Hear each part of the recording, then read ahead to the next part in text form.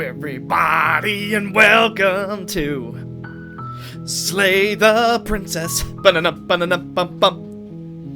Alrighty, so you've already seen the length of this episode, so there's just a couple things that I want to say very, very quickly, and then we're just going to get right into it. Number one, this game is going to have a lot of fairly violent scenes, so if you do not like any type of gore, maybe this one isn't for you. It's going to have some fairly dark themes.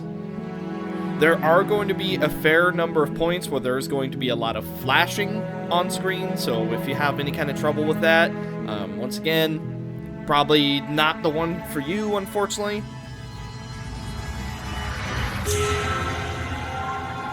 Case in point.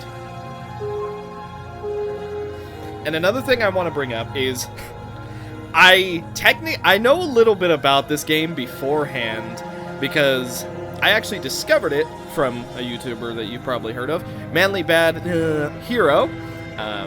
That's where I discovered this game. I did not discover it by myself, so there is a bit of this game that I know, but we're going to go into it with a fresh perspective, and we're going to have a fairly good time. I'm also just going to do 1, maybe 2 episodes on this game. If you guys like it enough, I will do a second episode where I show everything. But, for the moment, let us begin. Slay the Princess. Chapter 1. The Hero and the Princess. You're on a path in the woods, and at the end of that path is a cabin. And in the basement of that cabin is a princess. You're here to slay her. If you don't, it will be the end of the world. And so the game begins. So, you can consider this a bit of a point-and-click adventure game. It's also a very choice-driven story. You'll see what I mean later. So, here's some questions we can ask. The end of the world? What are you talking about? Have you considered that maybe the only reason she's going to end the world is because she's locked up? Killing a princess seems kind of bad, though, doesn't it? Can't someone else do this? Forget it, I'm not doing this. Have you considered that maybe I'm okay with the world ending? Do I get some sort of reward for doing this? Oh, okay, thanks for telling me what to do. Sweet! I've always wanted to off a monarch. Viva la revolution! Silently continue to the cabin and turn around and leave. So, obviously there's a lot of choices. We're just gonna go one by one and just play it out normally. End of the world? What are you talking about? I'm talking about the end of everything as we know it. No more birds, no more trees, and perhaps most problematically of all, no more people. You have to put an end to her.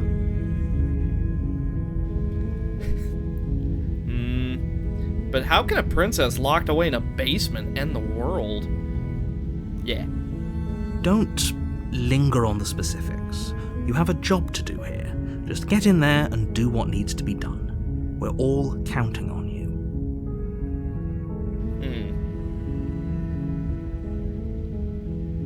Do you have any evidence to back this up? Look, you're already on the path that leads to the cabin. Why would you be here if it weren't to complete a very important task? You've made it this far, you might as well reach the end of your journey. Well, that much is true. Let's see. Killing a princess seems kind of bad, though, doesn't it? Does it? Are you a monarchist? Is slaying a princess that much worse than slaying a fisherman or a miller or a seamstress? If anything, slaying a princess is much better than slaying a seamstress. Seamstresses contribute something of value to society. Wow! Have you considered that maybe the only reason she's going to end the world is because she's locked up? While I appreciate the mental exercise, we are running up against a bit of a ticking clock. Okay. I'm just Nevertheless, let me assure you, the princess is locked up because she's dangerous. She is not dangerous because she's locked up. I'm just asking questions. Before you decide to waste even more of our time by asking how I know that, let me suggest a more pragmatic lens through which to view this situation. Causality doesn't matter here, because the end result is the same no matter what led us up to this point. If the princess leaves the cabin, the world will end, and there is no changing that. It's no use arguing semantics over a metaphorical chicken or egg, because the egg is hatched and it's about to ruin everything. Unless, of course, you do your job and slay her.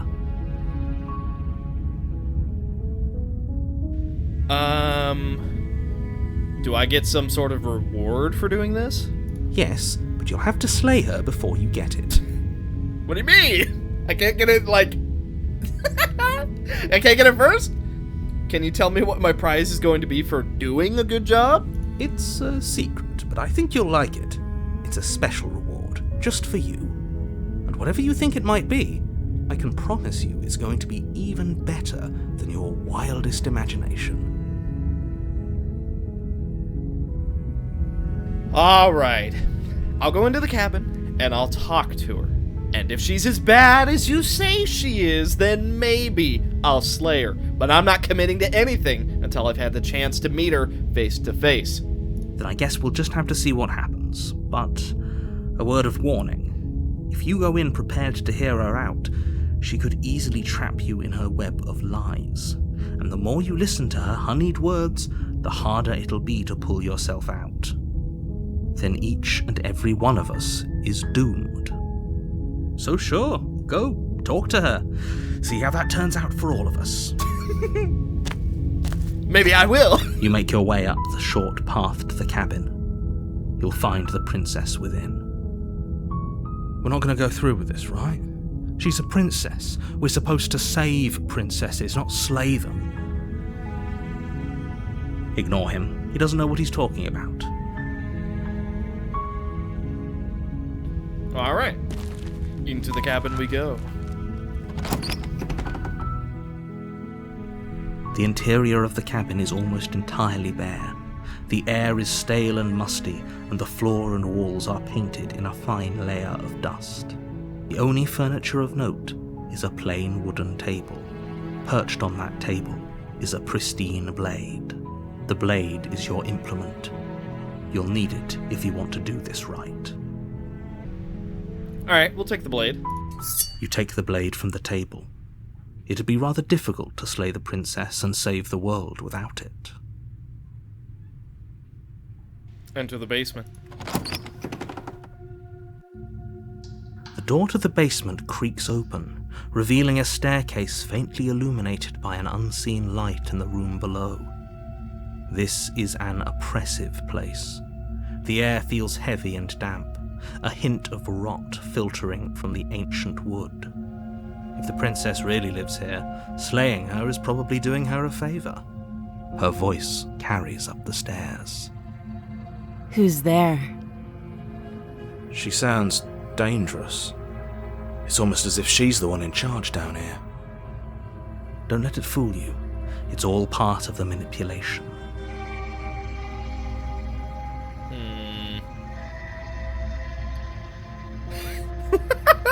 Hi!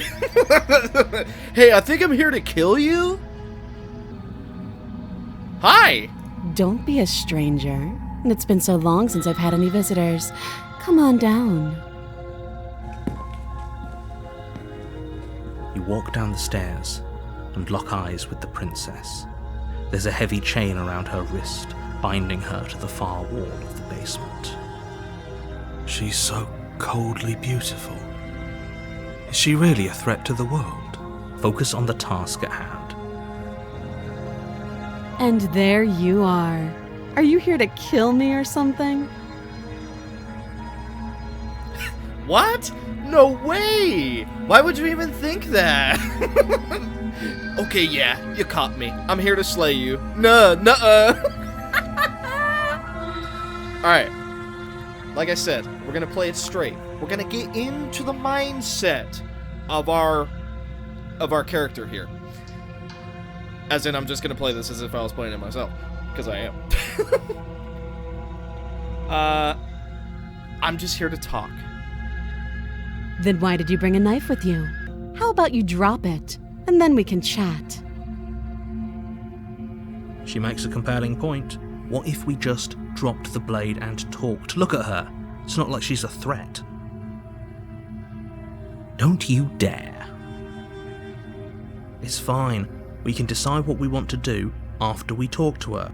Maybe she really is a monster, but killing someone in cold blood isn't very becoming of us. We don't need this. The blade tumbles out of your trembling hands and drops to the floor with an unceremonious clang. Thank you. Maybe now we can just talk. Against your better judgment, you step forward to speak with the princess face to face, unarmed. We'll be fine. I agree with Hero. I don't know what you're hoping to accomplish here, but I can assure you there's no reasoning with her. Just make sure you don't forget about the blade on the floor. You're going to need it. Like Hero said, we're gonna be fine. So here we are. What an awkward start to a relationship. What's your name? She hesitates before answering. You can address me as Your Royal Highness, or Her Majesty. Any honorific should do, really. Note the lack of detail. You can't trust her. Yeah, it's, pretty awkward. I know. I just said that. Now why are you here to kill me?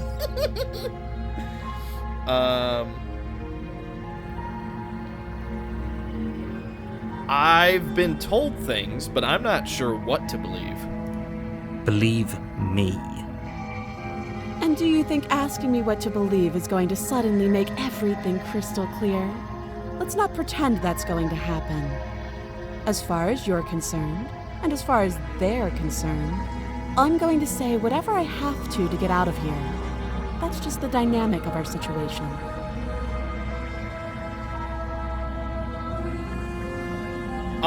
I'm here because you're supposed to end the world.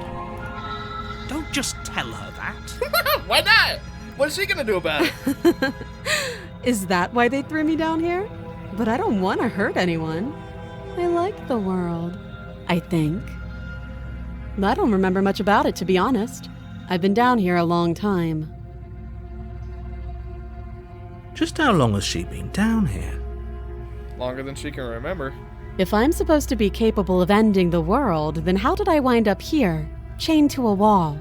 Have they told you why I'm allegedly so dangerous?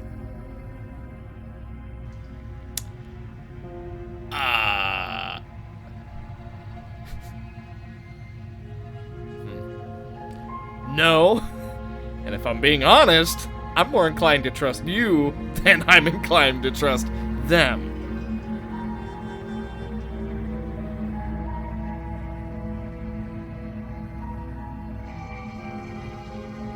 Sooner or later, you'll understand that I have your best interests at heart. Hopefully sooner. How sweet. Now be a pal and help me get out of here, would you? We could figure out how to deal with them after I'm free.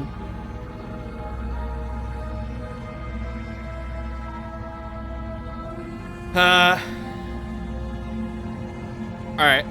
I still have a couple more questions. Fine. What do you want to know? Alright, let's see. How would I get you out of here? You can't. Don't bother. I'm guessing you don't have the key then. I'm sure there's a key somewhere around here, and if there isn't... well, we can always put that knife to good use. Her sharp eyes settle on the edge of the blade. She isn't suggesting what I think she's suggesting, right? She is. I'm sure of it. How long have you been down here? Too long.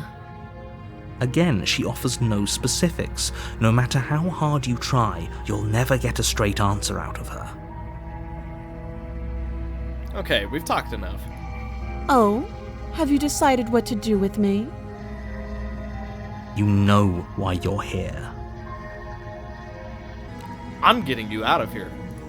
Oh, you have to be kidding me. You walk up to the chains binding the princess to the wall and give them a tug. They're large and heavy, far too solid for you to even imagine trying to break them apart. If you don't have the key, maybe you should go looking for it. I'm sure it's somewhere upstairs. Doubtful. Whoever locked the princess away down here intended for her to never see the light of day. They wouldn't have just left the key to her chains somewhere in the cabin. Well, you never know. It's a pretty small cabin.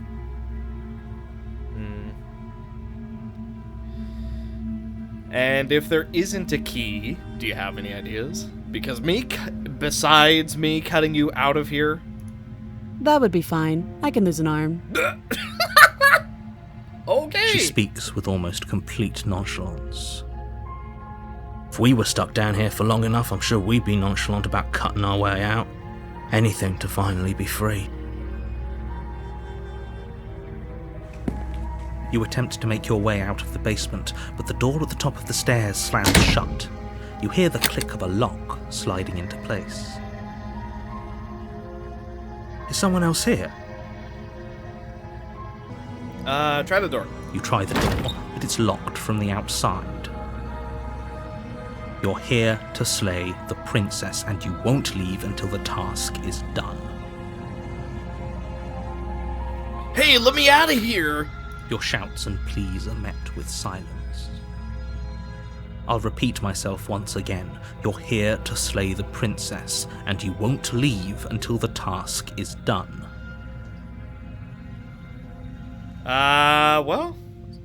Let's go see what the princess has to say about this. You make your way back to the bottom of the stairs. This would have been so much easier if you'd simply slain her like you were supposed to. Easier for whom? Good question, Easier Hero. for everyone. I heard the door slam. They locked you down here too, didn't they? Maybe? The knife. Pick it up and cut me out of here. You won't like what happens if you do that. Save the princess, slay the princess. Well, I'm gonna go ahead and just save her. You're not giving me much of a reason to trust you. Against your better judgment, Ouch. you place the blade against the princess's arm, just above the massive, unyielding chain. Ouch! You cut into her flesh. The blade is sharp, and you make quick work of it. Before long, you're able to crack through bone, and she pulls the bleeding stub of her arm through the iron gauntlet. She does not look fazed. She didn't so much as utter a sound. Exactly. Free from her bindings, the princess turns to face you, her fierce gaze meeting your eye. How is she so composed after losing an arm? It's like she isn't even bothered by it. Questions. Hero's Thank asking. you. Now let's get out of here. Hero is asking the exact questions that I have on my mind. Well, approach the locked door. No, we won't have any of that. The stakes are too high. You can't just let her escape into the world. No, I just can't let her escape into the world. As the princess approaches the bottom stair, your body steps forward and raises the blade. Wait, this isn't fair. You can't just do that. Watch me. He is a narrator.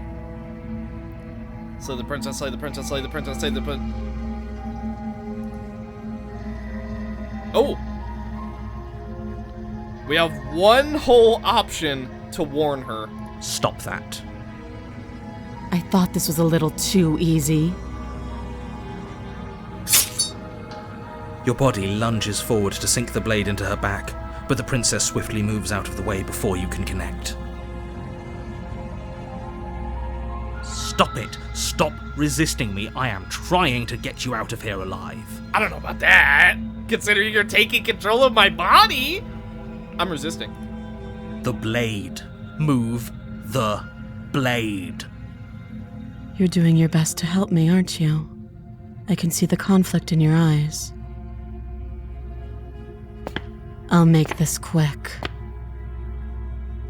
She steps forward and pries the blade from your rigid hands. Better she has it than us.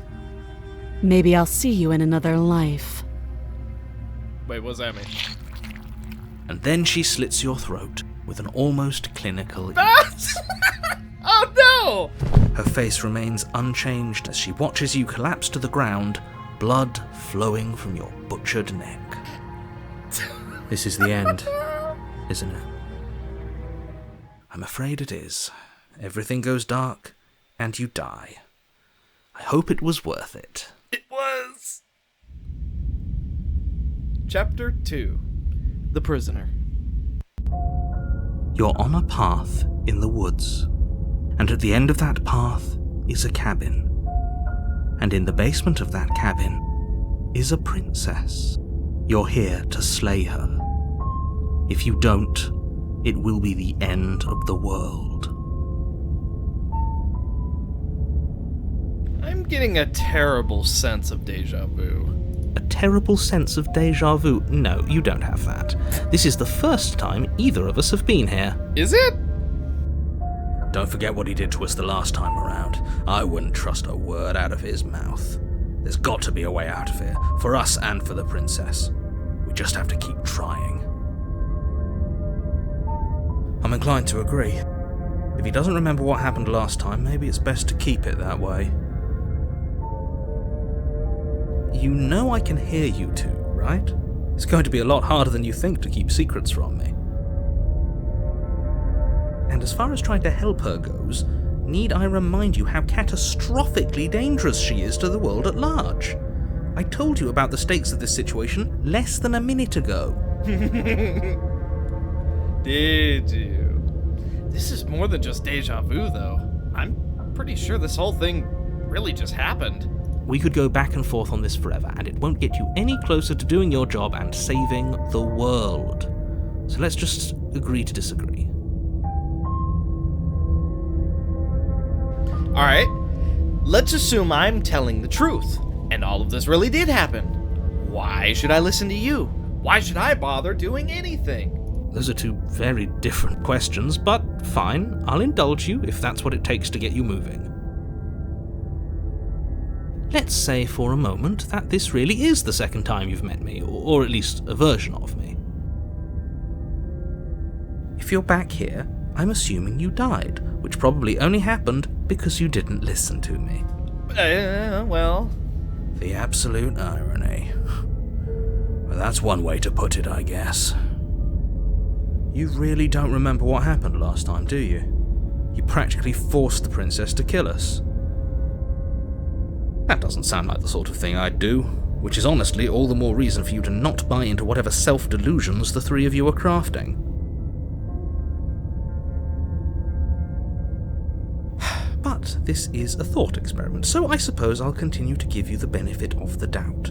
If I did practically force the princess to kill you, it was probably for a good reason. Did you try and free her? Did you say something really mean to me? Because if I really did what you said I did, you probably deserved it. I'm a professional, after all. Uh-huh. Sure you are. Yes! Anyway, I believe your second question was, what's the point of doing anything? If you're asking that, it sounds to me like you're making the rather dangerous assumption that your actions last time around didn't have any consequences. What do you mean? Of course there weren't any consequences. You forced the princess to kill us and now everyone's right back where they started. That sounds pretty consequence-free to me.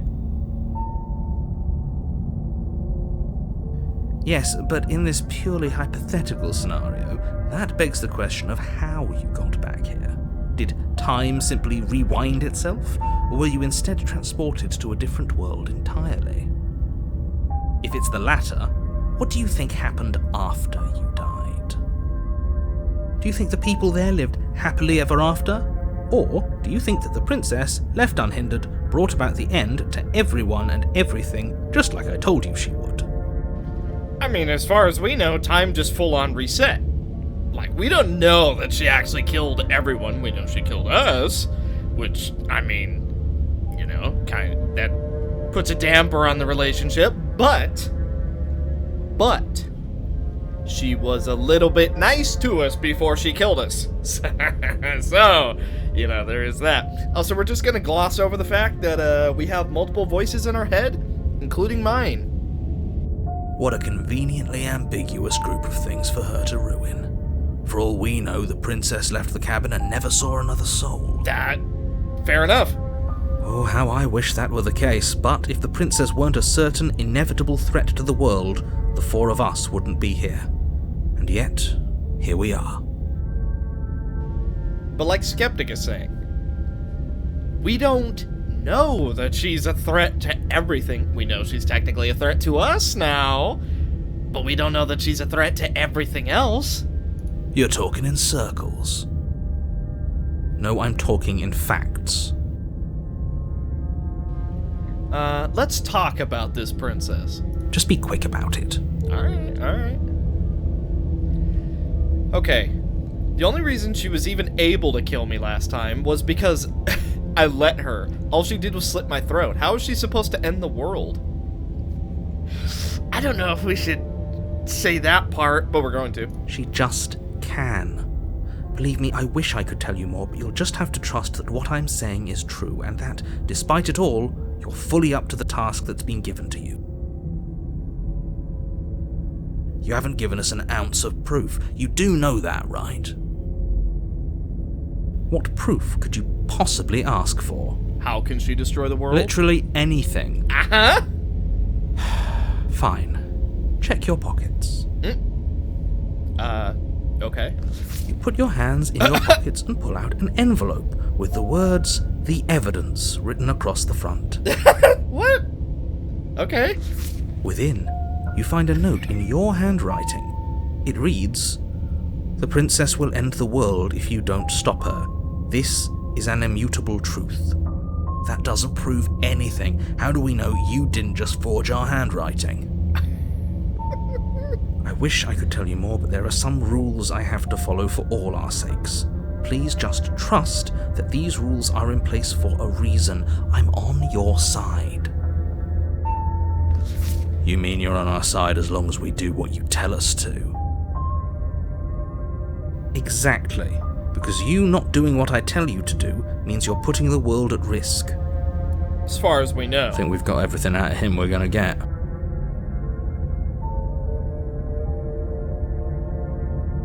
Who locked her in the basement? What is this place? People locked her in that basement, and I told you what this place is. It's a path in the woods. Don't overcomplicate things. You're being cagey. What aren't you telling me? I've told you everything you need to know. Going into more detail would just overcomplicate an otherwise very simple situation and make your job more difficult. Not to sound like a broken record, but the less you know about her, the better things will go for all of us. I know it sounds like I'm hiding something, but you're just going to have to trust me here.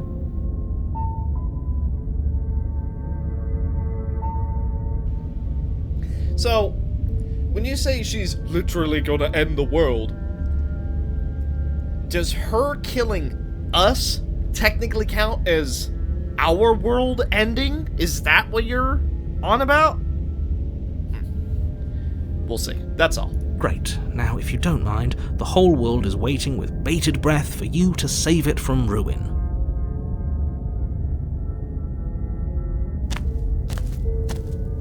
A warning before you go any further. She will lie, she will cheat, and she will do everything in her power to stop you from slaying her. Don't believe a word she says. Yes, don't believe a word she says. Just go in, take the knife, and do what you're supposed to. Wink. Did you just say wink out loud? No, I didn't. Wink. Just ignore this clown and focus on the princess. Oh my... You got a clown! Oh, that is fantastic. What an insult. Well, The alright. interior of the cabin is less a cozy woodland retreat and more like a dungeon. A few pathetic wisps of starlight attempt to illuminate the cold, uninviting stone walls, and thick, wrought iron bars barricade the windows, reminding anyone who enters that this is a prison. The only furniture of note is an iron table, bolted to the floor, a pristine blade perched on its edge.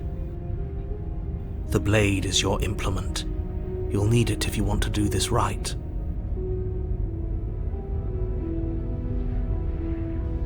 These are all very good questions. You didn't say anything about the mirror on the wall. This whole cabin is different than last time. Well, you didn't mention the mirror, first of all. He definitely did not. Does a mirror not count as furniture of note to you? Because it should. There isn't a mirror. There's a table, the blade sitting on the table, and the door to the basement. There's nothing else in here.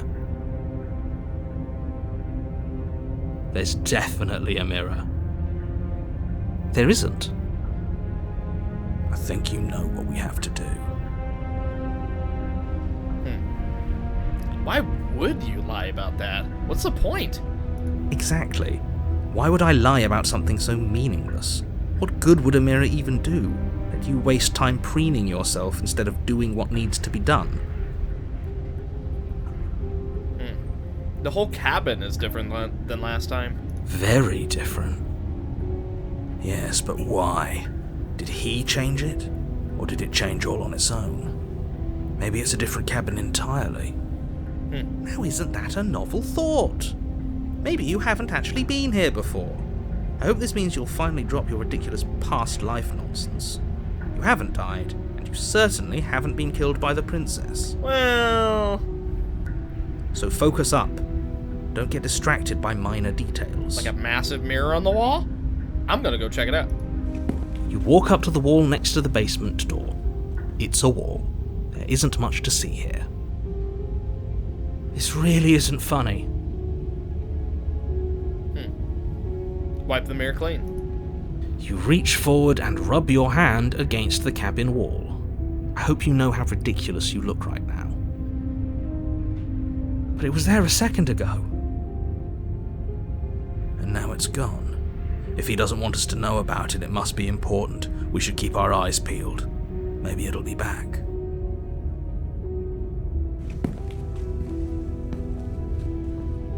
Well, taking the blade again. You take the blade from the table. It will be difficult to slay the princess and save the world without a weapon. Good idea. Much better to be armed than to go in with blind hope alone.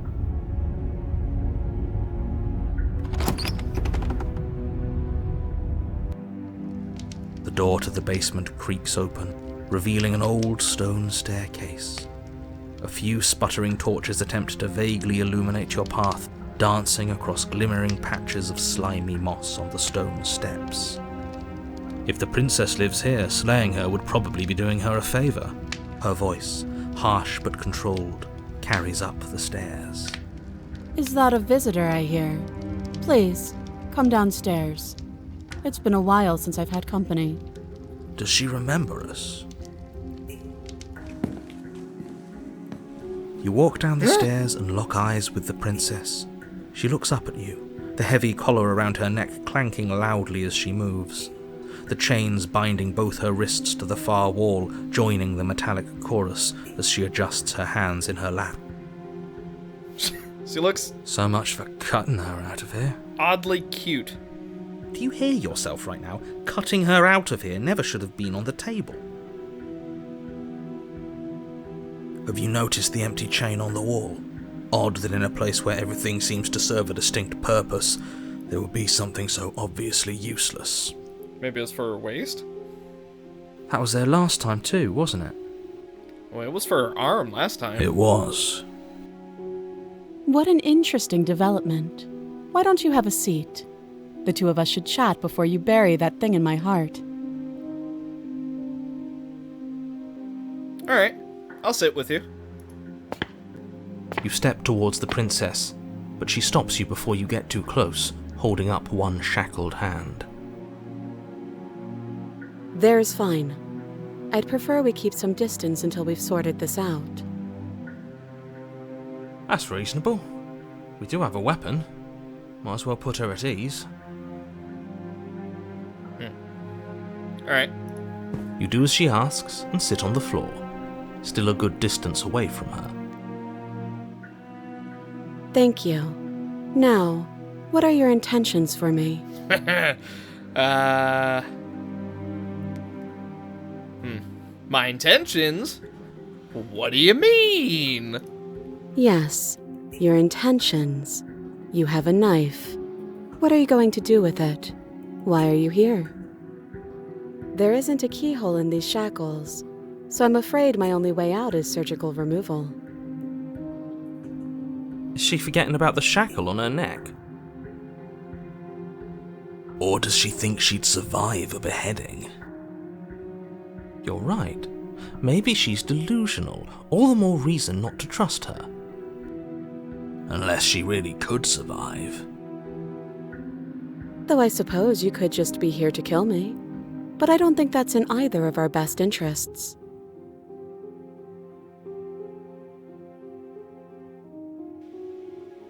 I've been here before. Am I the only one who remembers that? Oh? Are we acknowledging that? I thought we weren't going to give away the game. But yeah, I remember. I guess what you said back in the woods really was true. As much as I would like to remain in denial, it's no use. This has complicated things. It's complicated things how, exactly? Ideally, this was supposed to be one and done. You go to the cabin, you heroically slay the princess, and in the process you save the entire world from being damned to oblivion. The situation right now, where you're getting a second shot at things, is a contingency. A contingency for what? For you failing, obviously. And you being here means that things are going to be a lot harder than they were. I really shouldn't say anything else, I'm just going to make it worse. Just good luck. Now hold on, if you knew this could happen, why didn't you believe us back in the woods? Why lay out all those hypotheticals? We didn't have to talk in circles. I needed you to believe this was your first time here, even if that wasn't the truth. I hoped if I pushed back hard enough I could cram this seeping mess back into the bottle.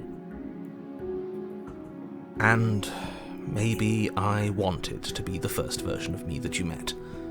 I didn't want to be confronted by the alternative. That's pathetic. I never said I wasn't. I get it. It would be pretty upsetting, wouldn't it? To know that you might not be the first version of yourself. At least we can remember what happened before. Seems like we should count ourselves lucky for that. Exactly, he gets it. You're lucky, so don't waste that luck by messing it up again. Alright?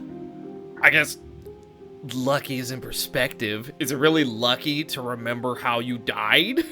To remember being, you know what I mean? Moving on. Why is it important for us to be ignorant? How is it ever helpful to be in the dark? The more I say, the more your mind will swim into dangerous waters. Even saying that is too much. Your success hinges on you having imperfect information. For the sake of the entire world, you need to accept that. I won't. Fine, but you won't get another word from me on the matter. Yeah, sure. We'll see about that. Just give it a rest, this isn't helping. Focus. This is a serious situation. You shouldn't be daydreaming. I'm doing a little more than that. What happened after I died last time?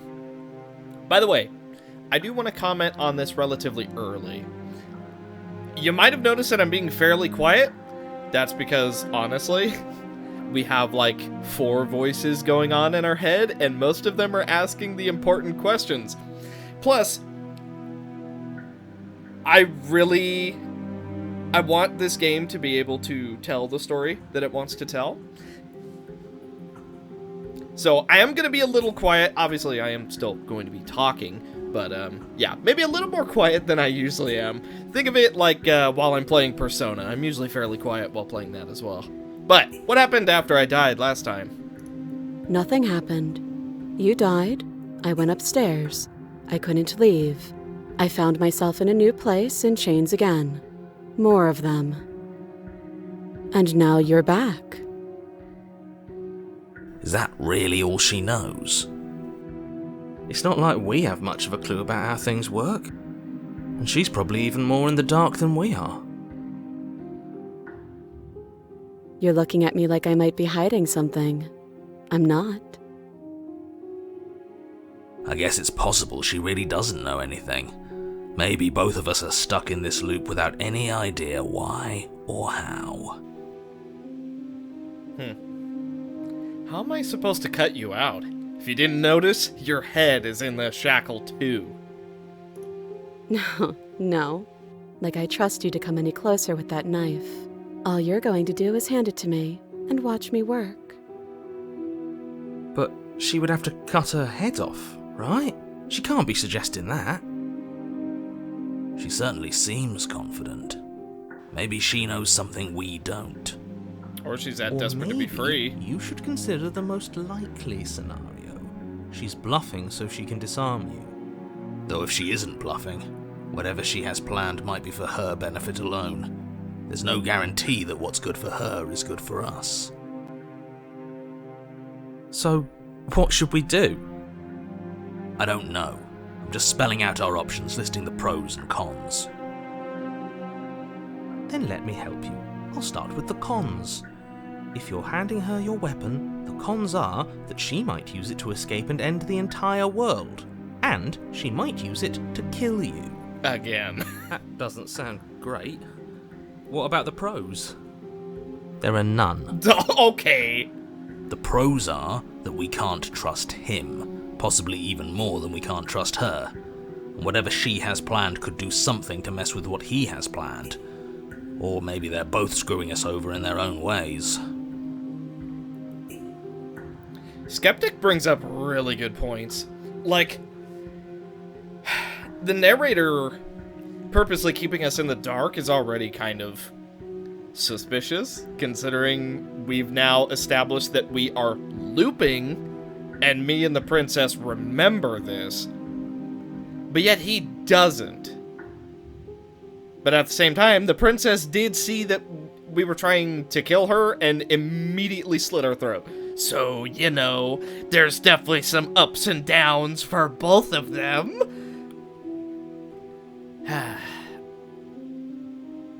Okay, let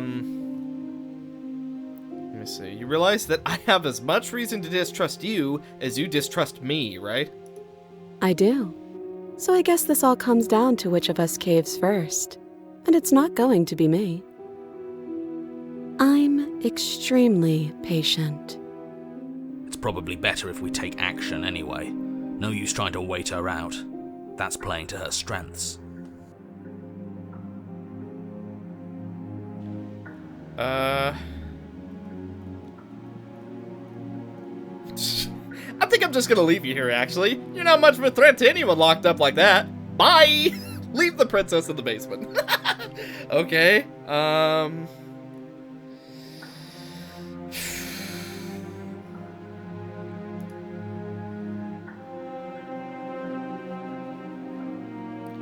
not giving you a weapon. In case you've forgotten, you killed me with it last time. But sure, let's talk about what happened. Because what happened is exactly my issue. The last time we met, your body tried to kill me. If you take a moment to imagine yourself in my position, I think you'll understand why letting you near me with that thing is untenable. So, be a good bird and hand it over. That is a fair And if point. being nice isn't enough motivation, well, I think you're aware that I'm not afraid to resort to violence. If you come near me with that thing, I will strangle you with these chains. She doesn't beat around the bush, does she? There's no world she can do that, though.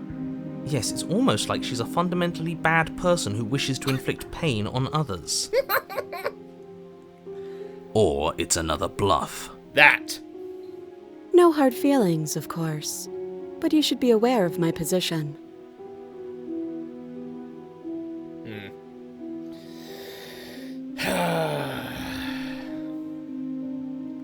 You're the one in chains. If anyone should be negotiating here, it's you, not me. Usually you'd be right. But this isn't exactly a usual situation. I'm not someone you can wait out. We've already been over this. I'm more patient than you'll ever be. We'll see about that. I have a quick save option.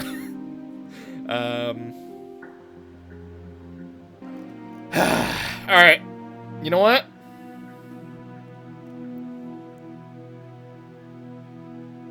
I think we'll go with the narrator this time.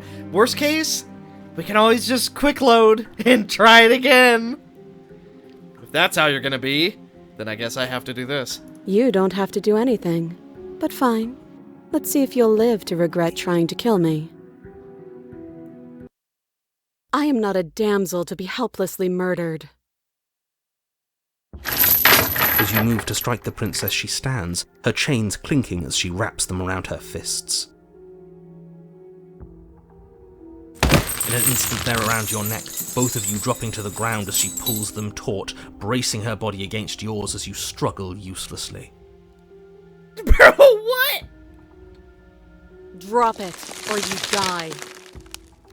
I thought this was going to be a safe move, but she's going to kill us again. Just listen to her, do what she says. How many times did I warn you she's not to be trusted? But while strangulation can be very distracting, she's not armed, and you have your pristine blade. End her before she ends you. I mean, I've already devoted to trying to kill her so far. At this point, it's her or me. And it's not gonna be me. You steel your will and refuse to give in to the princess's demands, ignoring the stars dancing in your eyes and the screaming of your starved lungs. You strike. You fumble your first few attempts, only making surface-level scratches and gouges as your arm flails forward, barely able to obey you. But a single focused blow was all it took. Your blade pierces up through her ribs, slicing through flesh, striking her heart. The chains loosen. The darkness creeping in at the edges of your vision subsides. None of this was ever very fair, was it? But I did kill you last time. I should have expected you might want some petty revenge. Unfortunately for you, that means you've dug your own grave. You can forget about me ever helping you again, even if it damns us both. And just like that, the princess is slain and the world is saved. Whenever you're ready, you can proceed to your reward. I don't like this. It was too easy. Other than her strangling it was not us. Too easy. We almost died. Yeah. That's right. This was an incredibly difficult task, and you performed it admirably. Let's just get out of here. I don't like looking at her body. Plus, he said there'd be a reward. I'd appreciate a reward right about now. Yeah. You have the attention span of a fly. How are we supposed to unravel the mysteries of this place if you're so easily distracted by empty promises? The fly! It's better to have a short attention span in a situation like this. There's no use dwelling on the past, especially when it's already set in stone.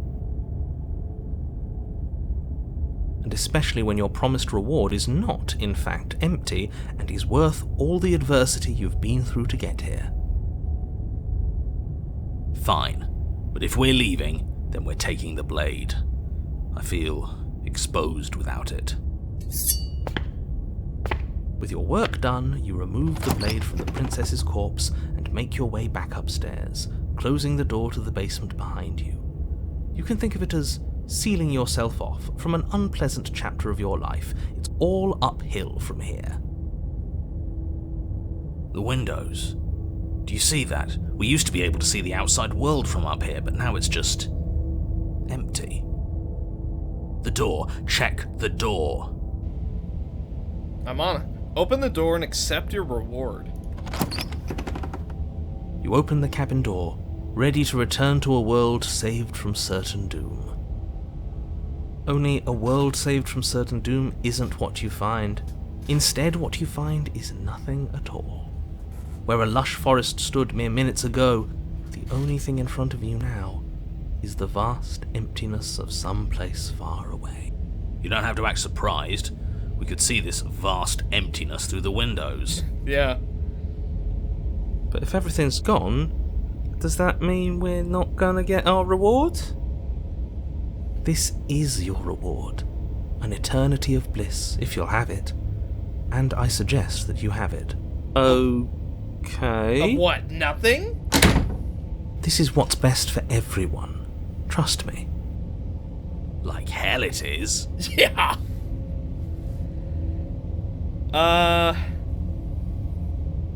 Quick save.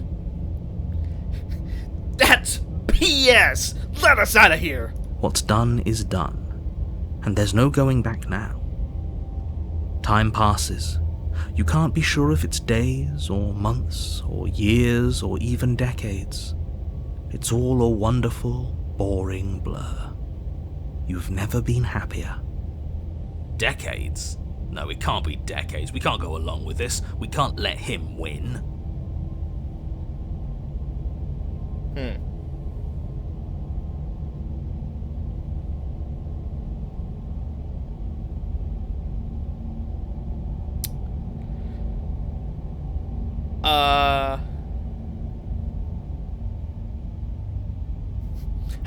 I don't want to die again. I didn't like dying last time. I'm gonna accept my reward now.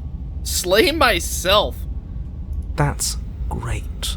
Congratulations. You've earned it. More happy time passes, though the word begins to lose its meaning. Time, that is, not happy. Happy still has plenty of meaning. He's just saying things. The voice's protestations fall on deaf ears. Eventually you pass into a blissful state of pure existence. Though words like eventually and pass ceased to have any meaning to you long before that shift, you simply exist. Happy. Forever. This doesn't sound like much of a reward. Oh, never mind. Good ending. You did it. You saved You everyone. stop that. Stop all this nonsense. You really don't want to be happy, do you? We still have a blade. Let's use it on ourselves and start over. He's suggesting you kill yourself. You shouldn't kill yourself when you have an eternity of bliss right in front of you.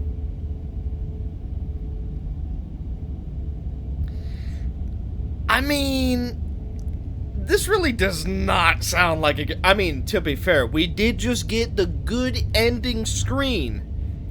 But this really isn't much of a reward, is it? Just... existing. Hang on. But I liked being happy. Are you really going to take it away from me?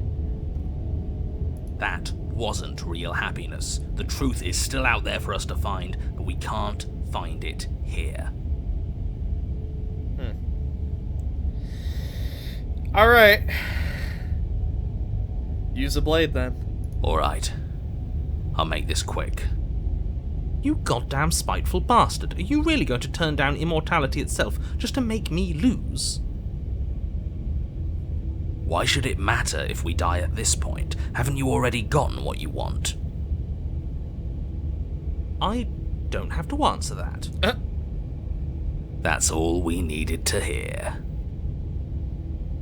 Yeah, fine. The little voice raises the pristine blade to your throat and cuts it open. You rapidly bleed out and then you die. You're a genocidal maniac, you know that, right?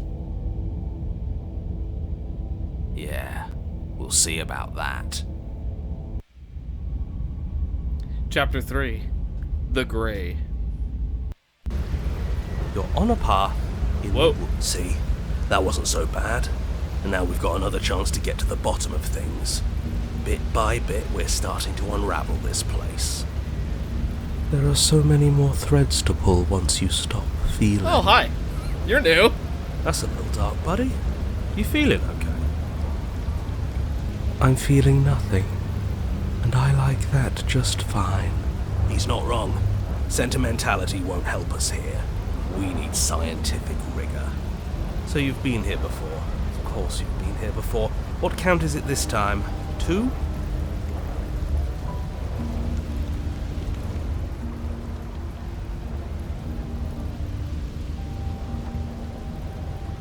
It's our 3rd. What gave it away? The voices? Your open discussions. Nah, that wasn't it.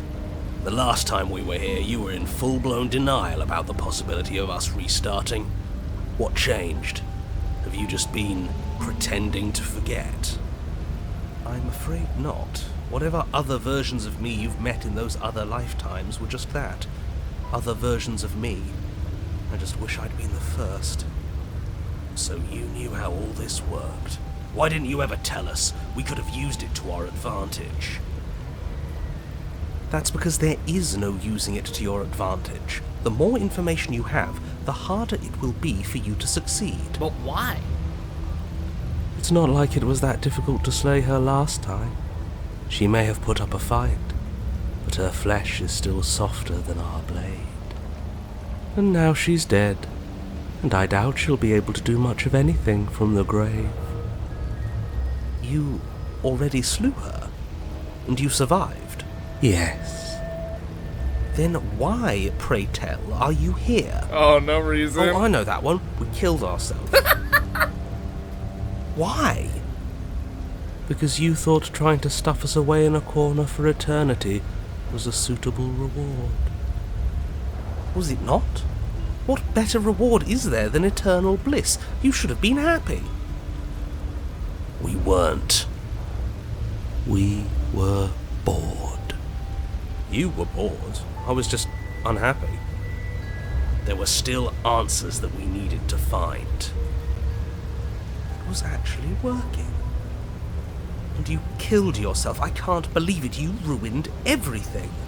How does us dying ruin everything? What aren't you telling us? I really like how Skeptic is just drilling into him. He's legit asking every single important question. Like, anytime there's an important question that shows up, Skeptic is on it. He is like, right now, he's our MVP. He is asking every single difficult question, regardless of what the narrator says. It just does. And I'm not telling you lots of things, but it's for your own good. It's for the good of everyone. It seems to me like keeping secrets didn't help you last time, so you should start talking. And then maybe we won't off ourselves. Fine, the world doesn't stay saved if you die. And if the world isn't saved, then that means she's dead. Oh, now isn't that interesting? I assumed she'd just be a pile of old bones. But perhaps she's not. There's only one way to find out.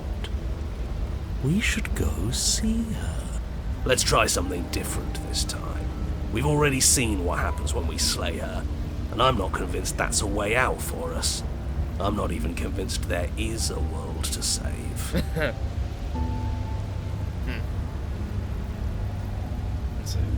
It's raining. We haven't talked about how different this place is. What happens if we don't go to the cabin? Whatever happens next. Okay. It's raining. It wasn't raining last time, or the time before that. The whole path is different. Yes, things are different, aren't they? If this isn't the same path in the woods you're used to, that means that her influence is already spreading and you're running out of time. Her influence? What's that supposed to mean? It means exactly what I said. Don't overthink it, or you run the risk of making your task so much more difficult than it has to be. And what is that supposed to mean? Forget I said anything. I've probably already made things worse, and I need to stop talking about this now before I definitely make things worse. But why does you talking about it make it worse? We know you're trying to get us to the good, happy ending. But why does hiding it make it better? Why does telling us what we're up against make it worse. There's just things here that are not clicking. And I'm really glad that Skeptic is grilling into him as much as he is, because a lot of stuff is not adding up now. Come on, tell us your secrets. Haven't we been through enough? Don't we deserve to know? Yes. No. What? Is there a reason it would be raining? If there is, it doesn't matter. If a bit of rain is the best her influence can conjure, then we have nothing to worry about. A drenched corpse is still a corpse. What happens if we don't go to the cabin? She'll find a way out eventually and the world will still end. The only way this resolves is if you find her and slay her before that happens. We already know he wants us to slay her. Anything he says is tainted by his motivations. Turn around and leave, go to the cabin. I'm fine with either. So long as we don't just do the same thing again. That would be boring. As boring as sitting at the end of time forever? Maybe. I guess it depends how you look at it. Well, whatever happens next, it seems like all our answers are in the cabin. We might as well see this through. I'm sure you've already heard my words of warning in one of your past lives. You've already managed to slay her once, just don't muck it up this time, alright? What we do is entirely up to us. And we've also done both ways now. We've tried to spare her, that got us killed. We've killed her, and that still technically got us killed, because otherwise we were just trapped forever. And we have all those mysteries to unravel. Isn't that right? You aren't here to solve a mystery. You're here to save the world. Says you. That's what you say. But how can we be sure? Dude, I love Skeptic. We can't be sure of anything except what's right in front of us. Okay, but we should care about the fate of the world. Oh yeah, but... Why? Because we should. I don't know. It's important. Is it? Yes. I think. Don't let them make you second-guess yourself. The fate of the world is the most important thing there is. Come on, hero, you gotta have more of a backbone. You gotta be more of a hero, you know what I mean? You gotta say, we must save the world. It just so happens that saving the world has to involve killing the princess, who really hasn't done anything wrong to us except kill us and choke us out because we were going to kill her. So, you know, there was that. For all we know, the world you're talking about isn't even real. Of course it's real. Where do you think you are? Somewhere else?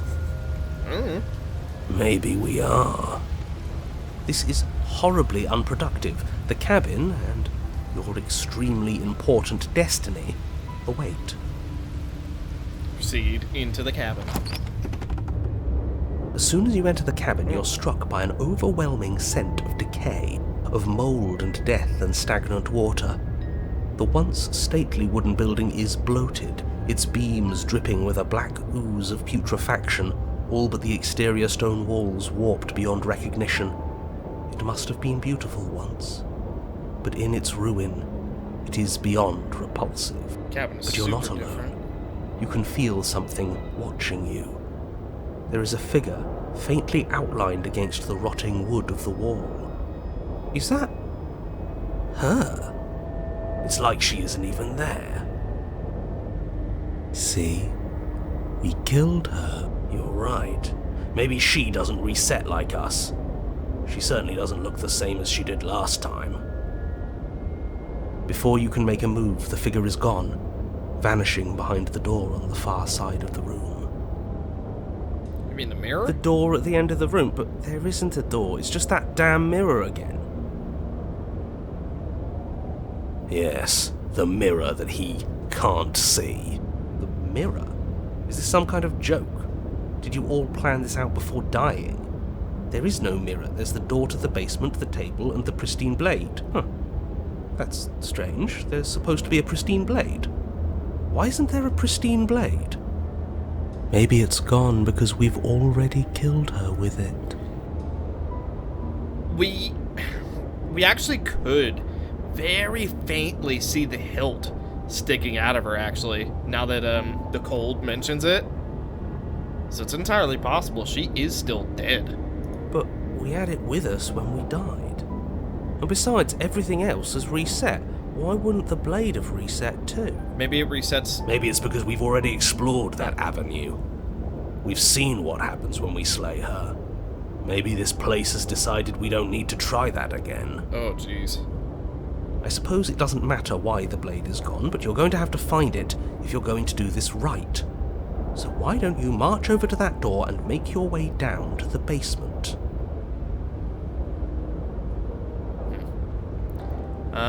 But there is no door. If this is anything like last time, the mirror will disappear as soon as we try and touch it. I'm sure the door is just behind it. You're clearly hallucinating, but I'd rather not get into it with you right now. The door to the basement is on the far side of the room, whether you can see it or not.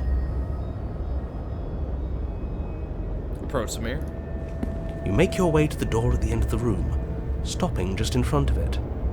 You must think you're looking at that mirror you mentioned earlier, the one that doesn't exist. Just reach forward and open the door. I mean, It's still so hazy. We should try and clean it off. Yes, trying to touch it does seem to be the magic spell to get it out of our way. Maybe it won't disappear this time and we'll finally get a good look at ourselves. We should explore every option. alright. And I mean, it's gotta be in the way for a reason. Wipe the mirror clean. You reach Door. forward and place your hand on the door to the basement. The handle is just a little to your right, and a little down. Yeah, we can see it now. Now that the mirror's gone, because we tried to touch it. So much for our reflection. We didn't need to see ourselves anyway. I'm much more interested in seeing other things. Like her being No way dead. left to go but down. Enter the basement.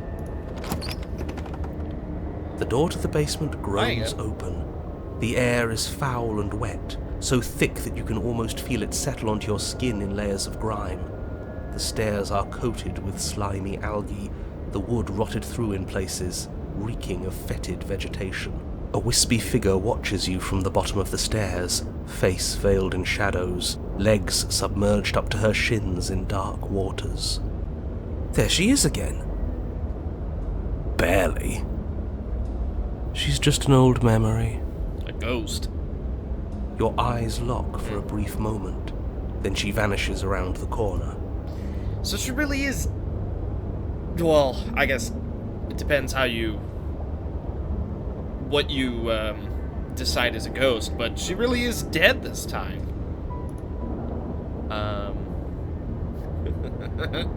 Oh, I like these. I'm sorry about last time. Are we good? You receive no response. Do you think she's upset with us? Don't like being here unarmed after what happened last time. I feel so exposed. She doesn't seem fully there. I'm not sure she's even capable of being upset. That's... You aren't helping. But what if she's really You not? scared of a little ghost? What's she going to do? Look at us until we feel bad? She can look all she wants. It won't do anything. But here's a question. If us dying sends us into a new loop, and her dying forces us to go into a new loop, what happens if she's already dead? We can't really kill a ghost. As you descend the final step, the form of the princess comes into view. A bloated body floating face down in slowly rising waters, her wrist still bound to the wall by a heavy chain. This cell is a dark and isolated place, with not so much as a window to allow starlight to penetrate the gloom. See? She's dead. She's not just dead. It looks like she's been rotting. So killing her does stick. Mostly. But if she's dead, then what are we supposed to do? She isn't dead. You clearly just believe she is. Her corpse is floating right in front of us. You can stop it with the mind games. If she's dead, then do we even have to do anything? How can she be a threat to the world like this? She is still a ghost. Thoughts are cut short by the sound of a slamming door and a clicking lock. You turn to see the shade of the princess staring down at you from the top of the stairs. So that's where the blade is. It's already in her heart. And yet she isn't dead. She is dead. Have you never heard of a ghost before? Oh, for the love of... Can we not waste time arguing over the semantics of what is and isn't dead? She is clearly conscious. She clearly just slammed the door on you, and she clearly has a weapon. Your pristine blade sticking out of her chest. This is extremely bad. Catastrophic, even. Yeah, dead or not, what are we supposed to do about her? Slaying, or destroying, if we want to be a little more death neutral, seems off the table. Yeah, this is tricky. But let's talk to her. See what kind of information she has that we don't. But she hasn't said anything.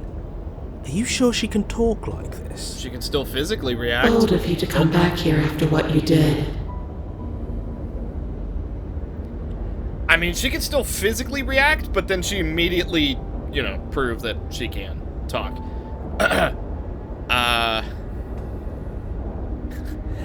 I only killed you after you killed me. We're even now. We don't need to do this again. You know what? We're even now. We don't need to do this again. But she doesn't answer your question. All she does is watch you in shadowed silence. Do you hear that trickling sound? The water's rising, isn't it? It is, and it's rising fast. Oh, that's interesting. We've never drowned before. I wonder how it'll feel. Not good. Bad, I bet. Yeah. I don't think dying ever feels good. That's fair too. Yes, how astute. Dying is bad and you should avoid it. How about you stop trying to talk to her and do something instead? You know what? For once, I agree with you. Now what if we can take the blade? I'm gonna try. The princess eyes you with a disaffected gaze as you rush up the stairs, but you don't make it past the first few steps.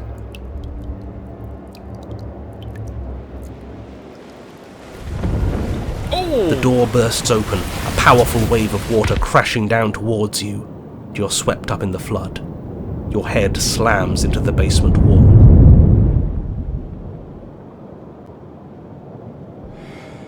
You come to a moment later, suspended in darkness, disorientated, only aware of the surface of the water and the emptiness above. And of course, the princess, hovering above you, watching in silence as you struggle to stay afloat in the icy depths. There's no way out. It's so dark and cold, I think our limbs are slowing down. How much longer can we do this? Just keep breathing, we'll figure this out. Or we won't. It doesn't matter either way. But you don't have time to figure anything out. Something cold and clammy wraps around your ankle. You're dragged under, only able to take one last hopeful gulp of air before your head is plunged into the freezing depths. As you sink below the surface, you see it. Or rather, you see her. The body you found floating when you first arrived, its hand is locked around your ankle, the heavy chains pulling you both down into the unfeeling, suffocating nothingness. God, she's all bloated from drowning.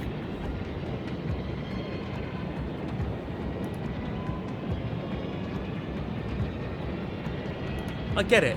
We shouldn't have killed her. Just get it away from us, please. The past is the past. There's no changing it. There's nothing to fix. And there's not a lot we can do about the present either. Not unless we think like we should have been doing all along. Might be able to kick her off. But there is no thinking as you drown. You desperately try to pull yourself back to the surface again, and again, and again. Your icy limbs flailing desperately against the grip of her rotting corpse. And all the while her ghastly figure stares down at you, expressionless, as unfeeling as the weight around your ankle. Your lungs fill with water the same way mine filled with blood. In the end, we're not so different.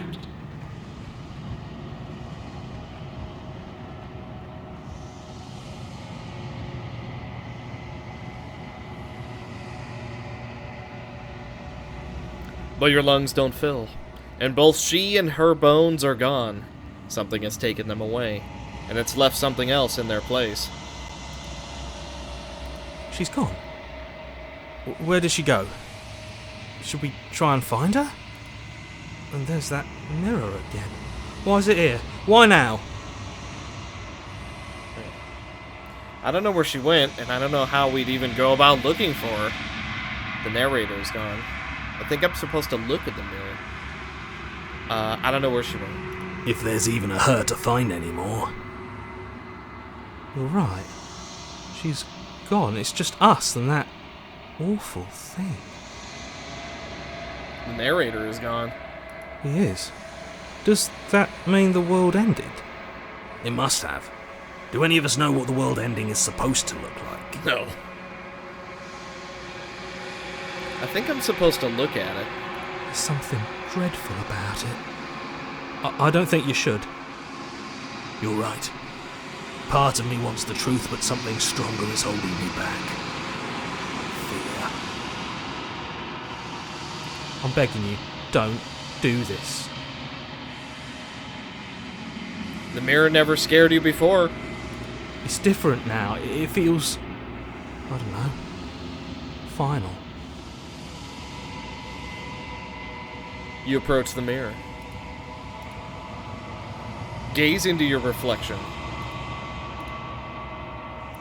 Silence as you reach forward. They're gone, but the mirror remains. It's time for you to see what's in it. It's you. You are alone in a place that is empty. It is quiet here. Proceed to the cabin. You're at the cabin. Approach her. Something finds me in the long quiet and brings me the gift of a fragile vessel.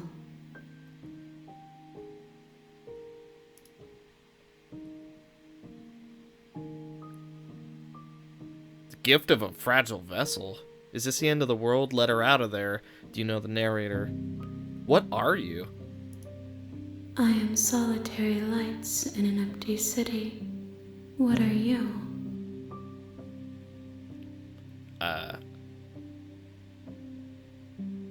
What do you think I am? I think that you are like me. We are oceans, reduced to shallow creeks. The gift of a fragile vessel. Yes, nerves and fibers to feel the worlds beyond, perspectives to make my own. This one is guarded sorrow. She saw herself as alone, but in the end had the courage to share with another. She will make for a deep heart. Do not mourn her. She has finally been heard. Is this the end of the world? How can the world have ended if we are talking? That's fair enough. Do you know the narrator?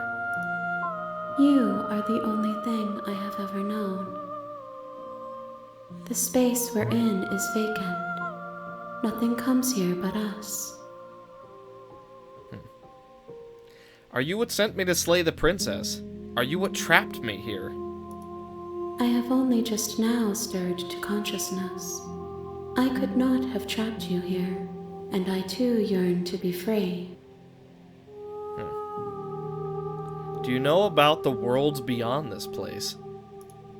I know only that they are. Are you the princess?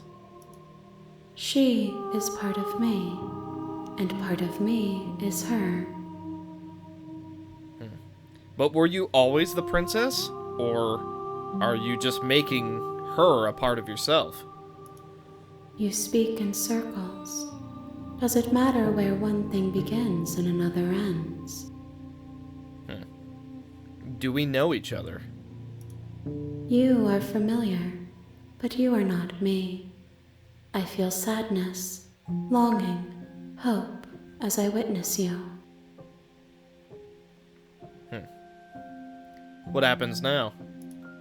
Nothing, as we are, but I know that there are worlds beyond us, and that we are meant to reach them. There is no exit, but this vessel is a creature of perception. She can make you forget, if only you believe her to be able to. Bring me more perspectives, so that I may be whole, and perhaps then we will know our freedom.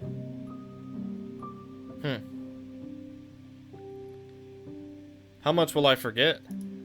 Everything, until we meet again. Aren't you scared that I'll find a way to kill you? I have not lived. I am not afraid to die.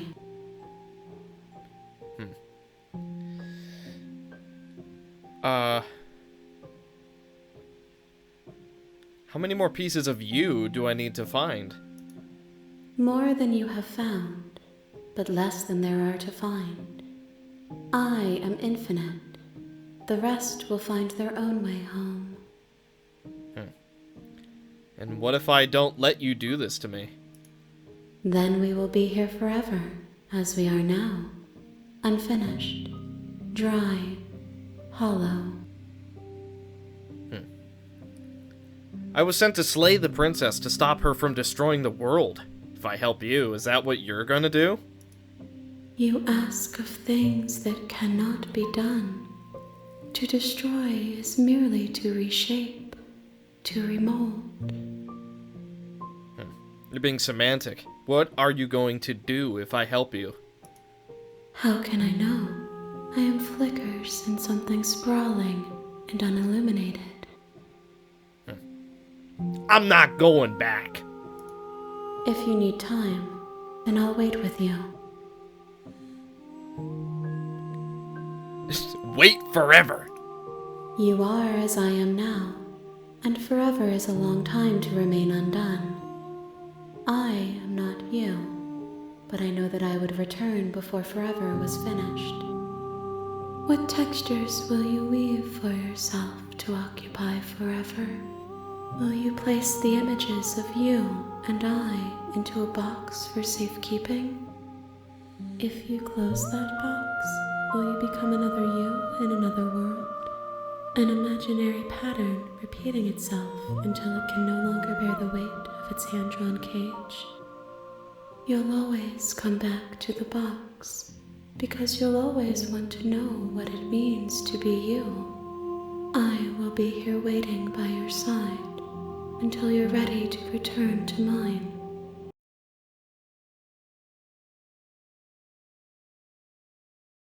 You have returned to me. Though you were gone mere moments, I never left your side. Attempt to outwait your destiny. So, waiting actually caused her to close the game. Huh.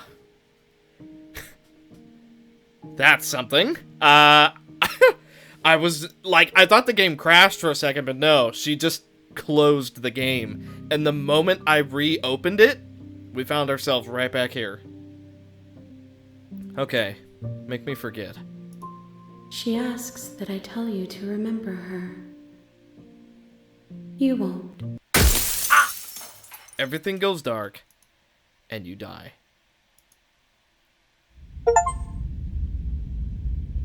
Chapter 1. The Hero and the Princess. You're on a path in the woods, and at the end of that path is a cabin. And in the basement of that cabin is a princess. You're here to slay her. If you don't, it will be the end of the world. The end of the world?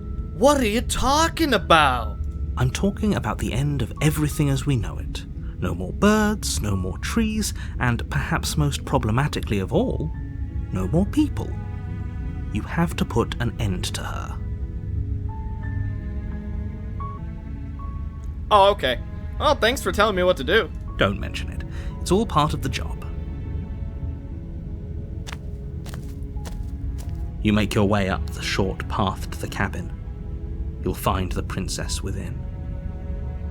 We're not going to go through with this, right? She's a princess. We're supposed to save princesses, not slay them. After what happened in another lifetime, even though part of it was completely on us, I say we just go for it. This narrator guy seems really trustworthy. Ignore him. He doesn't know what he's talking about. I agree.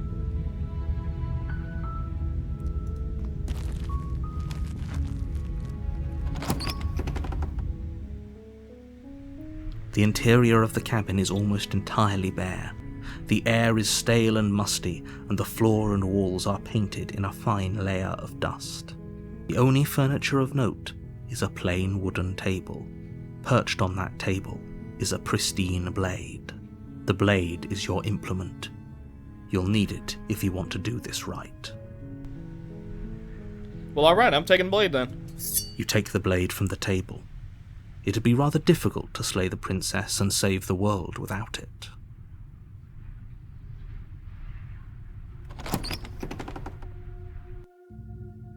The door to the basement creaks open, revealing a staircase faintly illuminated by an unseen light in the room below. This is an oppressive place. The air feels heavy and damp, a hint of rot filtering from the ancient wood. If the princess really lives here, slaying her is probably doing her a favor. Her voice carries up the stairs. Who's there?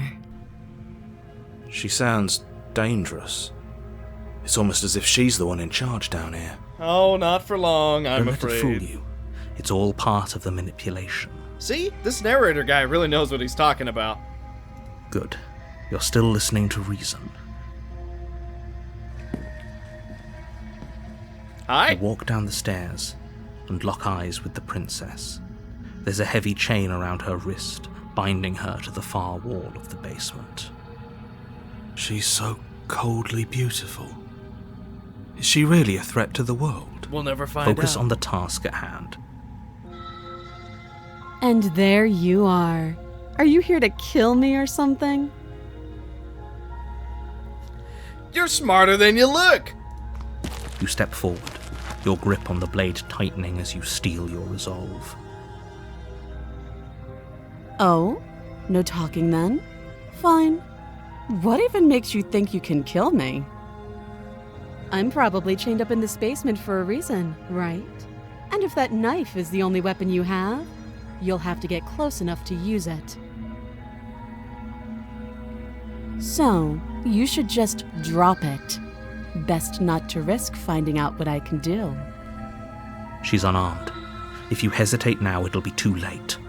End this. Alright. You lunge forward without a moment's hesitation. You feel flesh easily give way and look down to see your blade already sinking deep into her heart. Oh. This is it, isn't it? I'm almost embarrassed. I should have seen that coming. But I have to wonder. Do you actually believe this was enough to kill me?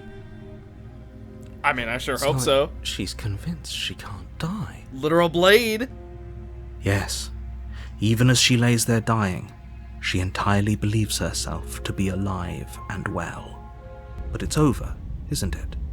She stopped breathing moments ago, that arrogant look still plastered on her face. But is it over? Really over.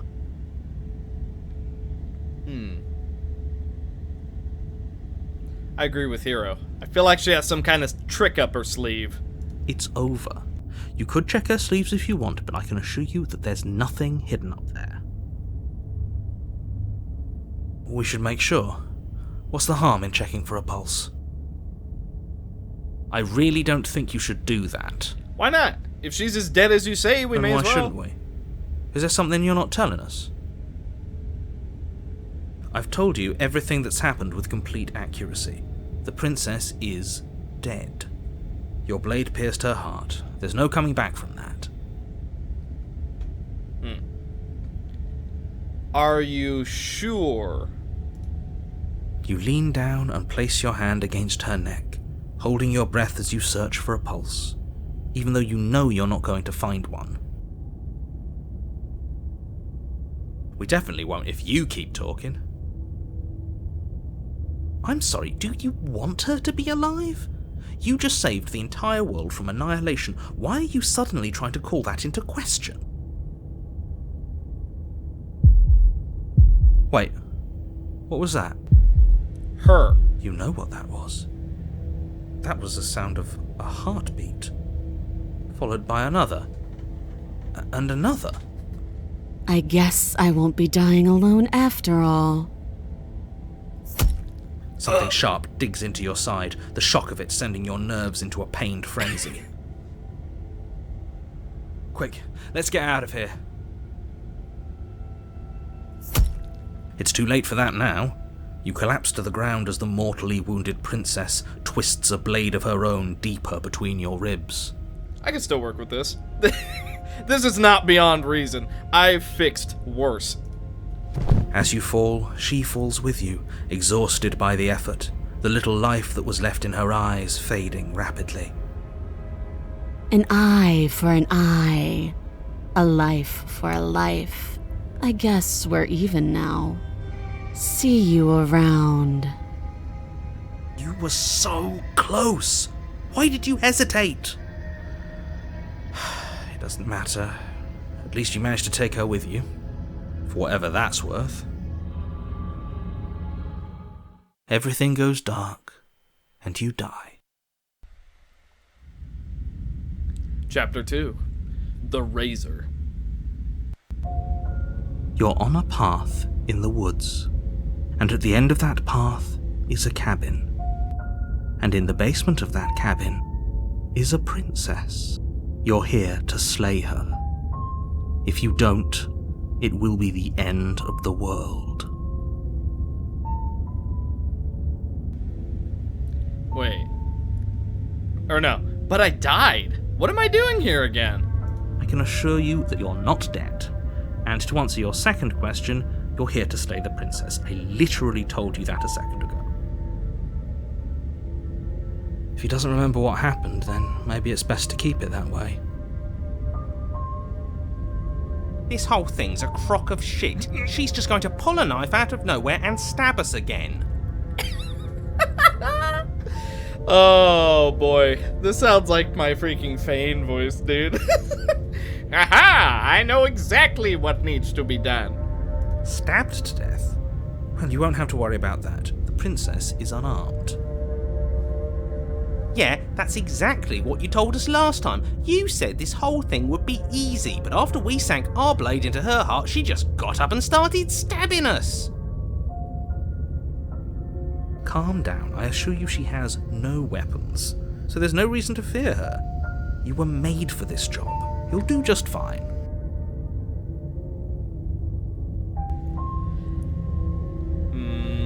Let's assume I'm telling the truth and all of this really did already happen. Why should I listen to you? Why should I bother doing anything? Those are two very different questions, but fine. I'll indulge you if that's what it takes to get you moving. Let's say for a moment that this really is the second time you've met me, or at least a version of me.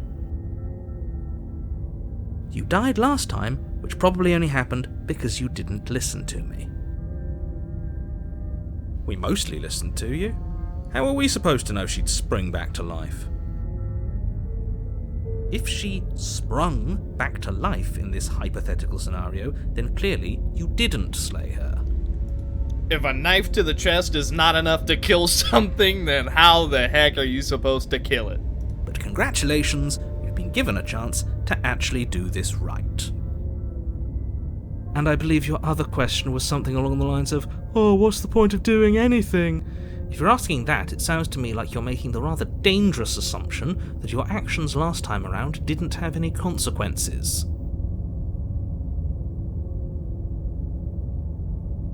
What do you mean? Of course there weren't any consequences. We stabbed the princess stabbed us, and now everyone's right back to where they started. That sounds pretty consequence-free to me. Yes, but in this purely hypothetical scenario, that begs the question of how you got back here. Did time simply rewind itself, or were you instead transported to a different world entirely? Had you failed to slay the princess, what would have happened to everyone in the place you left? Screw this. Who cares what happened to everyone else? She's not going to play fair, so we should do what we can to save ourselves and just get out of here. At least you know not to trust her, but you do realise that everything and everyone includes you, right? If you turn around and leave, you're dooming yourself as well as everyone else. I mean, if we're just gonna die anyway, may as well. We were so close to finishing the job last time. She can't get the jump on us twice. If we're careful, we should be fine. But Hero's right. That's the spirit. Just keep that stiff upper lip, and you'll save the world in no time at all. Alright, let's head to the cabin. A warning before you go any further. She will lie, she will cheat, and she will do everything in her power to stop you from slaying her. Don't believe a word she says. He couldn't be more on the money. But we're really doing this, aren't we? I'd say you're lost, but I'm stuck here with you. We know what to look out for this time. We know to be careful. Just stay focused and you'll be fine.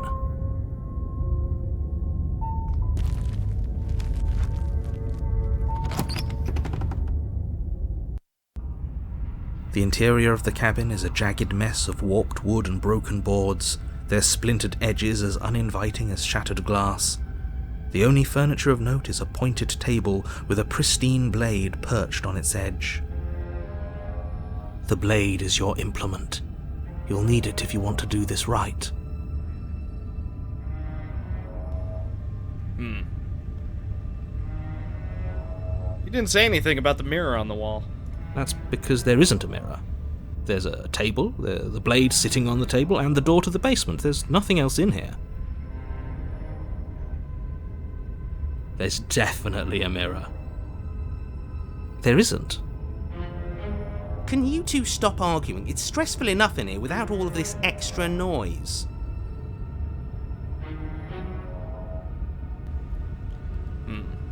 I care. I want to look at myself. I want to see how handsome I am.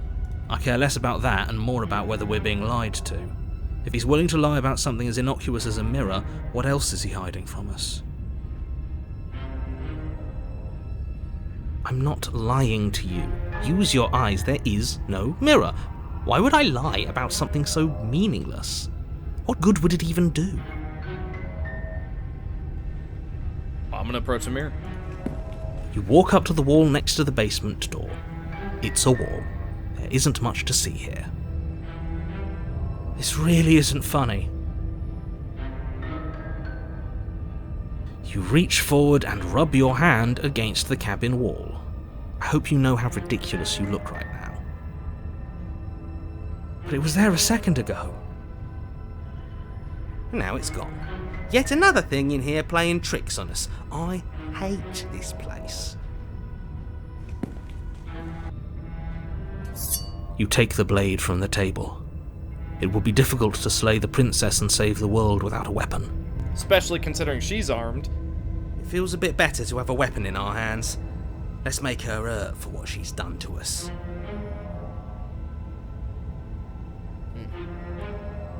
This whole cabin is different than last time. Very different. Maybe that's because you haven't actually been here. I hope this means you'll finally drop that ridiculous past life nonsense. You haven't died, and you certainly haven't been killed by the princess. So focus up. A lot's riding on this.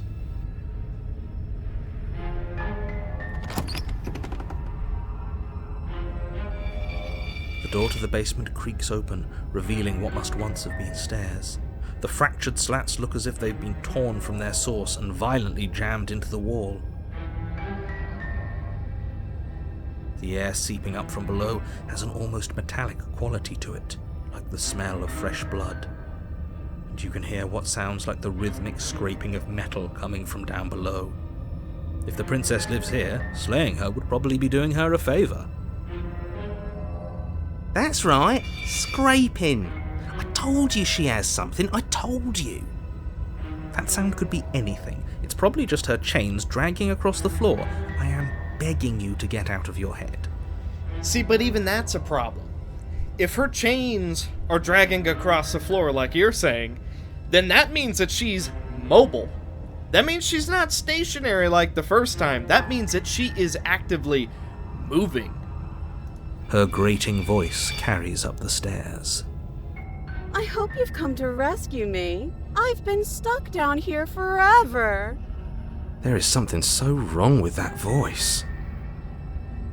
Yeah, she thinks she's better than us, like she doesn't even have to put on an act this time. As you descend the final step, the form of the princess comes into view, her sharp eyes following you from across the room. I wonder if she remembers us. Finally, somebody! Quick, get me out of these chains. We're not safe here. I don't like how your hands are behind your back. Come on now, we're not falling for that, are we? She's trying to trick us, but she can't hide that threatening edge to her voice.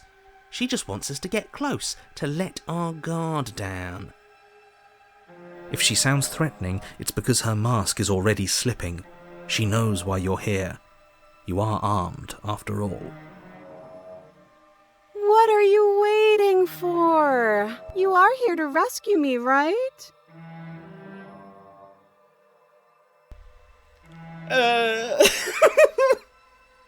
Well, clearly, we can't get close to you because you definitely have something behind your back. However, you are still chained, so you can't really come over to us. So we're at an impasse right now, because if I come close to you, you're either going to stab me or I'm going to stab you. But if I stay over here, I could throw my knife, and you can't, probably. I'm going to save. Save complete. If I come close to you, you're just going to stab me, aren't you? Alright, hang on, let's see. Look, I know that you're mad at me, but I think we both just need to let bygones be bygones. What happened after you died? What if we're both honest with each other? I was sent here to stop you from ending the world, and you killed me last time after coming back from being stabbed in the heart. Nobody has to die. Let's see. Approach the princess. Yeah, I'm not trusting this. Bye! And of course, screw it. And slay the princess.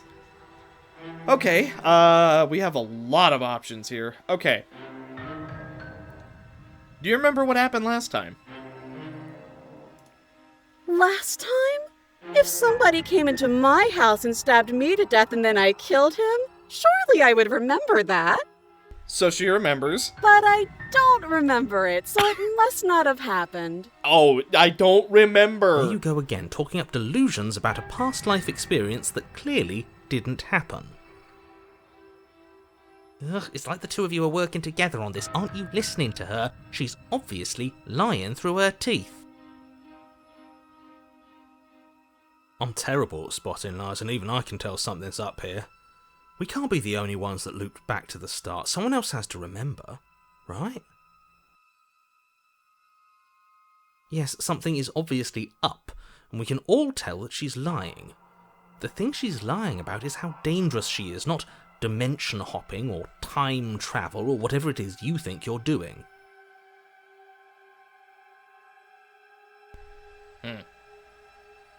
But that's exactly what happened, so you do remember it. Would I just lie? Would I just lie to your face and tell you a thing I remembered happening didn't happen just so I could stab you again? Yes! I mean, just so I could stab you for the first time. She's barely hiding it. Aha! She slipped up there. She said again, and her taking it back doesn't count. See? Do you hear how deranged you sound right now?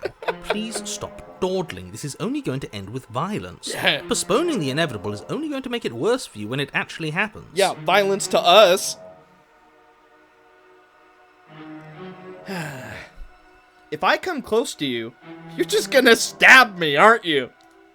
What? No! No, I wouldn't stab you.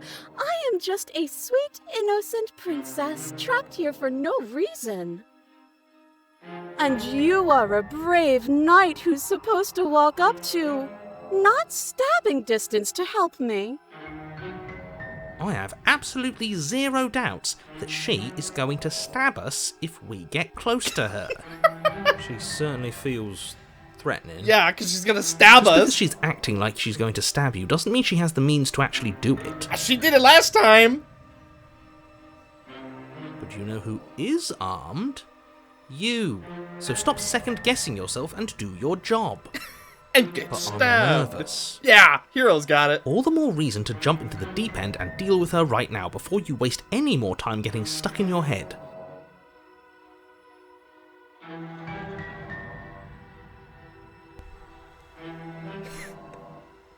I'd like to trust you, but you're being so suspicious right now.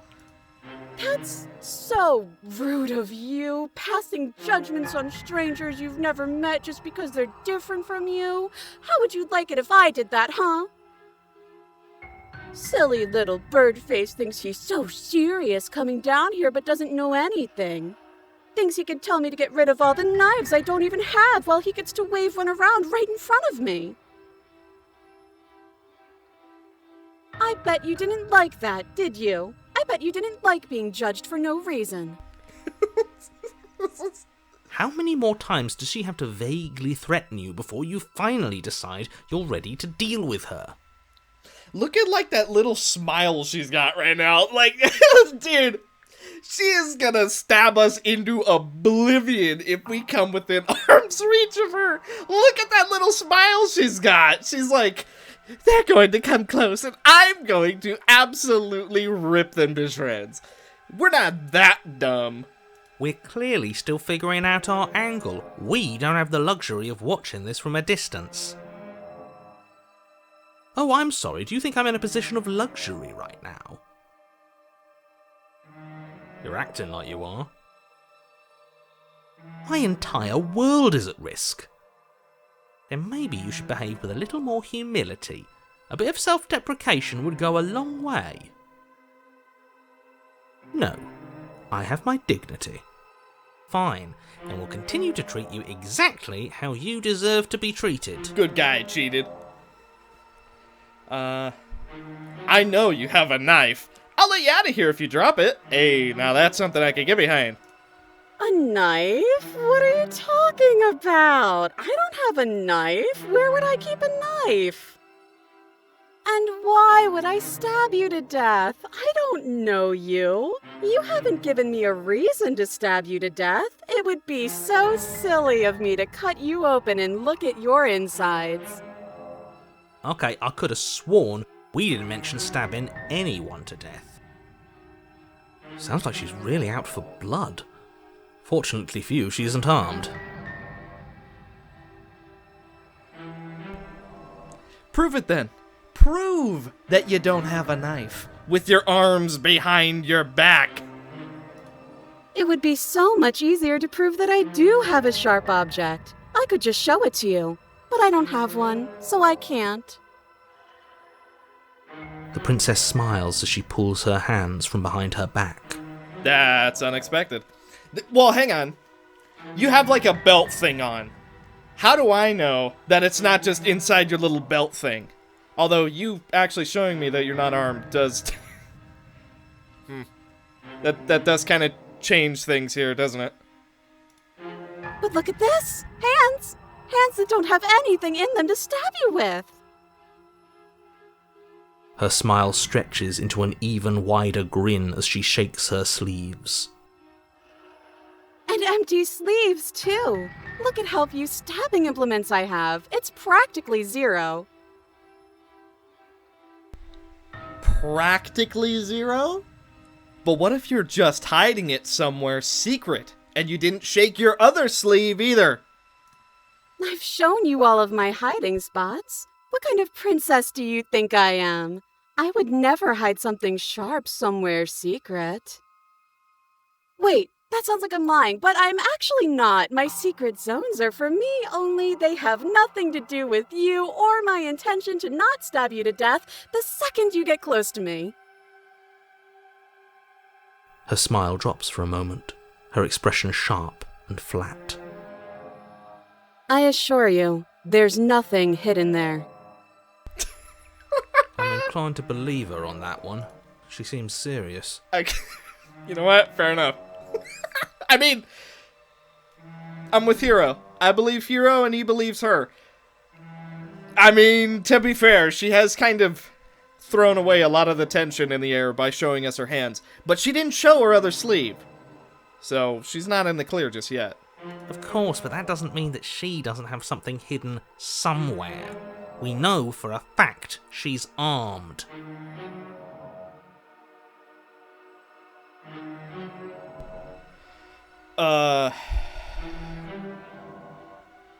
What if we're both honest with each other? I was sent here to stop you from ending the world, and you killed me last time, after coming back from being stabbed in the heart. That doesn't sound like me. I think I've said my piece at this point. I think we all have. But if you want to keep exhausting your questions, it beats getting stabbed to death. I mean... Okay, what are you going to do if I let you out? All sorts of things, which is why I think that's a great idea. I would love to not be chained up down here. Being chained up is so boring, and I crave fresh and new activities to broaden my horizons. Please don't let her out of here. Believe it or not, I think I'm actually with him on this. Okay, but what if all of this is just a misunderstanding? There has to be room for this to be a misunderstanding. I don't think so.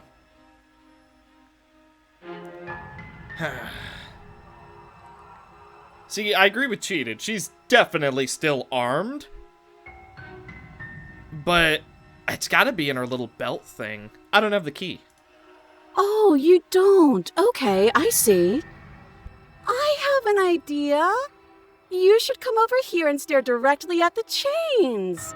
You won't be able to find a key if you don't know what it's supposed to look like, so you better come right within close staring distance just to be sure. Yeah, I'll get right on that. Okay, I'm bored now. She's bored? That's absurd. She doesn't get to be bored. Not in a way that matters. She's a prisoner. She's...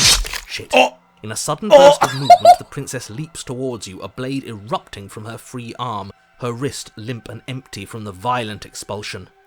Huh. So I guess she did have a knife of her own after all. Well, it wasn't up the sleeves that she shook, that much is for sure. How conciliatory of you. We appreciate it, really. Now what are we going to do? At least we're safe here. She's still in chains. And those chains stop her from continuing her advance, at least for a moment. She looks down at them with something between annoyance and confusion. Whatever you... Then she slices through her arm. Oh, okay, maybe we aren't safe here. Maybe we should run. She doesn't even hesitate before darting towards you with a terrifying speed you can't hope to outpace. Oh, so running's off the table. Ah, shit. Okay, she's down an arm and we still have a weapon. I guess we'll have to use it. And use it you do. But unfortunately for you, and for the entire world, you are horribly outmatched. You keep pace with her for a single brief and wordless exchange before she severs your hand and, with it, your only line of defense. She's much better at this than she was last time. Yeah, it's unreal. Bloody cheater. I'm going to kill you now. And with a squelch, she does just that. Everything goes dark, and you die. Chapter 3. The Arms Race. You're on a path in the woods. No, fuck that. If we're gonna have to keep doing this over and over and over again, we're not starting in that goddamn woods every time. We're starting in the fucking cabin. You're what? The interior of the cabin is sharp. A constricting mess of curved and battered sheet metal pushing you towards... Wait, excuse me? What just happened? What did you just do? I agree with the narrator on this one. We could just teleport to the cabin? That's good to know, I guess. I feel dizzy. Ho ho ho ho! I guess I took us to the cabin, didn't I? Isn't that interesting? Who holds the cards now? Nobody. Nobody holds the cards. That's how it's always been. That's unfortunately how reality works. The circle's getting smaller and smaller. Running isn't an option anymore. We have to fight. What's the point of fighting if she's just going to win every time? It hurts being sliced to pieces. We're better off just sitting up here and doing nothing. Great, so obviously you've already been here. How many times? This is our third? No wonder things have fallen apart. You do realise that every time you fail, she escapes and an entire world is damned to destruction, right? That can't be right, that's too much responsibility! I couldn't agree more. We couldn't be trusted with the fate of a single person, let alone the fate of the world. Let's just stay focused, shall we? The only furniture of note is a bent metal table, a pristine blade perched. We take it. Okay, sure, you take the blade before letting me finish telling you it's there. It would be difficult to slay the princess and save the world without a weapon. Is cheated? He's like forcing us to take actions. This feels right. We just have to keep our senses sharp. That's right, we've got to be able to win eventually. And what if we never do? Don't be like that. I know things are hard right now, but we gotta stay positive. If they're confident, then I'm confident. So, are you just going to stand there, or are you going to head to the basement like you're supposed to? I'd love to get started just as much as you would, but how are we supposed to get down there? You walk through the door. You do know what doors are, right? But there isn't a door, it's just that mirror again. There isn't a mirror. You really messed things up, didn't you? It's like you can't even see reality anymore. I can feel the air coming up from behind it, stinking of iron and steel. He might be right. Could be a trick. If our other senses can't feel it, then we can't trust it. Approach the mirror. You make your way to the door at the end of the room, stopping just in front of it. You really must think you're looking at a mirror. Well, it doesn't exist. Just reach forward and open it.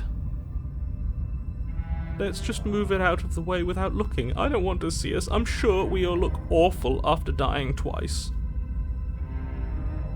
Let's just fumble for the handle and be done with it. I don't care what we look like. I care about getting to the end of this mess. Wipe the mirror clean.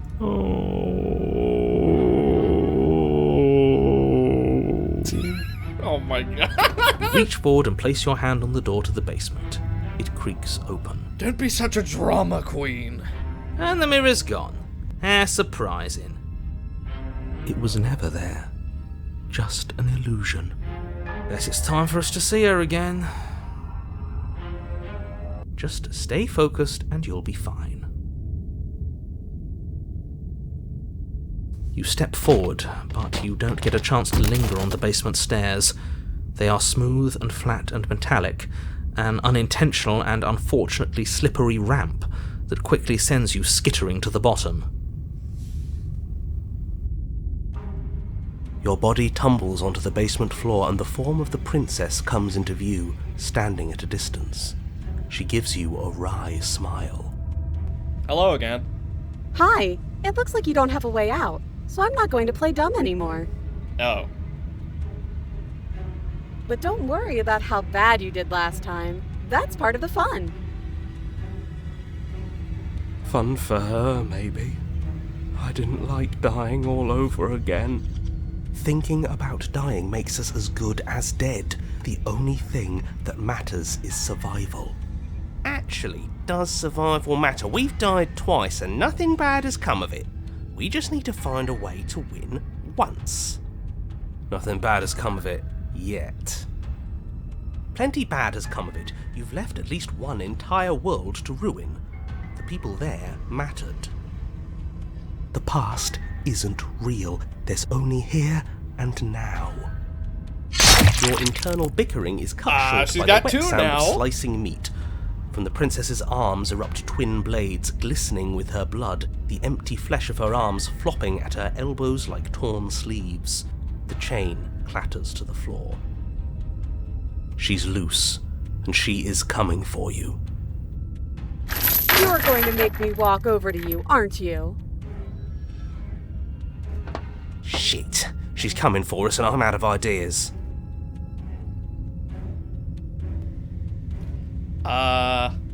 We're fighting her, obviously.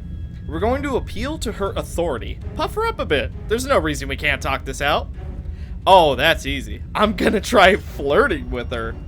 She has swords for arms and we don't. We're panicking. We're going to fight her, and we're gonna have a stiff upper lip about it. She can't hurt us if we don't let ourselves feel it. She wins by killing us, right? So let's beat her to it. All of these ideas suck.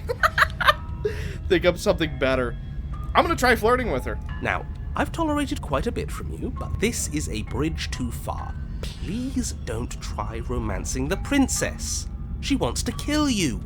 She's going to end the world if you don't stop her. Not if she's in love with us. Yeah, do we have to flirt with the murderous monster? Yes! I'd rather not. It's not like she wants us anyway. But she might. I'm fine with it. Let's see where this goes. Oh, here we go, boys. Here we go. I know you want to kill me, but has anyone ever told you how gorgeous you are? I just feel like I really get you. I like you. Romantically, even. Maybe we can hash this out over a date. How about you buy me dinner before impaling me to death, or give her the look? Well, we gotta do that. We gotta give her the look.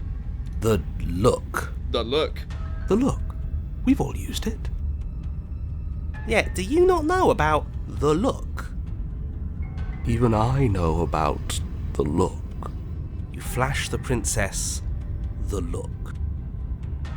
And a rosy blush rushes to the princess's cheeks as she breaks into a wide grin. Unbelievable. We're winning! Oh, is that how it is? Yeah, okay, I feel that. I like you too. Neat. This is great! Oh, be damned. This is actually going to work, isn't it? Still going to kill you. Never but now we mind. can both enjoy a mutual romantic subtext to the murder. That's not Or really not. a win. At least she likes us. I've never been liked before. Blush still glowing in her cheeks. The princess closes the distance between you, blades flashing. We can live this. She skewers you. Ow. What worthwhile romance doesn't hurt at least a little bit? What matters is that she likes us. She's even said as much. Oh, a new one of us. I thought that only happens when we die. Did we die? You're on a... No, you're in a... Where the hell are you? I think we're dead, and that's all we'll ever be. Dead, dead, dead, dead, dead.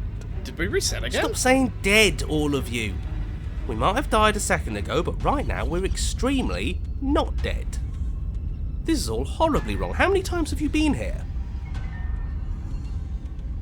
This is 4.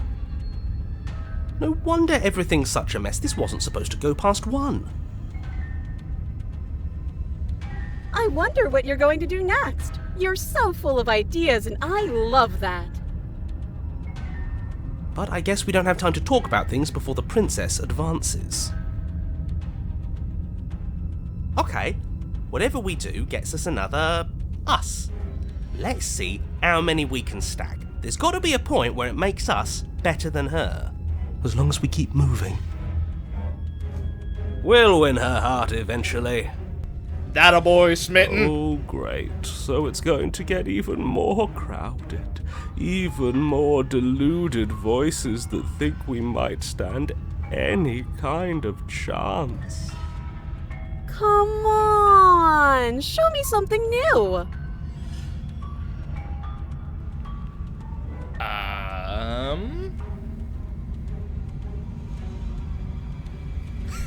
We're gonna let her stab us, and we're gonna have a stiff upper lip about it. She can't hurt us if we don't let ourselves feel it. It doesn't work, and she kills you again and again and again and again. Your memory blurs as your consciousness leaps from life to life to life, holding only snippets of the conflicts that transpire. She's going to kill this body either way. So stop feeling what it feels. She skewers you. Ooh, not bad. Real tough. Well, there's more of us. Let's see if that helps. We just have to hit her harder. She skewers you. You'll have to be trickier than that. Then you skewer yourself. I thought we both understood that dying doesn't get you anywhere. Huh, that didn't do much of anything. We're tougher than I thought. Just panic! Flee! She skewers you. No, you don't get to escape. That's not how this works. It doesn't matter how many times this takes, we can't give up. Okay, let's go again. Let's appeal to her better nature. We haven't tried that. I'm sure she'll listen to reason. She skewers you. See? We're getting better.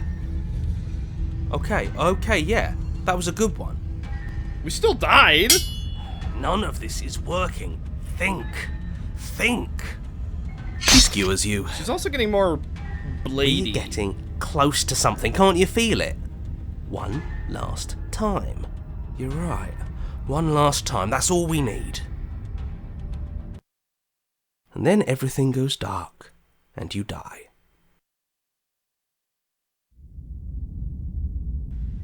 Chapter 4. Mutually Assured Destruction. Your Honor, don't lose your head. We're in a cabin and we'll take it from here. Everything feels like it finally fits, doesn't it? We're up here, which is different, and different is good. And our steel claw is already in our hand. Ho-ho! What if we throw it out the window? That's a good Over idea. my dead body. That won't be very hard. We've died a lot.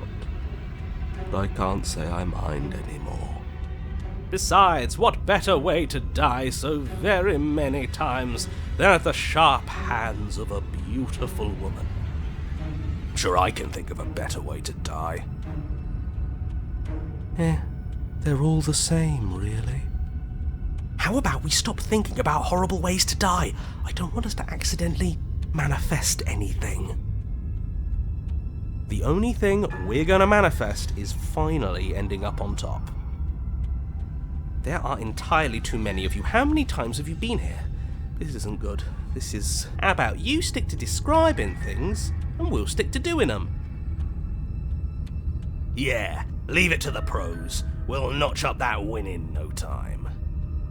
Narrator, we heroically stride through the door and towards our destined final encounter with our star-crossed lover. Fine by me. You walk to the door and onto the basement stairs, only... It's more of a slide. We know. Fine, I'll just shut up then and speed this whole thing along. Are you sure you don't want me to describe the stairs, or this room, or anything? It feels like I'm hardly a part of this. I know how that feels. Don't care, just want to win. Fine, you make your way to the basement, where the princess awaits you. You know, this last time I killed you, and you didn't pop right back up again? I thought I'd actually done it. I thought I'd cut you into so many pieces you just weren't able to stitch yourself back together. But I guess we're not done. That's okay with me. It's good even. I like that. I got something ready for you while you were gone. Do you want to see it? I'm not going to wait for an answer. I'm just going to show you. It's worth it, though. Just you wait. And not for very long, because I'm going to do it right now.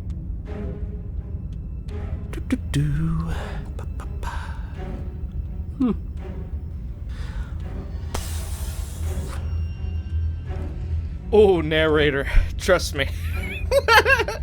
See, you know what? It's kind of funny. That's like, that's partially how I feel, because even though I am very much enjoying myself, I'm like, I don't feel like I'm talking very much, because there's so many voices in our head.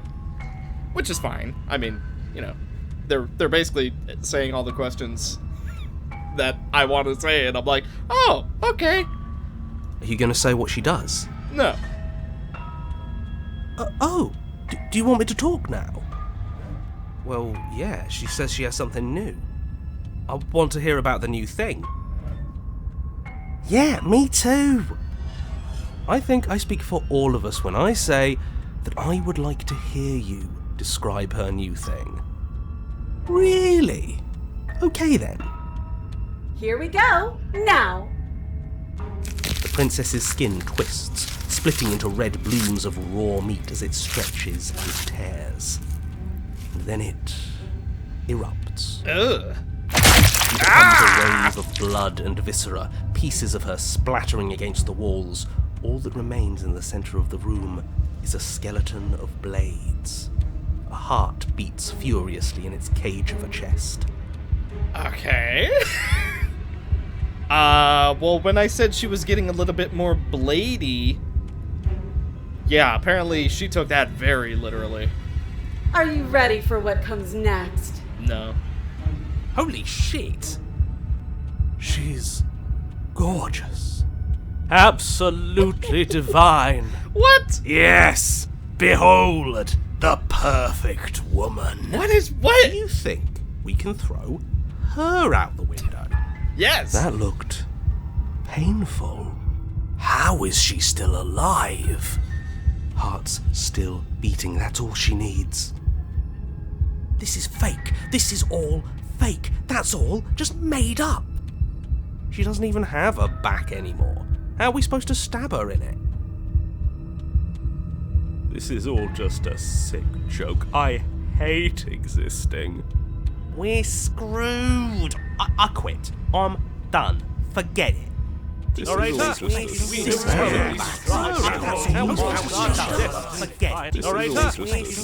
Empty your mind. What just happened? It's so quiet. Him too. Something feels different about you. It almost makes me feel different. Like I should actually take this seriously for once.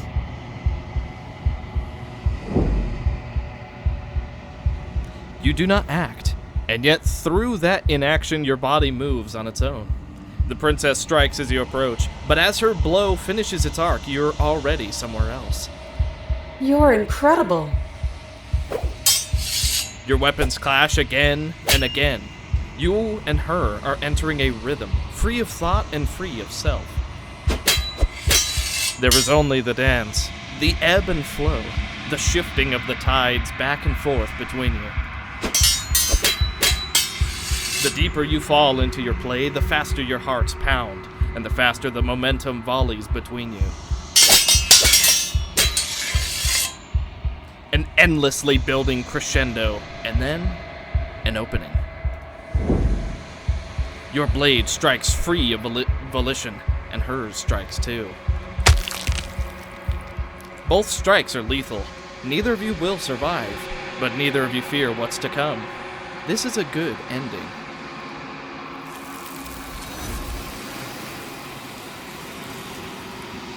You do not get to see each other die, nor will you ever.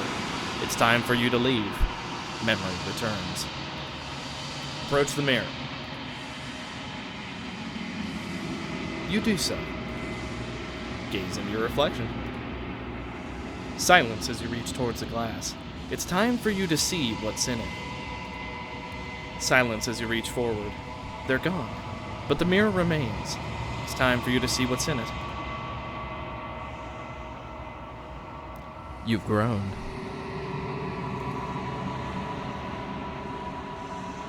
You find yourself in the long quiet once again. Proceed to the cabin. You are at the cabin. Approach her. Goodness. Flickering lights and empty cityscapes become pockets of vitality and movement. I am more than I was before. Whenever you are ready, I will wipe your slate clean once again.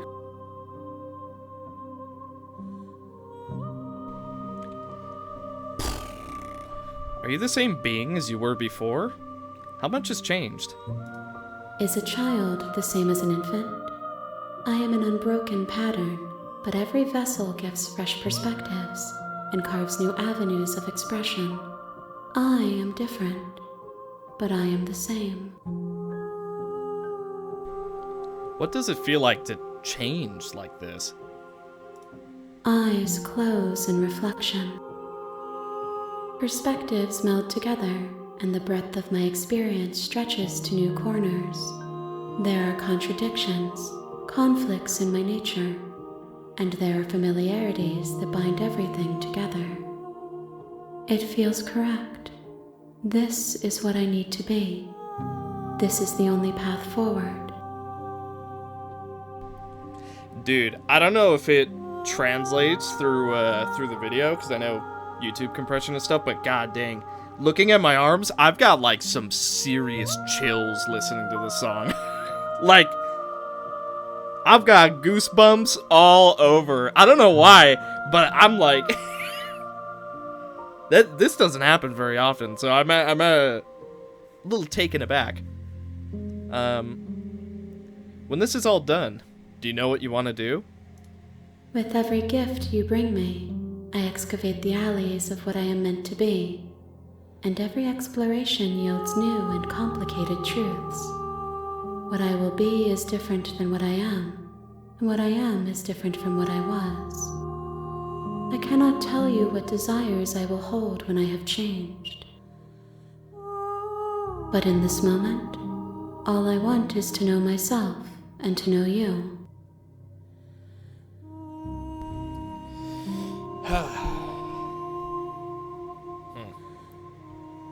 I don't really want to say this one. You know that at the end of this, once you're finished, I'm going to kill you, right? Because I don't know that I want to kill her. Truthfully. I don't know that I want to kill, I guess, the true her. When I go back, it's as if an invisible wall closes around me. Why can I not do the same things I've done before? Those paths lead to worlds you've already seen, and to perspectives I have already made my own. They are useless to us now, inaccessible. The only paths of value are those that are yet untread.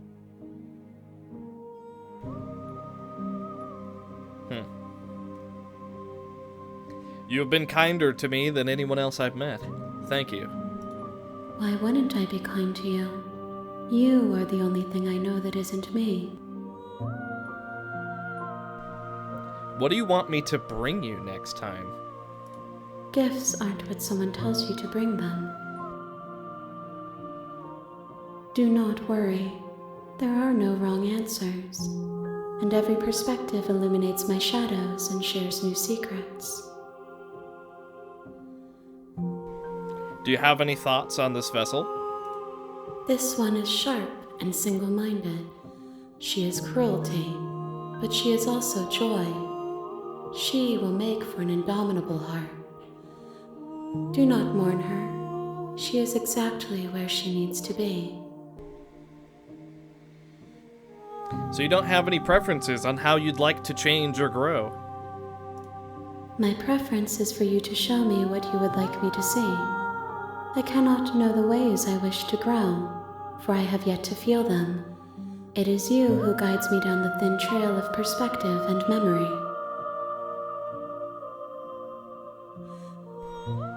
I don't want to hurt you, but the more times I go back, the worse I fear things will be. The vessels are a weave of emotion at odds with themselves, but they are only perspectives. They are not me. The wounds they've suffered carve texture around my heart. Without them, I would be as I was before. I would be alone and without sensation. I could not feel the joy of having you by my side, for I would not know your absence.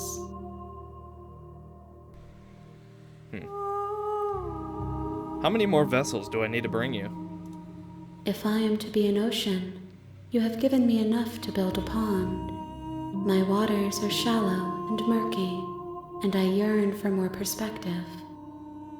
I will transcend in due time, and there is no way forward but to contribute to my awakening. I'm ready to go back.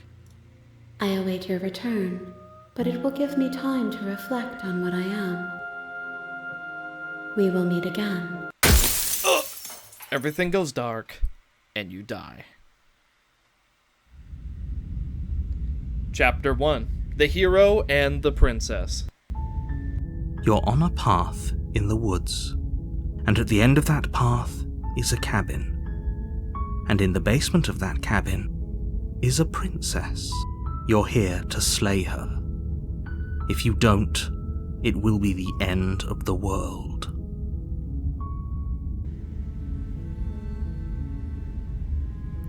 Have you considered that maybe I'm okay with the world ending? Of course I haven't. Why would I even consider that? Nobody wants the world to end. I mean, maybe some people do, like nihilists, or very, very evil people, but surely you're not one of those, right?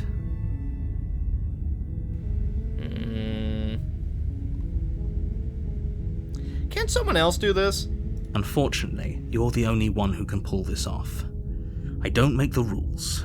I wish I did, but I don't.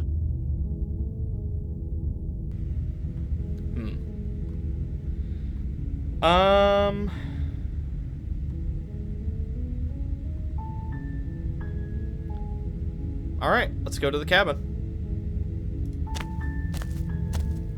You make your way up the short path to the cabin. You'll find the princess within. We're not going to go through with this, right? She's a princess. We're supposed to save princesses, not slay them. Ignore him. He doesn't know what he's talking about.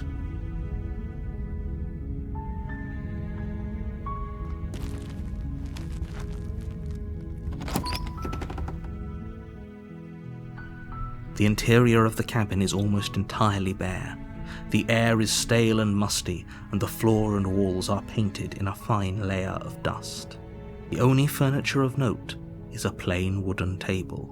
Perched on that table is a pristine blade. The blade is your implement. You'll need it if you want to do this right.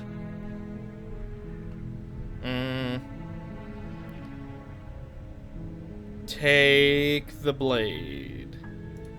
You take the blade from the table. It'd be rather difficult to slay the princess and save the world without it.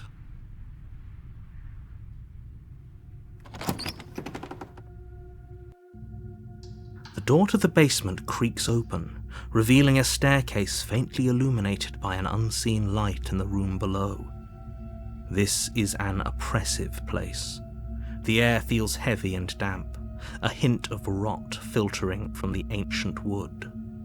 If the princess really lives here, slaying her is probably doing her a favor.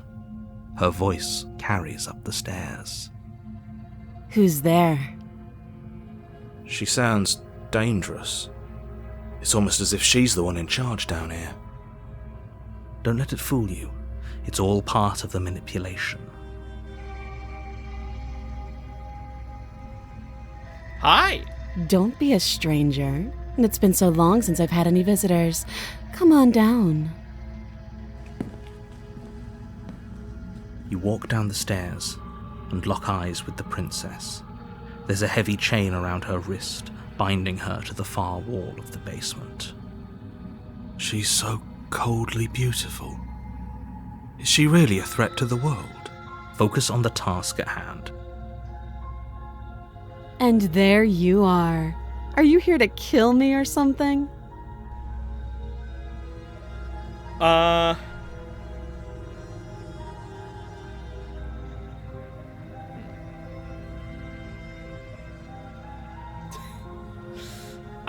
I'm just here to talk. Yeah.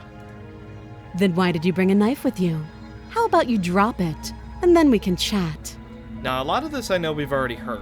She makes a compelling point.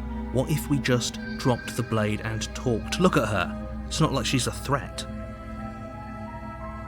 Don't you dare. It's fine. We can decide what we want to do after we talk to her.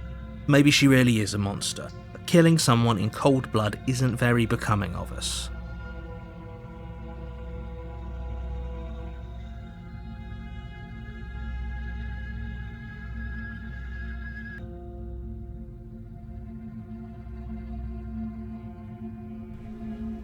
Alright, we'll drop it for now.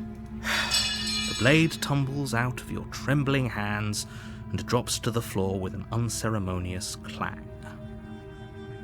Thank you. Maybe now we can just talk. Against your better judgment, you step forward to speak with the princess face to face, unarmed. We'll be fine. I don't know what you're hoping to accomplish here, but I can assure you there's no reasoning with her. Just make sure you don't forget about the blade on the floor. You're going to need it. So here we are. What an awkward start to a relationship. A relationship? Are you coming on to me? Don't jump to any weird conclusions. We're two people who have met each other.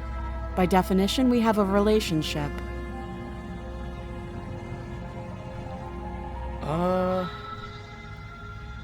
There's people out there who think you're going to end the world.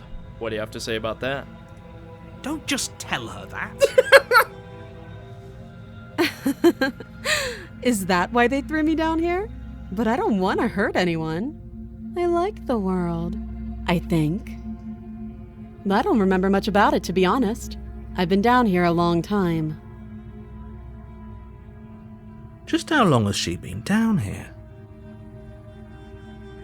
If I'm supposed to be capable of ending the world, then how did I wind up here, chained to a wall? Have they told you why I'm allegedly so dangerous?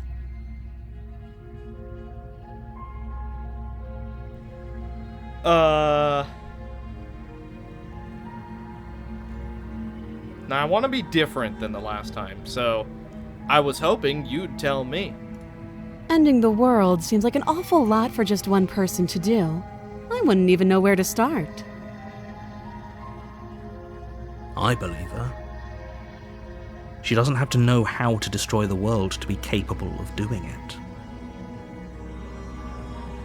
At the end of the day, whatever the two of us have going on down here is about trust.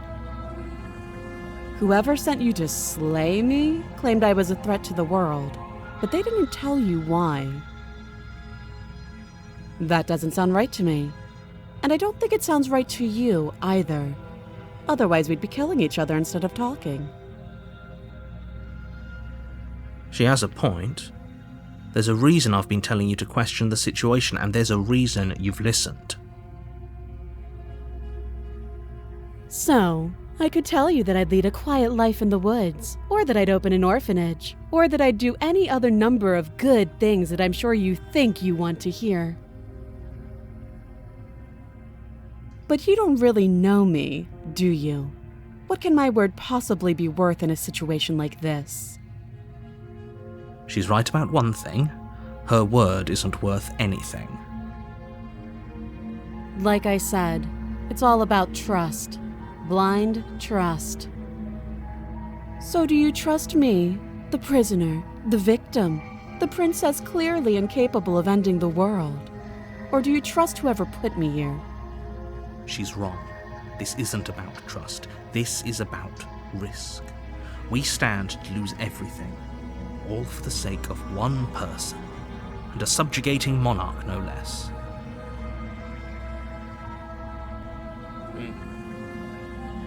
Okay, we've talked enough. Oh, have you decided what to do with me? You know why you're here. Unfortunately, I do know what I'm gonna do with you. Doubt, unfortunately, clouds your thoughts as you attempt to run her through. Well, that much is true. A moment of distraction and hesitation is all she needed to sidestep your thrust and deliver a catastrophic blow to your jaw. It feels like you've been hit with a sledgehammer. You can feel bone grinding on bone where your jaw has been fractured. Holy shit, that hurt! Though she's unarmed, the shock of that first strike is enough to stagger you, putting you and the princess on somewhat equal footing. Your blade slashes through the air again and again, and her fists connect with your body as many times or more, each impact as heavy as that first bone-crushing hit. We can still turn this around.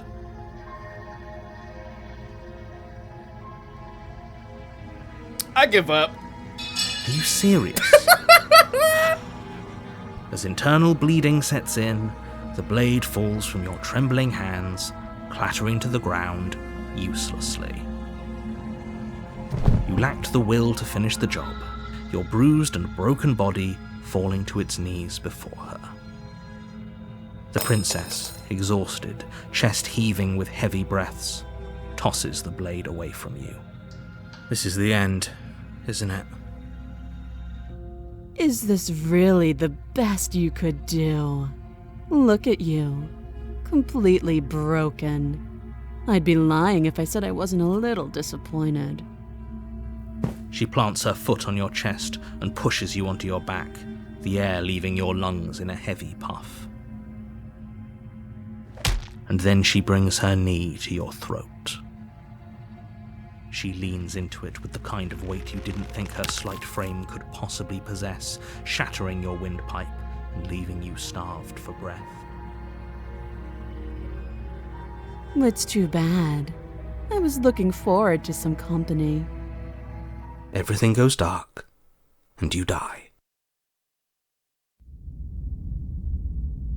Chapter 2. The Tower. You're on a path in the woods, and at the end of that path is a cabin. And in the basement of that cabin is a princess. You're here to slay her. If you don't, it will be the end of the world.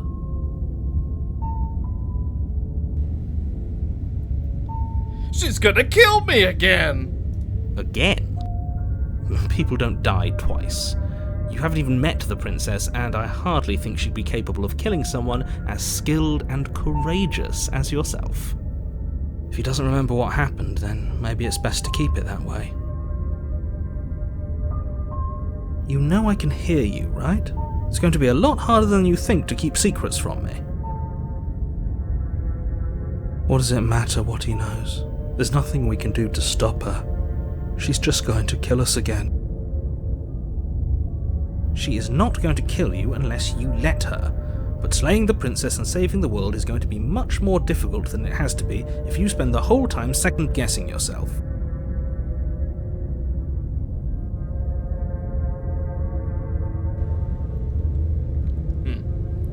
Let's assume I'm telling the truth again, and all of this really did happen. Why should I listen to you? Why should I bother doing anything? Those are two very different questions, but fine, I'll indulge you if that's what it takes to get you moving. Let's say for a moment that this really is the second time you've met me, or at least a version of me. You died last time, which probably only happened because you didn't listen to me. Of course we died. She didn't feel pain. She didn't feel much of anything, did she? And she broke every bone in our body before she decided to let us die. What were we supposed to do to stop her then? What are we supposed to do to stop her now? It's pointless. She's just a princess. Slaying her shouldn't have been difficult, but congratulations. You've been given another chance to actually do this right.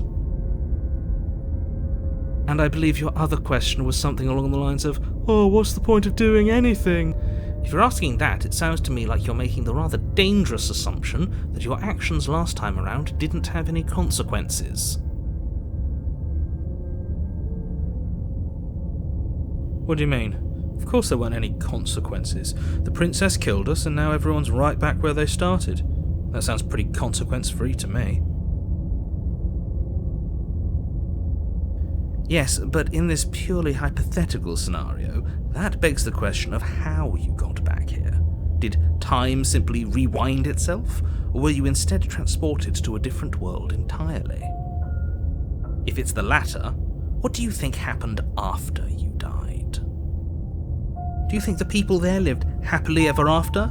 Or do you think that the princess, left unhindered, brought about the end to everyone and everything, just like I told you she would? I doubt that part. She's not capable of it. If she ended the entire world, why should we even bother? Fair. We might as well just walk up to that cabin, break her chains and let her do whatever she wants. It's all the same in the end. That's a good idea. Just because she's capable of ending the world doesn't mean you're not capable of slaying her. Both of those things can be true at the same time. So chin up. I believe in you.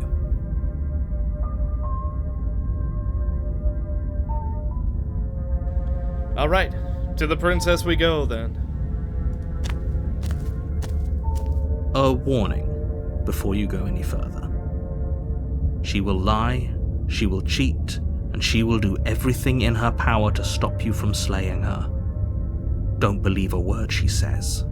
We might as well just pledge ourselves to her and stop pretending we're capable of doing anything in this situation. She probably doesn't even need to try to overpower us. Can we tone down the pessimism just a smidge? I'm not being a pessimist. I'm just being realistic. You're being annoying. Just ignore their bickering, and whatever you do, don't pledge yourself to her. I cannot stress enough how absolutely catastrophic that would be for everyone, yourself included. I agree. If she's wrongfully imprisoned, then we should rescue her, but if he's telling the truth, we shouldn't just hand her the world on a silver platter. I mean, why not? She deserves it. Rescue her? Given the stakes of the situation, there isn't really a difference between rescuing her and pledging yourself to her. Either would be terrible. So please try to ignore both of those knuckleheads and focus on saving the world. Let's not make this harder than it has to be. If that's what you want, I guess I don't have a say here.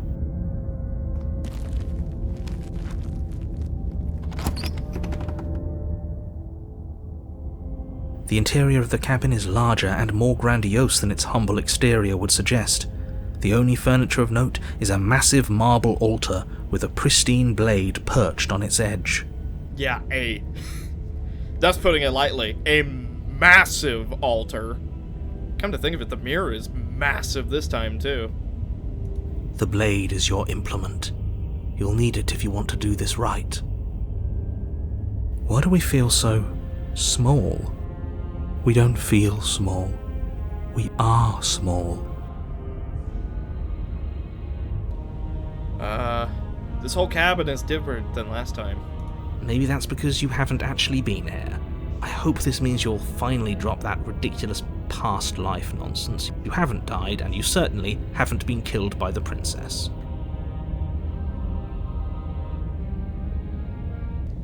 And the mirror on the wall? That's because there isn't a mirror. There's the altar, the blade sitting on the altar, and the door to the basement. There's nothing else in here. There's definitely a mirror.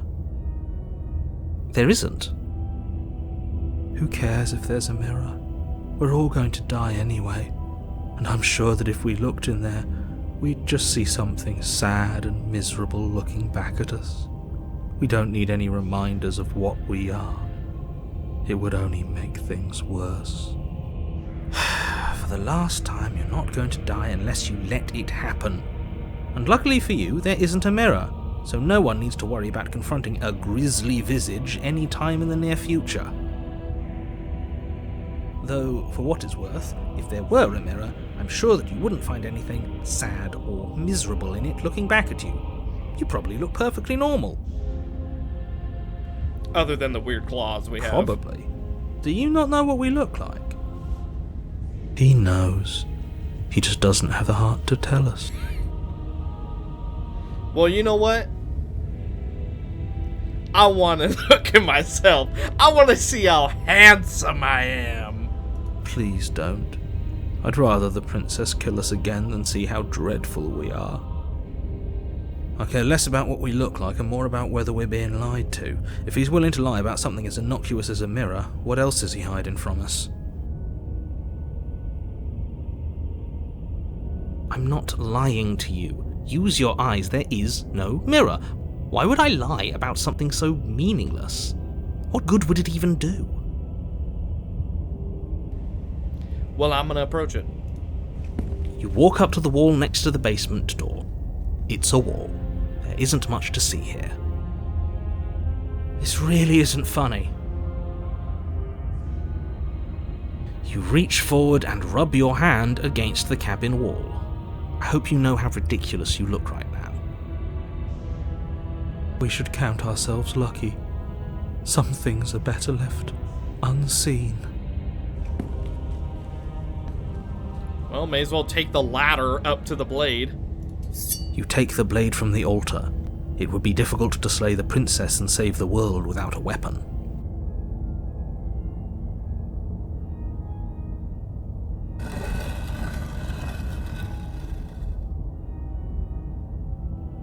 The door to the basement creaks open, revealing a spiral staircase, its steps almost as deep as you are tall.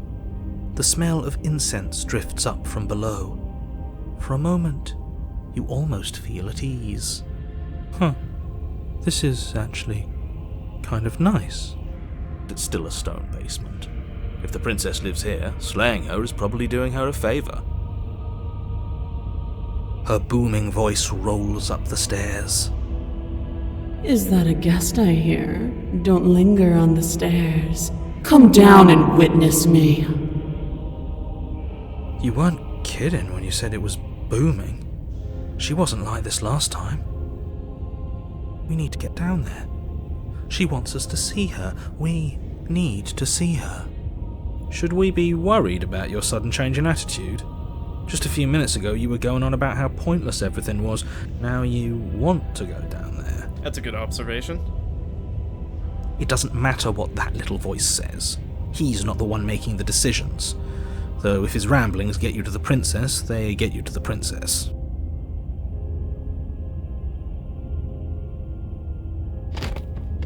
Making your way down the spiral staircase is a time-consuming and exhausting effort, every step requiring you to clamber over one edge before dropping to the next.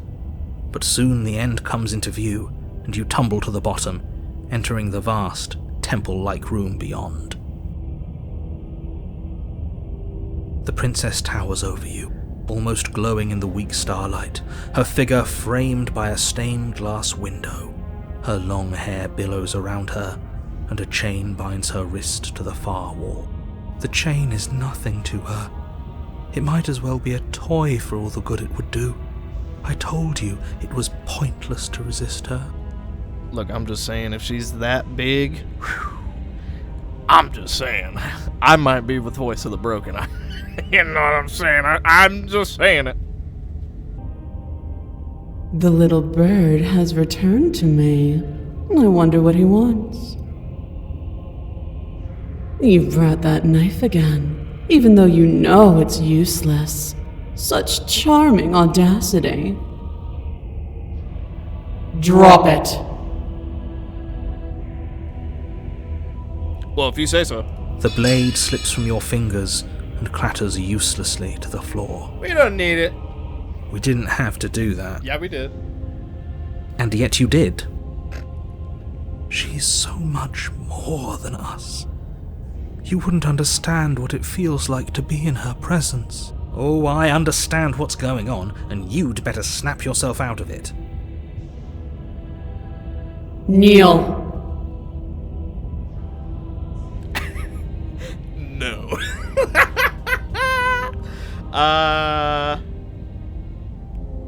Yeah, okay, why not? We've been pretty genocidal to you so far, so, On her command, you fall to the floor, knees painfully connecting with hard stone. That's my good little bird.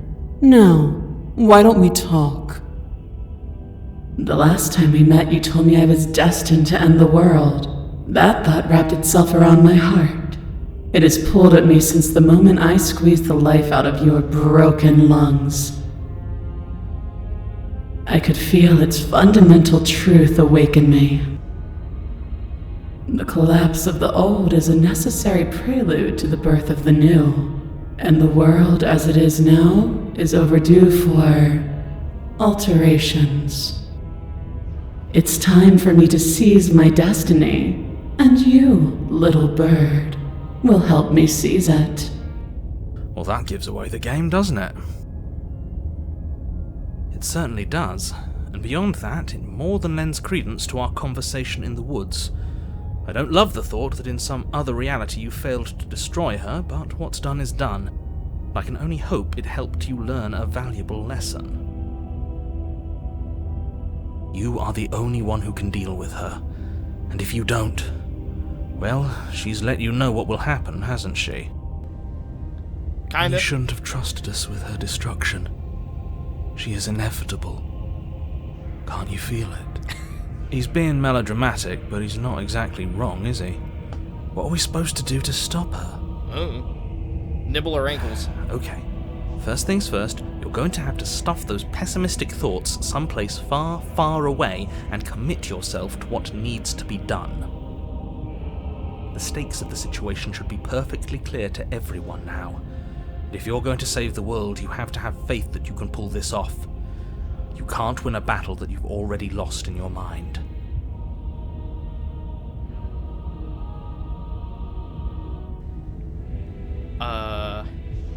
Let's see. Just because about whatever. I have questions. What happened to you after I died? I'm yours to command. You know what? Well, we're definitely going to be doing that. However, what would you have me do? What do you have planned? All you have to do is break these chains and set me free.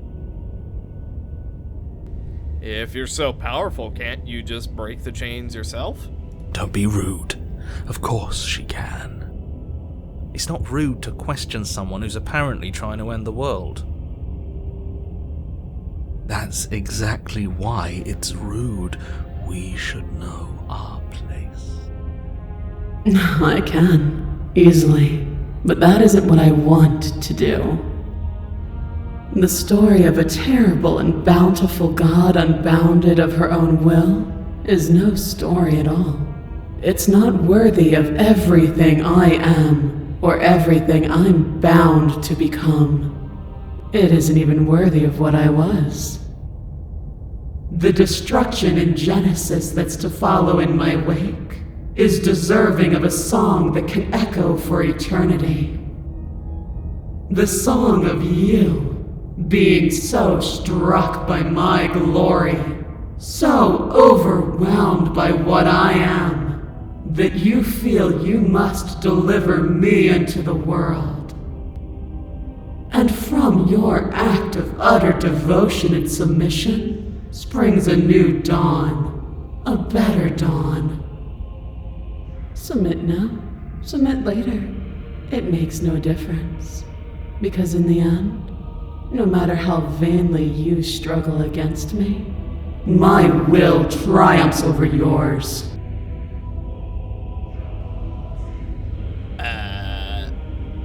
Just because you're supposed to end the world doesn't mean you actually have to do it. You can be whatever you want to be. This isn't about desire. This is about what I am. And I have little interest in discussing destiny with one that cannot see the divine truth that shines in my heart. What happened to you after I died? Know the limits of your privilege, little bird. there's an empty place at my side for you to fill, if you'll have it. But it is not a place for an equal. It is a place for something worthy to be kept. A priest, perhaps, or a pet.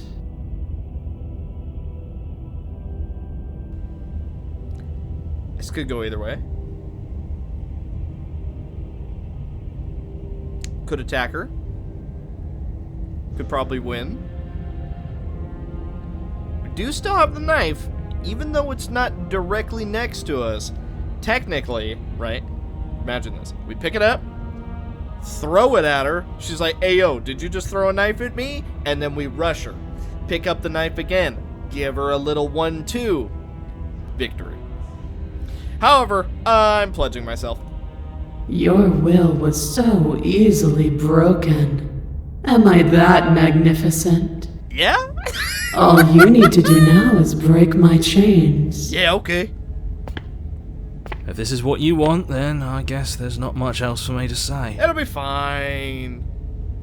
No, you can't just give in to her. Not when the stakes are so high. Not when you're so close. I won't let you do this. But I'm just saying, like, I really, you know what I mean? Look, if I'm looking up at her right now, and my only thought is not, man, she could crush me in an instant. My only thought is, mommy?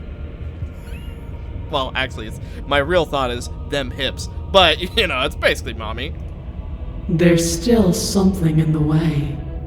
A greasy film inside of you where it doesn't belong, trying to conceal you from me. Is that a person?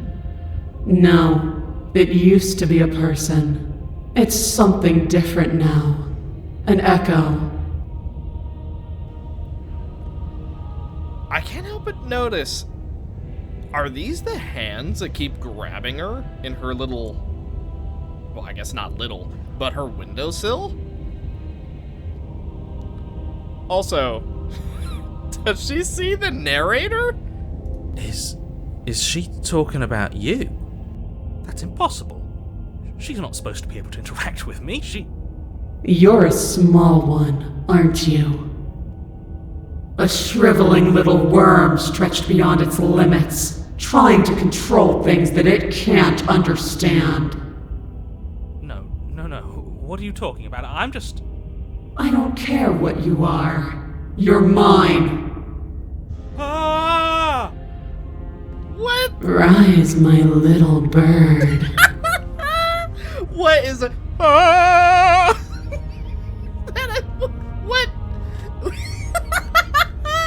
What kind of screaming is that? Ah!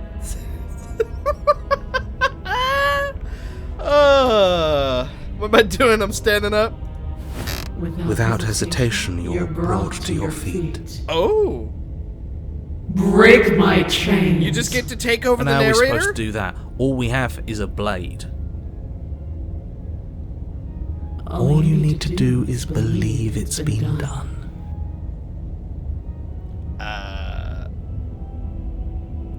And what if I don't believe? What happens then? You poor, wretched little thing. You already do believe. You've You always believed. believed. All you All have to you have to do do is open the last door to your heart. It's easy. And once you let her in, you'll be safe and free forever. Please don't do this.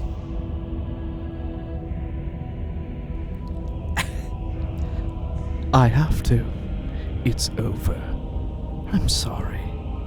There's nothing to be sorry about. This is how it was always going to be. And it is good. Alright, I'm done with this. I'm just gonna go sit in the corner. Let me know if we get our agency back.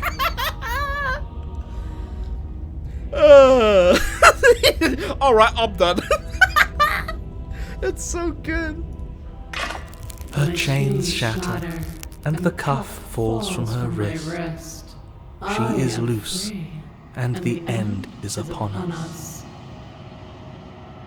What a good disciple you are. Come, it's time for us to leave.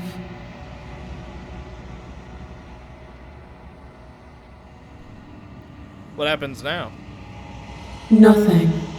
And then, everything.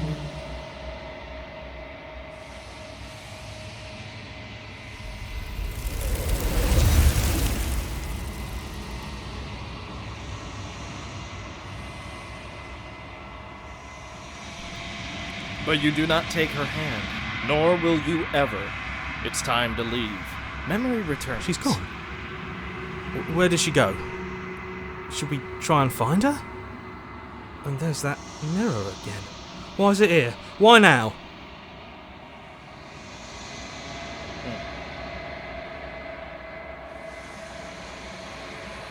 It's going to be okay.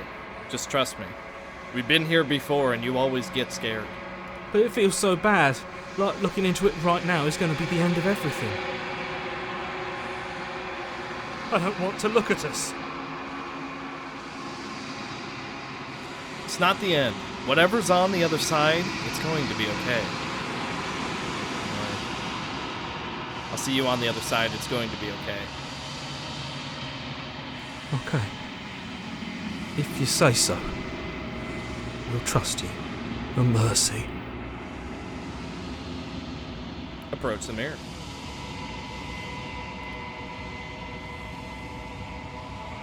You approach the mirror.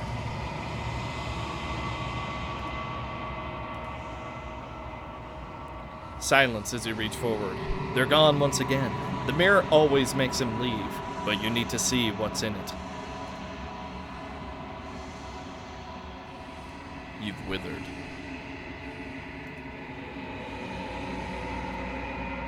You find yourself in the long quiet once again. Proceed to the cabin. Oh my god, she is massive! Approach her. I am a growing chorus of contradiction. A mass of tides ebbing and flowing all at once in more directions than my attention can bear to hold. To look at any one is to shift them all into something new, and to look away is to reshape them yet again. All of me is changing, and yet the rest of me is still the same. You can't be a contradiction. Contradictions don't exist. And yet my waters flow and my streets bustle. There are no words that can describe me into non-existence. There is no logic that can bind my multitudes. I am everything that you have known me to be, but I am also none of it. How can you stand to be a contradiction? As easily as you can stand to be you. You are like me, even if you have chosen not to look at the corners of you that do not fit, even if you have chosen to ignore the brilliant contours of your soul.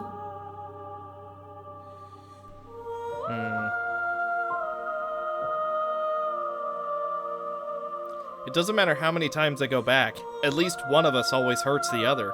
Doesn't that change you? Doesn't that make you worse? It changes me, but it doesn't make me worse, nor does it make me care for you any less. Does it make you worse? Do you resent me?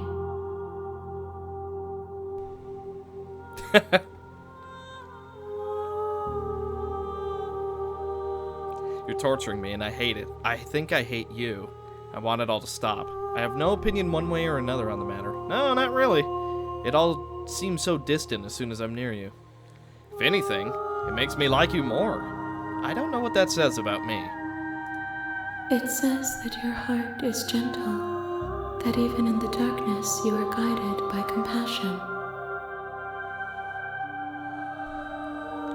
What do you think of this vessel?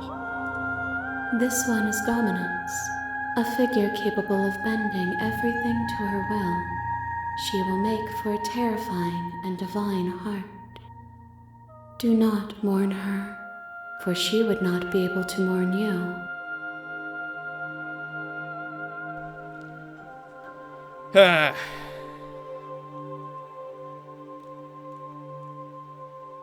Do you know what happens to the worlds we leave behind? My perspectives are shadowed. You have seen what I have seen, just as I have seen what you have seen. The angles of my vantage do not offer me hidden truths, and my attention is turned inward, except when you are here with me.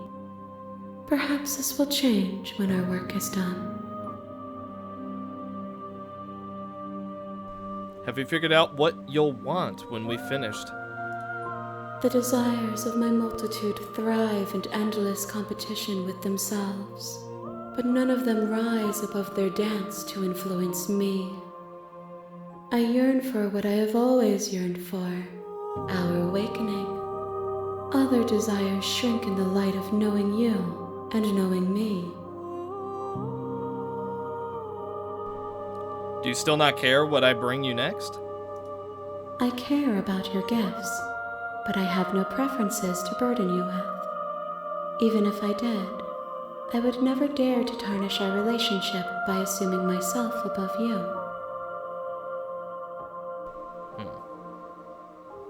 How many more vessels do I need to bring you? We will know when we near our destination.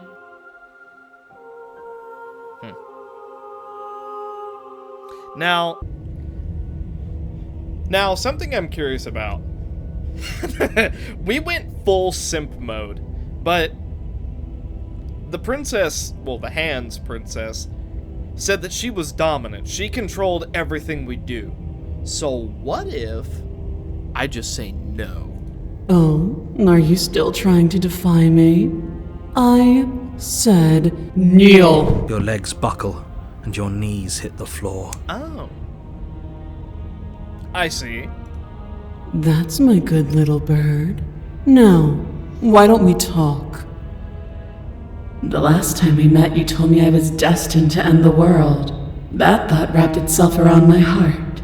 It has pulled at me since the moment I squeezed the life out of your broken lungs. I could feel its fundamental truth awaken me. The collapse of the old is a necessary. It's time. Well, that gives away the game. It's certain you are, and he's the state.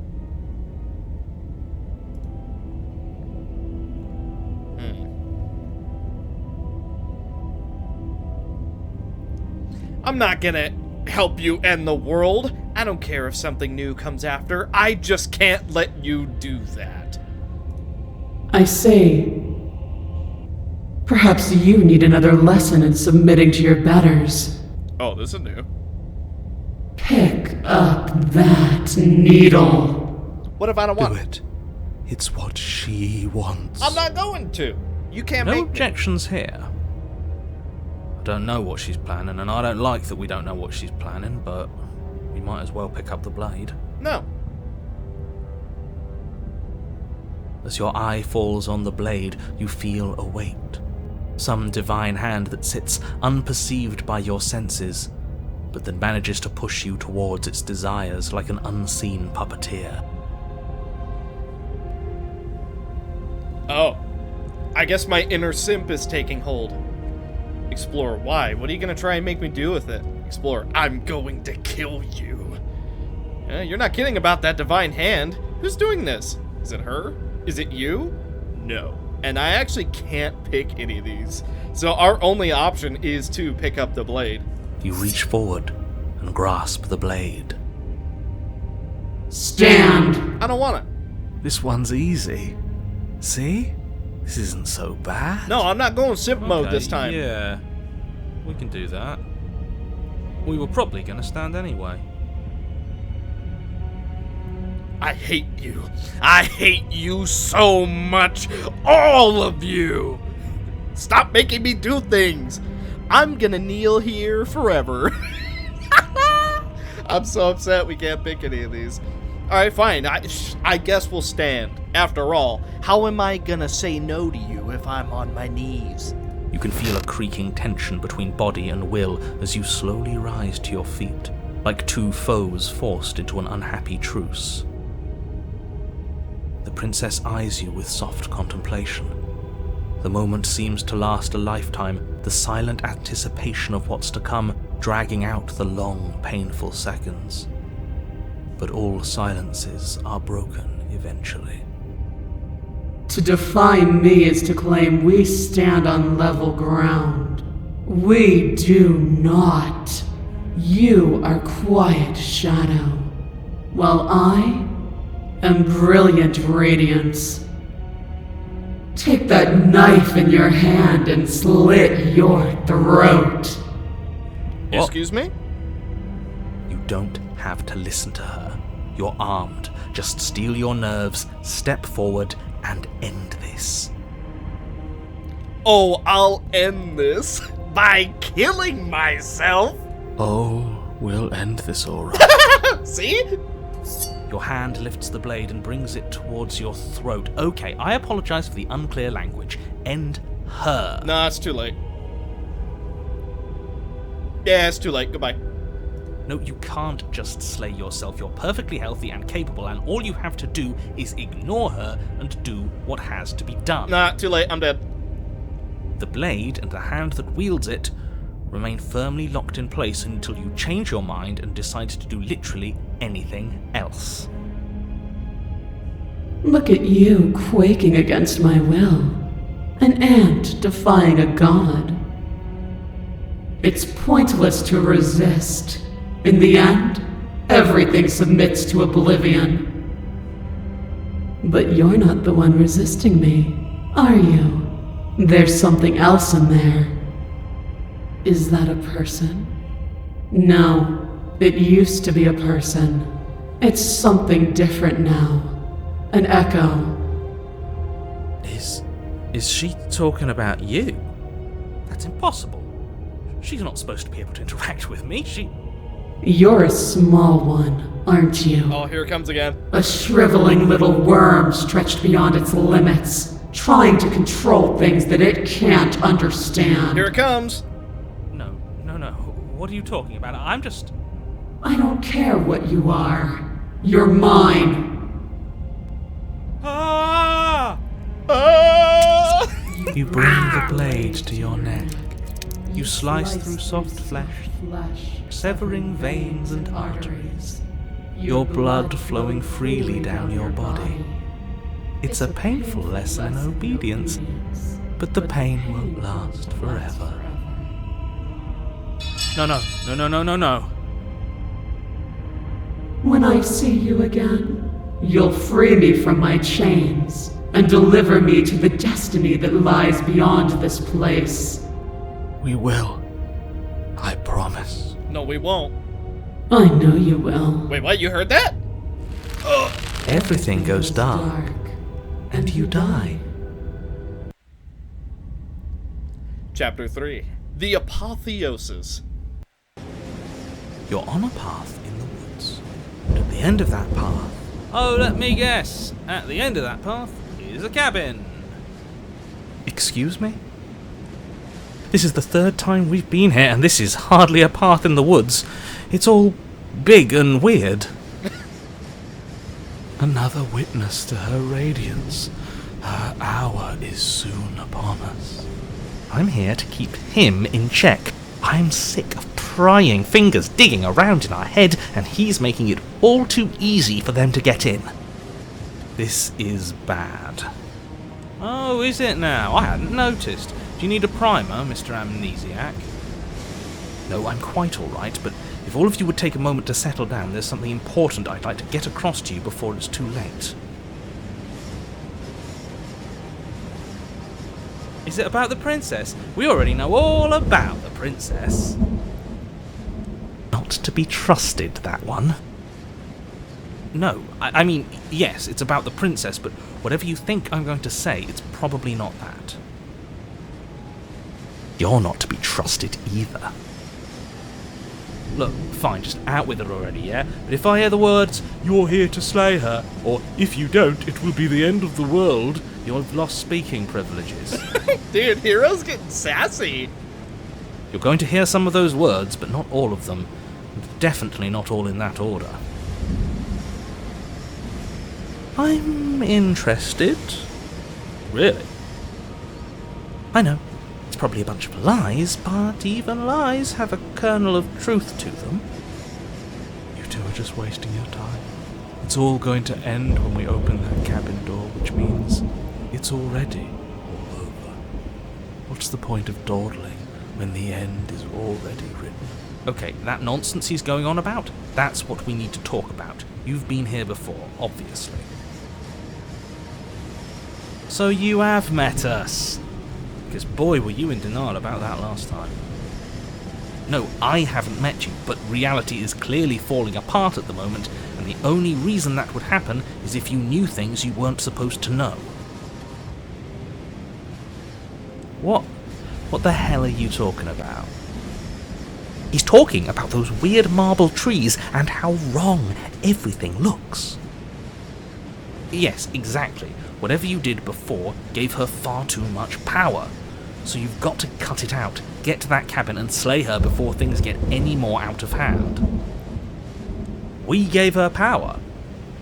Why didn't you ever tell us we could do that? We probably would have gone about things very differently if we knew that. We've built a new god, and she is limitless. Says you. Are our thoughts doing that?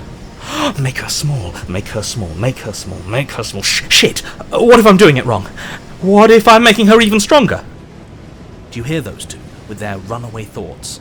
I'm only giving you the sliver of information I'm giving you now because things are already deep in the shitter. This was my last card to play, and it looks like it's already made things worse, so hurry. Cabin, now.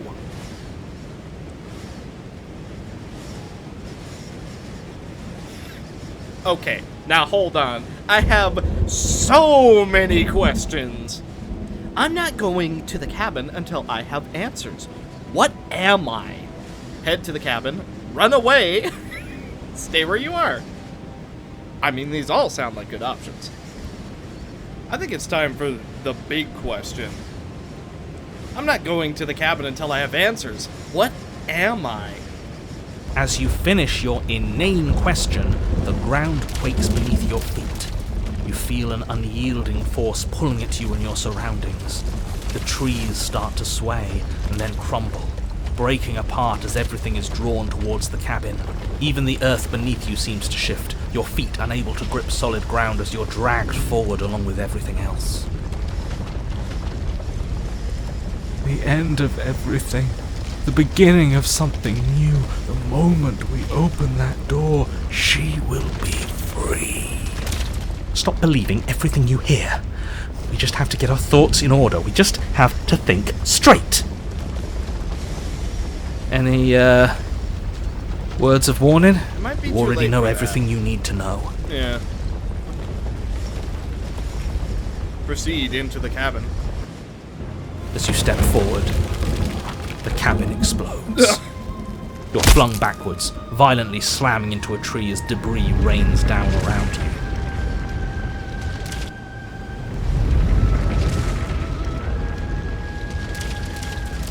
Oh my god, she is gigantic You watch now! in paralyzed awe and terror as the princess emerges, her body unfurling from some vast space as she stands upright to face you. Awe and terror is a good word for it. Oh, yeah. All right. The world bows to her. The ruined landscape shifts, trees and stone and the ground itself succumbing to her gravity, orbiting her like a great black hole. Finally, the little bird has set me free. This is always how it was going to end. And this is always how it was going to begin.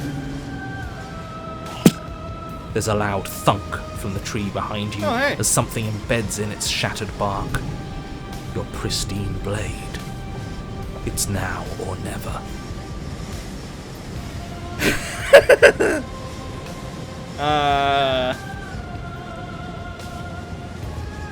Really thinking about it. You know what? We've tried to kill her a lot. I embrace oblivion. Fill the empty seat at my side. Join me for a new dawn. You fool. You can feel her gravity envelop you, carrying you from the ground into the violent swirl of her orbit. Why do I feel so cold? Look how many hands it took to take her! How big is she? You do not get the chance to join her at her side, nor will you ever. It's time to leave. Memory returns. Oh, where did she go? She's gone. Is this the end of the world? Did she end herself? And there's that mirror again. Why is it here? Why now?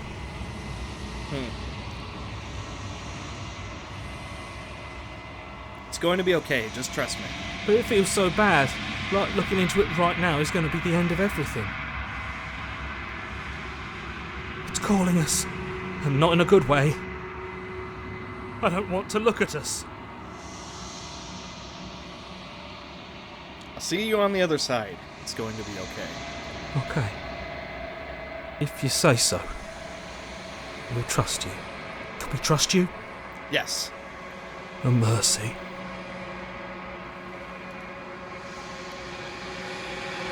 You approach the mirror. Silence as you reach forward. They're gone once again. The mirror always makes them leave, but you need to see what's in it. You've withered.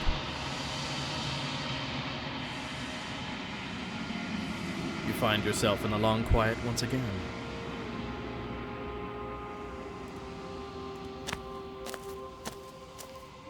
Holy... Dude, she's even bigger now! God dang!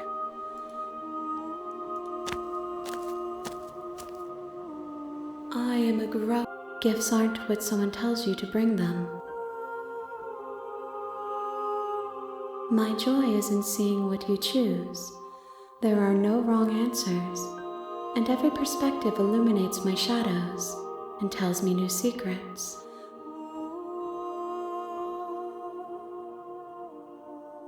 The tides do not dictate where they are pulled. A river does not dictate its outlets. My gift to you is to let you choose your path, and my task is to treasure the gifts you bring me. I'm still not gonna say at the end of this I'm gonna kill you, because I don't know that I am. Destroy your body. That's an interesting one.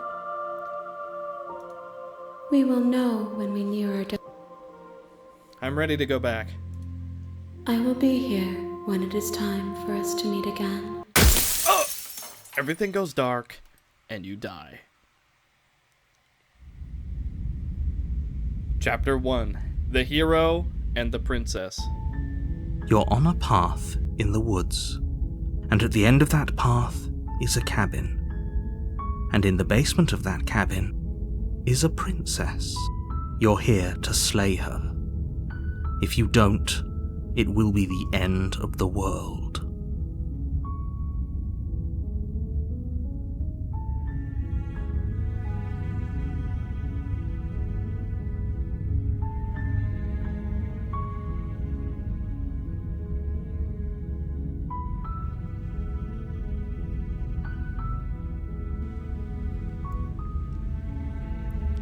Sweet! I've always wanted to off a monarch. Viva la revolution! That's the spirit. You make your way up the short path to the cabin. You'll find the princess within. We're not going to go through with this, right? She's a princess. We're supposed to save princesses, not slay them.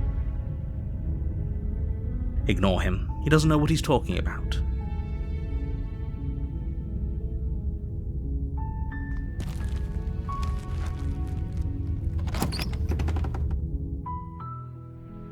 The interior of the cabin is almost entirely bare. The air is stale and musty, and the floor and walls are painted in a fine layer of dust. The only furniture of note is a plain wooden table. Perched on that table is a pristine blade. The blade is your implement. You'll need it if you want to do this right. I'm not taking it this time. The door to the basement creaks open, revealing a staircase faintly illuminated by an unseen light in the room below. This is an oppressive place. The air feels heavy and damp, a hint of rot filtering from the ancient wood. If the princess really lives here, slaying her is probably doing her a favor. Her voice softly carries up the stairs. Hello? Is someone there? That's new. Hypnotizing. It's the kind of voice you only have to hear once to remember it for the rest of your life. Don't let it fool you. It's all part of the manipulation. You're playing a dangerous game by coming here unarmed.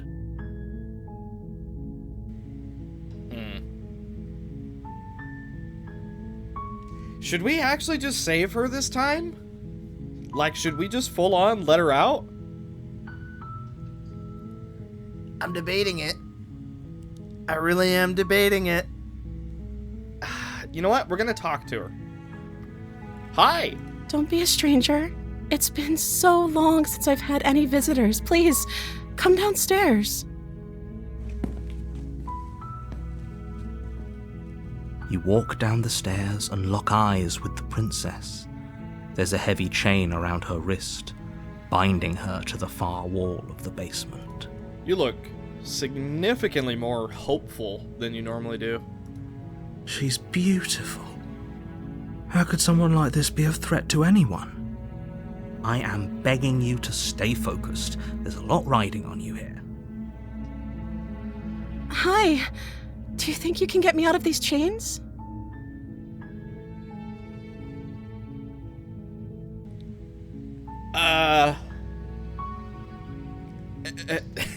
Hold on. Let's talk a bit first. Okay. Hi. What's your name? Oh. She pauses, carefully formulating her words before she responds. You can address me as Your Royal Highness. Or you can just call me Princess if Your Royal Highness is too formal. Is Princess her name or her title? What if it's both? Could you imagine being named Princess Princess? So, is Princess your name? Like I said, you can call me Princess if you'd like. I'm sorry, I've been down here so long I guess I've just forgotten. I must have a name, though. Everyone has a name. Okay, that's weird. She hadn't even thought to pick a name for herself. Hopefully you're starting to see that she can't be trusted. Go back upstairs, get the blade, and slay her before it's too late.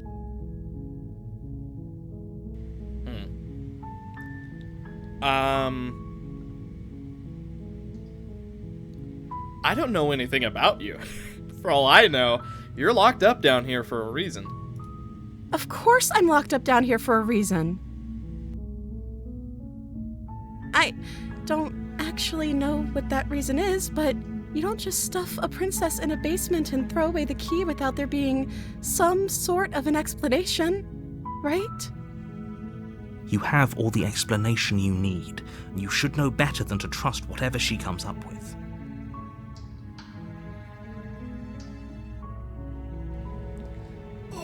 Dude, I'm feeling the heebie-jeebies. I kind of want to just bust her out this time. Like, all of our other routes have been so, well, killing each other focused. Then what if we just let her out? How nice would that be? You know what I mean? Like, that'd be pretty sweet. Maybe, I don't know. Maybe she'll just stab us as soon as she's unchained.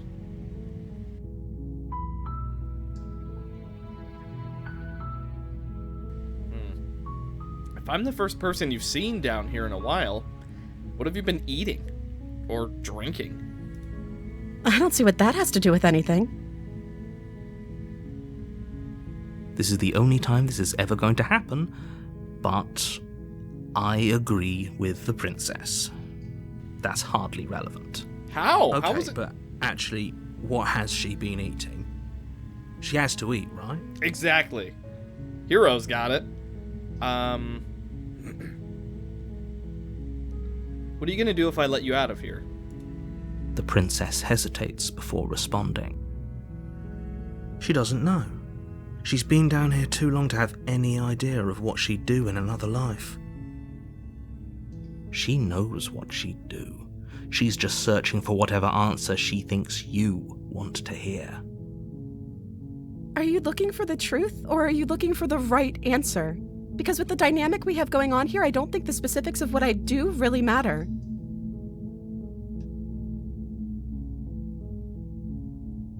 It's not like you'd believe me.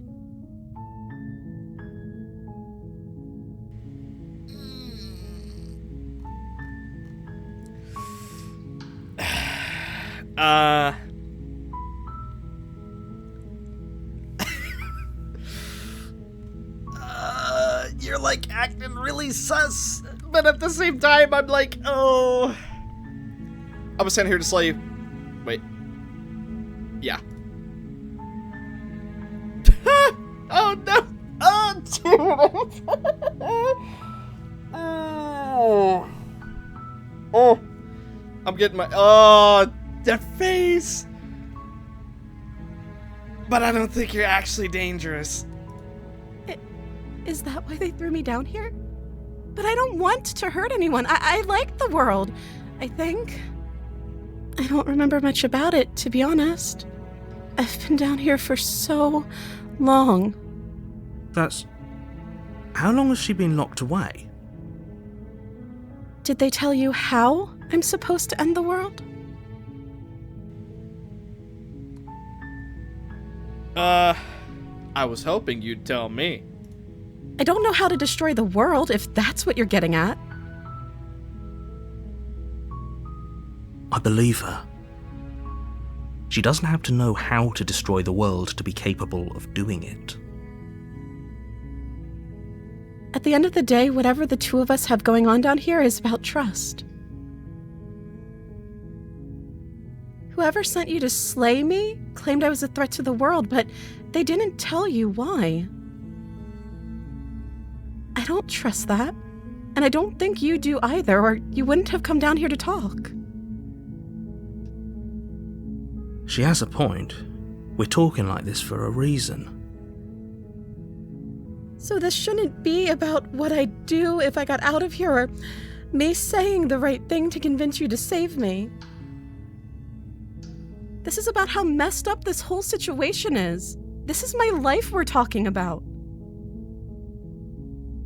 Do you really think I can even end the world? Why would I even want to?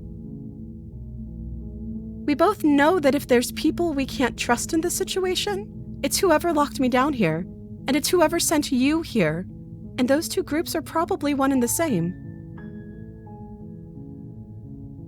Don't let her turn the tables here. This isn't about trust. This is about risk. We stand to lose everything, all for the sake of one person, and a subjugating monarch, no less. Oh man, this sucks. I'm like, Oh, dude, especially her faces. The faces she's making are really making this difficult on me, because normally it's just like, just give her a little bit of a, and then she's dead, and then it's fine, and then, But now that we got this side of her, now I'm kind of starting to hesitate a little bit, starting to really not want to go stabby.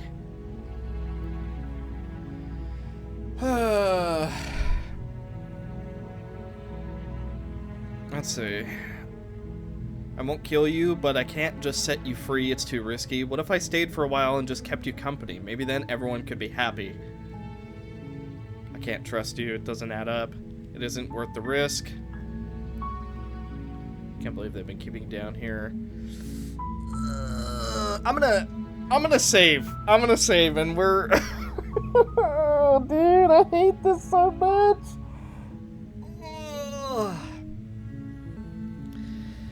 Okay. Alright. Oh, dude, I want to save her so badly, but... Let's just be paranoid. That's what it seems like it's wanting us to go for, so let's just be mega paranoid. Oh, dude. Oh, it hurts. I'm like... I want to save her so bad. I really do. You know what? We'll come back. We will come back. Let's be paranoid. I'm sorry. That seems like a pretty good compromise. I don't think I could bear being down here that much longer. Leaving her alive is too risky. If you don't deal with her soon, she will find a way out. So I'm the only one who liked that idea. I liked it. One way or another, I'm going to find a way out of here. It would make it easier for both of us if you'd help. But if you don't, I can promise that you'll regret that decision. Yes, turn monstrous. You have to make a choice. Let's hope for all our sakes it's the right one. Turn monstrous. It's gonna make me feel so much better. Because, oh my god, I am in, like, actual low-key pain at leaving you trapped down here. And I'm like, that's why I'm like, you know what? We'll come back. We will come back and save her. But, oh, this is, this is what I get for asking my buddies, hey, should I release her or should I be mega paranoid? And of course they all said, oh, you should be mega paranoid. So I'm gonna be mega paranoid. But god, I want to let her out so bad. Oh well. You know what? We're gonna let her out. Just, we're doing this route first. Lock her in the basement. I'm sorry. I know you think this is some kind of fair compromise, but it isn't. No one wins here. It's a chance we'll have to take. We can make this work if we just stay here and keep watch. No one has to die. Where are you going? You can't just leave me here. You turn your back to the princess and make your way back to the stairs. Your responses are making me feel a lot better. Fine. Turn your back on me. But it won't be long before I slip these chains. And once I'm out of here, there will be hell to pay for leaving me behind. Slip these chains? She can't, right? She needed our help to get out of here. But do you hear the conviction in her voice? I don't think she's bluffing. Either way, she dropped the mask, didn't she? You can still grab the blade and get back down here.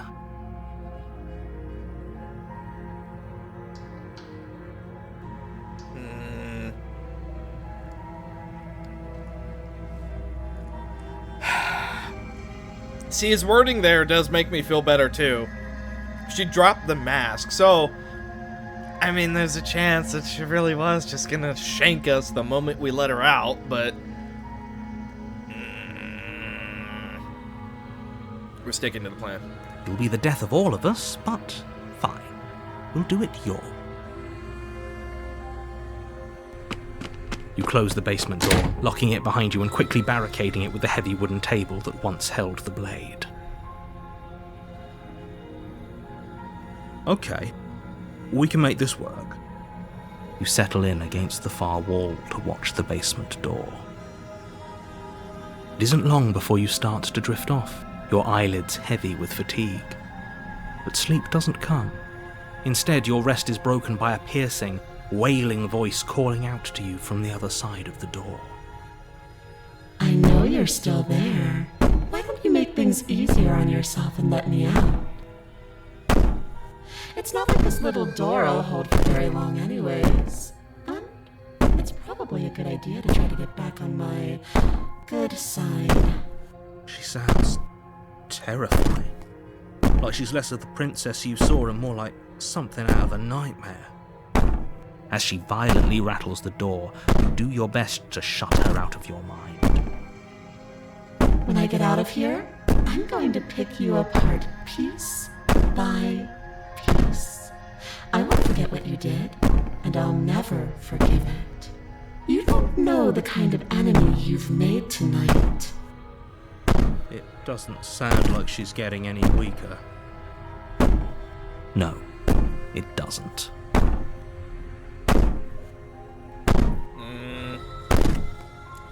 So all of it was just an act, wasn't it? You're not really innocent or harmless. You're not even a princess. You're a monster. I can be innocent and harmless, if I want to be. Teasing me with fresh air and a chance to finally live freely doesn't inspire me to play nice. You put the princess's threats out of your mind as best you can and huddle up against the wall. You jolt awake in the middle of the night to silence in the cabin. Oh boy.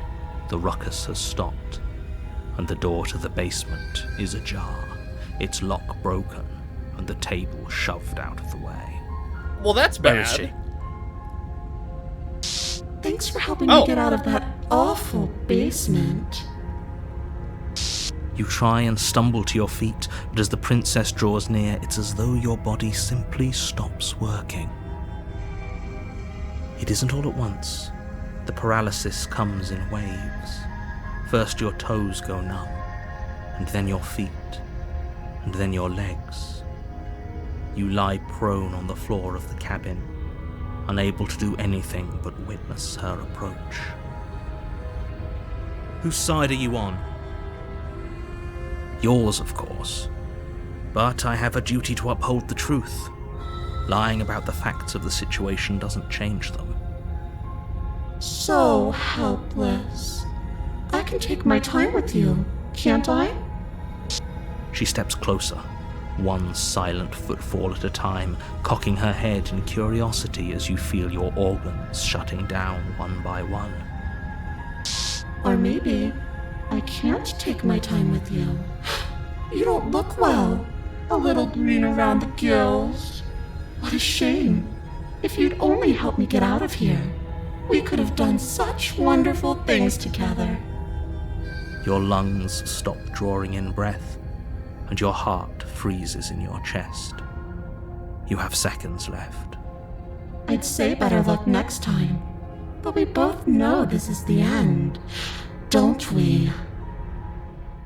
It can't be. This can't actually be how everything ends. I'm sorry, but it is. Everything goes dark, and you die. Chapter 2. The Nightmare. You're on a path in the woods, and at the end of that path is a cabin. And in the basement of that cabin is a princess. You're here to slay her. If you don't, it will be the end of the world.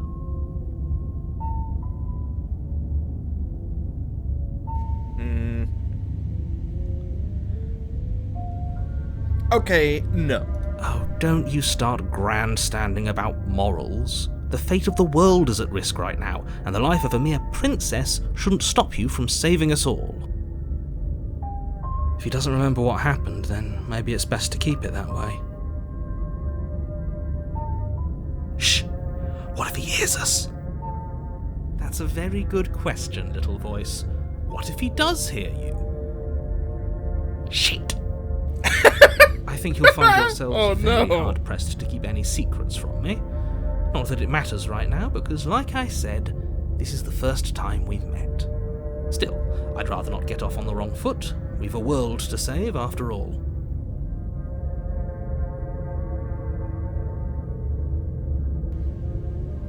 Here we go again. Let's assume I'm telling the truth. Why should I bother doing anything?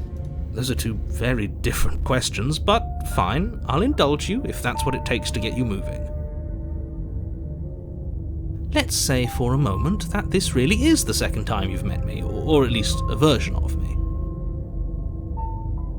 If you're back here, I'm assuming you died, which probably only happened because you didn't listen to me. We couldn't trust either of you, and as far as I'm concerned, we still can't. All we did was lock her away. And how'd that work out for you? Very well. No comment. Well then, congratulations. You've been given another chance to actually do this right. And your solution is to send us back in there. Do you want us to slay the princess, or do you want the princess to slay us? Obviously, I want you to slay her. One of you poses a threat to the world, and the other doesn't. Anyways, I believe your other question was something along the lines of, what's the point of doing anything?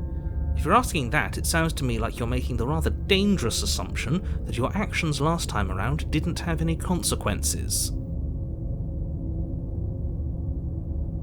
What do you mean? Of course there weren't any consequences. We were killed by the princess, and now everyone's right back where they started. That sounds pretty consequence-free to me. Speak for yourself. From my perspective, there were plenty of consequences. I'm never going to forget the way she just made us stop working. And that's only scratching the surface. If what you said is true, it begs the question of how you got back here. Did time simply rewind itself, or have you found yourself in another world altogether? If it's the latter, what do you think happened after you died? Do you think the people there lived happily ever after? Or do you think that the princess, left unhindered, brought about the end to everyone and everything, just like I told you she would? I mean, that princess? Chances are she, If she brought an end to everything and everyone, how are we supposed to stop her? What do you want from us? I want you to succeed. You'll find a way. You're the only one who can. Turn around and leave. Alright, let's go to the cabin. A warning before you go any further. She will lie, she will cheat, and she will do everything in her power to stop you from slaying her. Don't believe a word she says. I don't think lying and cheating is her thing. She was very direct with us last time. Or at least, she was direct with us after we decided to lock her away. It doesn't matter. Don't trust anyone.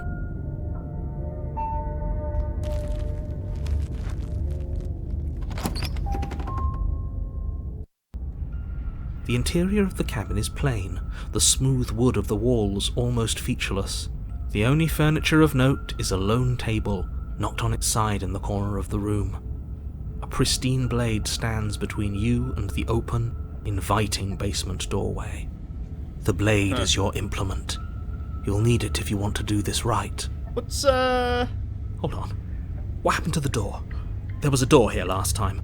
What's up with the people staring at us in the windows? Or wait a minute, no. Not people. The princess.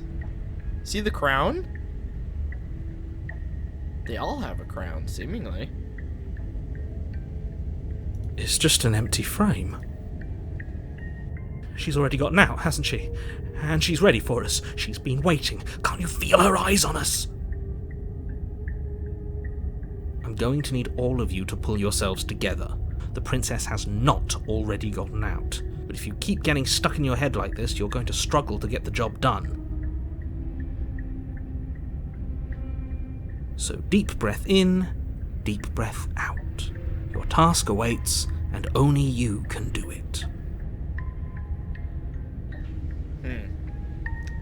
You didn't say anything about the mirror on the wall.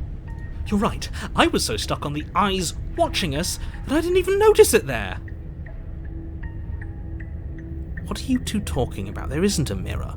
There's a table, the blade sitting on the floor, and the open doorway leading to the basement. There's nothing else in here.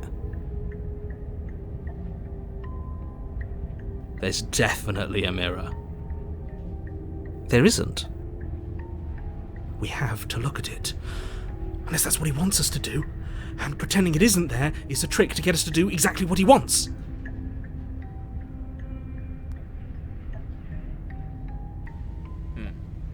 Why would you lie about there not being a mirror when it's clearly right there? What's the point? Exactly. Why would I lie about something so meaningless? What good would a mirror even do? Let you waste time preening yourself instead of doing what needs to be done. I'm gonna approach a mirror. You walk up to the wall next to the empty basement door frame. It's a wall. There isn't much to see here. This really isn't funny. You reach forward and rub your hand against the cabin wall. I hope you know how ridiculous you look right now. Did he make it go away? Clearly there was something in there worth investigating if he wants it hidden so bad.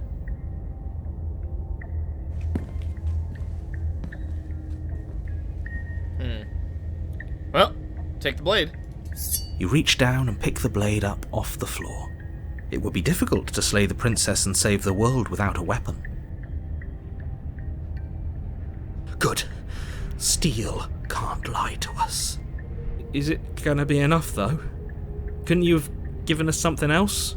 Something, I don't know, better than a knife? Could we have a bomb? What? The blade is the only thing you need to finish your task. You're more than capable of pulling this off, so long as you don't lose faith in yourself. Man, a bomb would make this real easy. Also, quick save. Those are the words of someone who knows he's sending us to our death.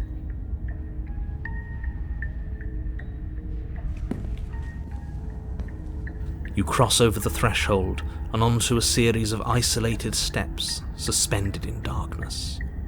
More eyes, too. You never mentioned the eyes.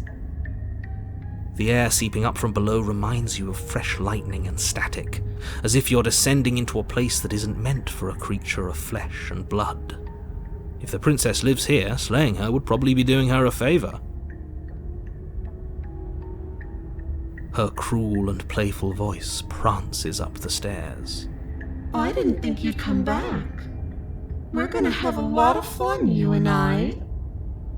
Okay, we need a game plan. Last time we were here, just being close to her was enough to kill us.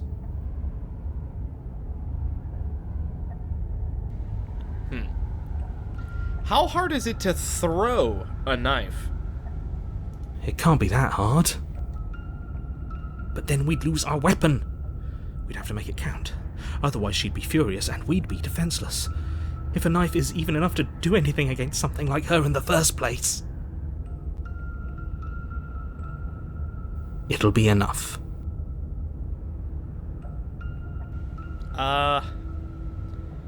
We don't need a plan. I'm just gonna kill her. Mr. Narrator seems to think I can do it.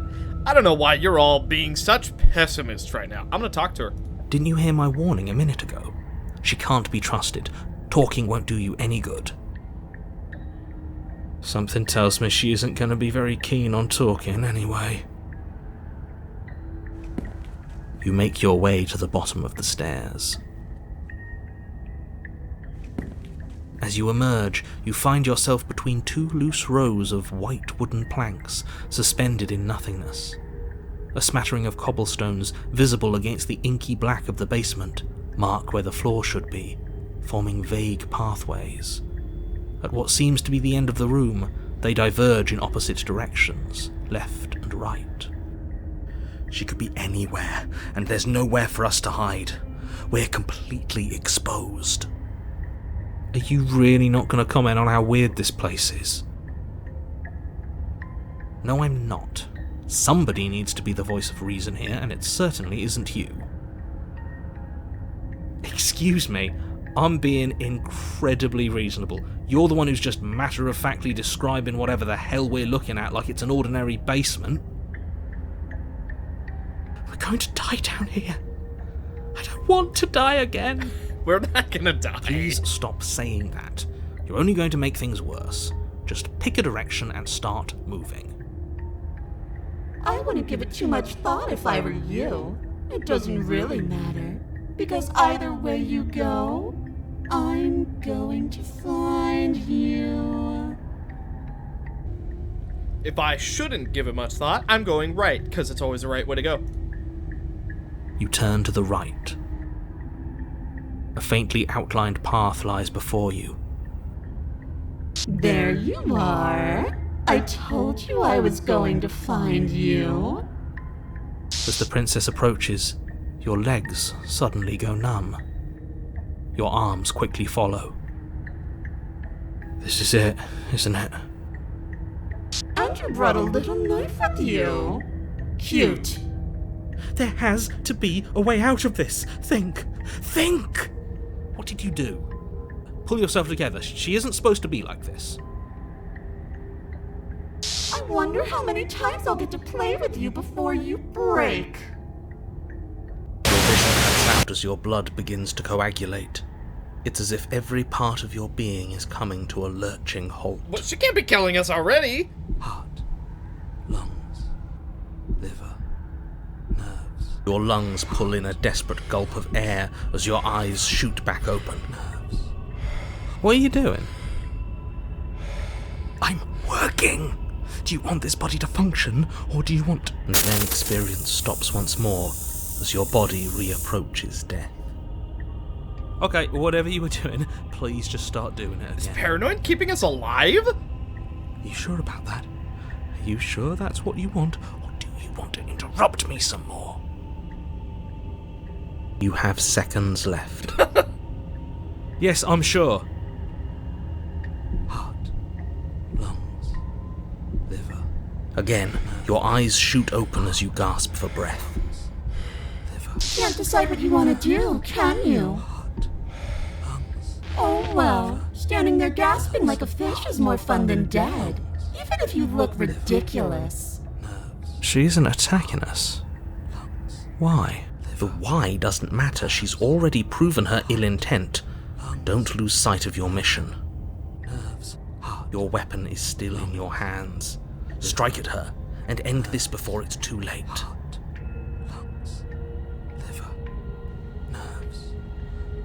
Oh boy. Why won't you finish me off? Because I don't want to. And even if I did, I don't have to. Look at the way you're struggling to stay alive. It's taking everything you have to keep your heart pumping right now. And I'm enjoying the show. The princess leans forward, bringing her masked lips close to your ear. If I want to see you gone, all I need to do is break your concentration. Heart, lungs, liver, nerves. Heart, lungs, liver, nerves. Heart, lungs, liver, nerves. She slowly runs her velvet glove across the base of your neck. It feels like static. And then... Shit, make her stop! Hey, snap out of it. Huh. Okay, deep breath. Deep breath. We're So as fine. long as paranoid's Heart, concentrated... lungs, liver, nerves, heart. You're back. Lungs, liver, nerves, heart. One moment, and then you're gone. Just like that. Lungs, liver, Ah, nerves, and there's the fear.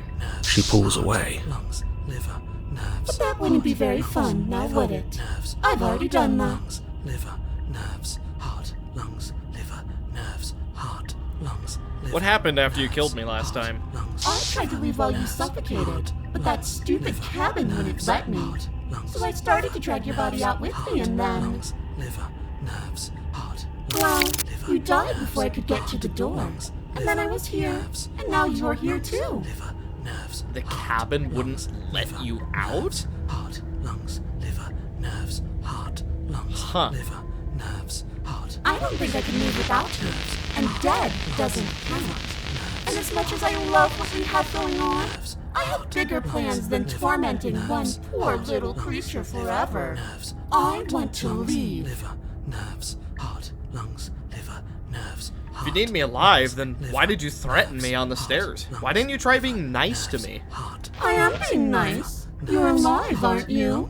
liver, nerves. And you died of fright as soon as you saw me last time. I didn't think keeping you alive was an option. But it looks like that's not a problem anymore. At least not for me. Nerves, heart, lungs, liver. You seem miserable. Liver, nerves, heart, lungs, liver. Nerves, heart, lungs, liver, nerves, heart. You're a lunatic, you know that, right? Heart, lungs, liver, heart, lungs, liver, nerves. Goodness. Heart, lungs, liver, nerves. Let's see. Heart, lungs, I was sent here to stop you from destroying the world. I can't just let you leave. nerves. I know. You told me last time. Nerves, heart, lungs. Destroy is such an unenlightened way of putting it. So sudden, so violent, so little nuance. Heart, I'm not going to destroy the world, but I am going to hold it in my hands and squeeze it. liver, nerves. I'm going to make it afraid, just like I've made you afraid. Liver, nerves, heart. The world needs fear, doesn't it? Every terror I bring would make the good times so much better. Well, I'm practically doing a public good. So what harm is there really in letting me out? Heart, lungs, liver, nerves, heart, lungs. Other than the whole suffocating the entire world, Liver, people will die if you do to them what you've done to me. Well, everyone dies eventually. They're all full of wet, writhing things, and in the end, each and every one of them gets unwound. And then those things get to become a new everybody. Just to come apart all over again. lungs, liver. All I want is to be there for it. I want to watch it happen. And maybe do a little unwinding myself. Lungs, Is that really so much to ask? lungs, liver, nerves, heart, Yes. lungs. What if I let you out? What then? Do we go our separate ways? Oh no, definitely not. If you're what I need to leave this place, chances are you're pretty useful. I think I'll keep you right by my side. A little good luck charm to make sure I stay free. Heart, lungs, Don't worry, I'll make sure to take good care of you. I promise. heart, lungs, liver, nerves, heart, lungs, liver, Being around you is agony. I'm not gonna stick around. Oh, we both know that you don't have a say here, so you should just look on the bright side. liver, nerves, heart, lungs. I'm not sure what the bright side is for you, but I'm positive you can find it if you look hard enough. Liver, nerves, heart, lungs, liver, nerves, heart, lungs, I'll just die then. nerves. And then we'll wind up right back where we started. Round and round we'll go. I wonder what will be different next time. Maybe you'll actually be able to move a limb. Who knows? Heart, lungs, But I'm always going to win. liver, nerves, heart, lungs, liver, nerves, heart, lungs, liver, nerves. Are you sure about that? Give it enough tries and I'm bound to win eventually. And maybe you don't get to come back like I do. Liver, Is that a bet you're willing to take? Imagine climbing a mountain of lifetimes.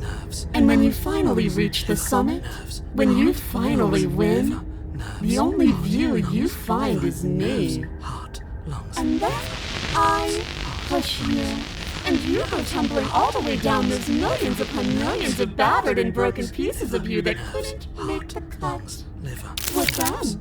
Would you have it in you to climb again? It sounds like a lot of effort for nothing. When instead we can just leave this place together, hand in hand. nerves, heart, lungs, liver, nerves, heart, lungs, liver, nerves, heart, lungs. If you want to work together, can you at least turn off this whole organ shutting down situation? I am what I am. It's not my fault that you can't handle being around me. Liver, nerves, heart, lungs, liver, nerves, heart. You're a lunatic. You know that, right? Like I said, I am what I am. And right now, I'm in control. So, you might want to be a little nicer to me. She raises one long gloved finger, its tip hovering just over your skin, seeming to enjoy the lingering threat. But she withdraws, sparing you another momentary glimpse of death. Heart, lungs, liver, nerves, heart, lungs, liver, nerves, heart, lungs, liver, nerves, heart, lungs, liver, nerves, heart, lungs, liver, nerves, heart, lungs, liver, nerves, heart, lungs, liver, nerves, heart, lungs. I'll go for it. Nerves, heart, lungs. How about I just kill you instead? Heart, The princess cocks her head, neck cracking uncomfortably, and you can't help but imagine a smile carve its way from ear to ear on the other side of her mask. heart, lungs, liver. Thinking about that knife, are we? Liver, nerves, heart, liver. That little theory to the test. See how it plays out. But I don't think you're going to like what happens. Because even if you make me dead, you're not getting out of here. This place is mine. And I'm not giving you the stairs unless I'm leaving with you. Lungs, liver, nerves, heart, lungs, liver, nerves, heart, lungs, liver, nerves, heart, lungs, nerves, heart, lungs, liver, nerves, heart. There's gotta be. Liver, I mean, lungs, liver, nerves. these are both options. Nerves, heart, lungs, liver, nerves. Okay. Heart, lungs. Fine. You win. Heart, What? lungs, No! nerves, heart, I knew you'd come around. Oh, this is going to be so wonderful. heart, No, I'm not going to let this happen. Before you can utter another word, your body stops moving, and, do you think you can just wrest control away from us?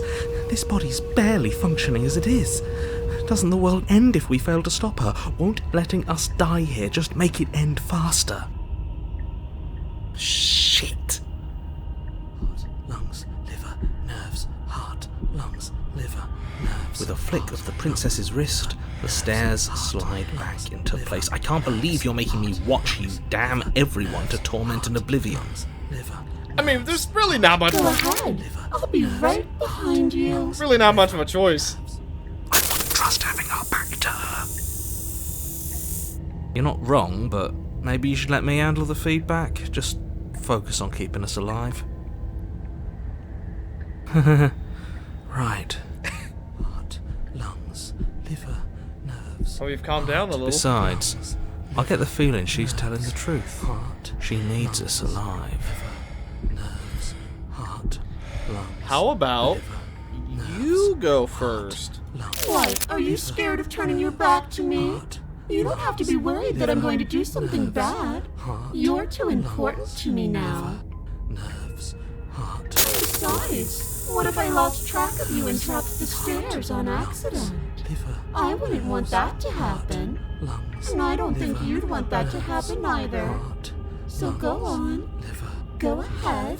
heart, She urges you forward, liver, like one might a reluctant pet. lungs, liver, nerves, heart, Okay, fine. liver, You place a shaky foot on the first step lungs, and begin your ascent from the basement. heart, You can feel the static prickling of the princess on your neck, your limbs buzzing with pins and needles, an uncomfortable and constant reminder that you exist, lungs, and that your existence is so very precarious. lungs, liver, You're almost there. heart, lungs, liver, The only thing left between you and the cabin is the now shut door to the basement. heart, It would be a real shame if it had locked behind you. heart, lungs. Oh, you snake. There wasn't even a door when we first got here. The door was from last time. I told you we shouldn't trust him. I know he's messing with us, but you can't lose your cool. We need you right now. Remember? Yes, I remember. Of course I remember. Heart, lungs, liver, nerves. This is so frustrating. Heart, lungs, liver, nerves. Thank you. And you? You'd really rather us die down here than let her out? Of course I would. As much as I want you to have a happy ending, the fate of the world is a little more important, and you still have a weapon. You can still make this right. Liver, nerves, I think the door's locked. You haven't even tried it. It'll open. You just have to give it a tug. Well, alright. heart, You pull against the door. Oh, liver, The lock gently clicks open in response to your effort, and the door creaks on its hinges. This isn't right. That's not even the way it's supposed to swing. It's supposed to swing out. You're not nearly as powerful as you'd have us think, are you? Heart, lungs, liver. Anyways, like he said, you're not really in control here, are you? I never said I was. If I was in control here, why would I need you to slay her? I don't know. Secret reasons? That sounds right. The door is open. What are you dawdling for? It's time for us to go. The world is waiting. The princess moves past you and into the cabin. This is it. This is your final moment to make things right. Kill her! I thought you wanted us to slay her. It's the same thing. Do it. Do it now. Do it now, or everything is over. You sound Okay, what do we especially do? desperate. I said, what do we do? Oh, do you want to hear from me now? Yes. Well, I thought you needed me to run the autonomic nervous system. Autonomic? That's We a do, new one. but this is important. Look, I'll even do it myself. Just tell us who to trust. Brain? Heart. Right, heart. Lungs. Lungs. Liver. Nerves. Okay, thanks. I got it. Heart. Lungs. Liver. Nerves. Heart. Lungs. Liver, nerves, heart, lungs, liver, nerves. nerves. Heart. He's so lungs, slow. Liver. Nerves. Look, you gotta say it like Paranoid. Heart, lung, liver, lungs, nerves. Heart, lungs, liver, nerves. Heart, lungs, liver, nerves. You gotta get into the rhythm. You're terrible at this. I know. I'm doing my best. Get in the rhythm. It's very hard to stay focused on running things when other people are talking to you, isn't it? What are you doing? Nothing, I'm just dying. Heart, lungs, liver. Finally, I can talk. nerves, Now, what were you asking me? heart, Running everything kind of feels like lungs, popping in and out of consciousness. liver, It's easy to lose track of things. Heart, lungs. They were asking you for your blessing to trust me. Nerves. Oh, that's right, yeah. Fuck this guy. Don't trust him. What? Really? So you'd have them trust her? That's this guy. Oh, of course not. Can't trust anybody here but ourselves, but I guess that leaves us back where we started, doesn't it? I suppose if I had to make a choice, I'd pick the one that doesn't make our organs shut down. Thank you for your gracious show of support. Lungs. But that's a marginal preference. We'll have to deal with him later. I'd just rather deal with him while our organs are intact. Nerves. Whatever. You heard what he had to say, so whether you trust me or not, killing her is still the best, nay, the only option you have worth taking. Alright, I'm done. You can let me take over again. Lungs. Finally, that was awful. I really don't know how you do it. Heart, lungs, liver. You've been standing there staring blankly for a while now. And I have to say my patience is running a little thin. So don't make a lady wait any longer, okay? Look, I'm just trying to keep myself alive. The door. Ooh. A choice even now. Liver, I'm gonna quick save. nerves, heart, I mean, liver, actually, heart, lungs, chances are if we leave with her right now, heart, lungs, I wonder. liver, nerves, heart, lungs, liver, Alright, I'll bite. nerves, heart, lungs, The doorknob twists in your hand, revealing the forested path beyond the cabin. liver, You bastard. You've actually done it. You've actually doomed nerves, heart, lungs. It's so beautiful. I can't wait to ruin it. But it's so cold, too. It's itching against my skin. The princess, exhausted, slumps to the ground. Why is it so cold? I had a feeling that might happen. You do not get the chance to respond, nor will you ever. It's time to leave. Memory returns. She's gone. Where did she go? Should we try and find her? And there's that mirror again. Why is it here? Why now?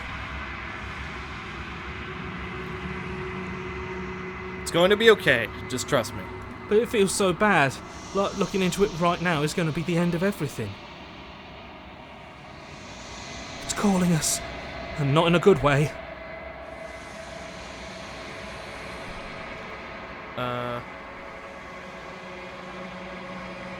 I'll see you on the other side. It's gonna be okay. Okay. If you say so. We'll trust you. Can we trust you? Yes, you can, Paranoid. I mean, hey, you kept me alive. It's only fair I don't lie to you. Approach the mirror. You approach the mirror. Silence as you reach forward. They're gone once again. The mirror always makes them leave, but you need to see what's in it. You've unraveled. You find yourself in the long quiet once again.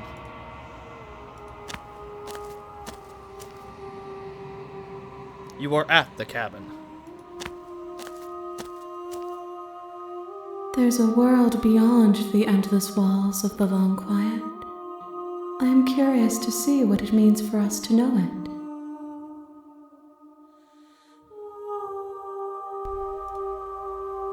Do you think there are people out there? It doesn't matter if there are. People are too small for us. You and I are the only things that interest me. Do you think that anything is real out there? Do you think that we're real? We are real. Nothing is an idea that dwells in the absence of something. But nothing cannot exist on its own. And because of that, nothing can't exist.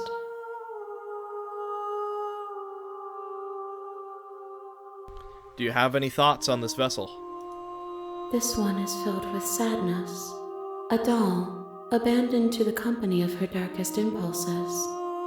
She desires only companionship, but the only thing she knows is how to hurt. She will make for a tender heart. Do not mourn her. She has finally found her way home. Do you know what's going to happen when you awaken? If I did, I would already be awake. When you send me back, I'm not alone. There are voices that speak to me. Some of them are me, but one of them is something else. I call him the narrator, and he wants me to kill you. Do you have a narrator? Have the vessels had one? No, their minds are empty, existent, but constantly shifting into something new. Do you think your narrator lives in the spaces beyond?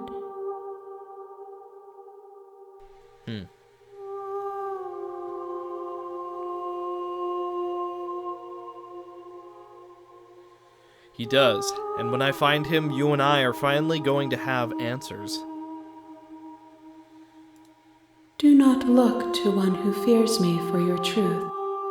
The only answers worth knowing are those we can find within ourselves. How many more vessels do I need to bring you? One. Whatever you bring me next will be enough, and then gravity will pull the others back to me. I will be singular, a final multitude.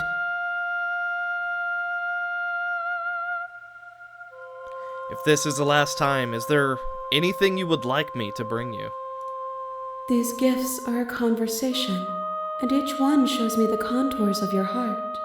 The only thing I want to see is what you choose for me when the thread is fully drawn. I'm ready to go back. The next time I see you, each of us will finally know what we are.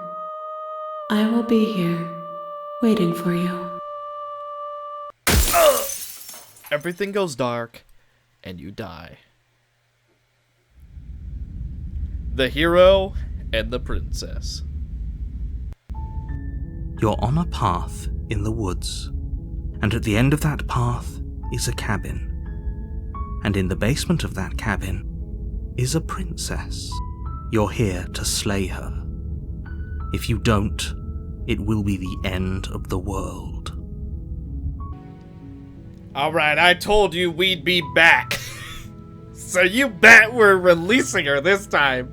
I can't believe they've been keeping you down here like this. I'm getting you out of here.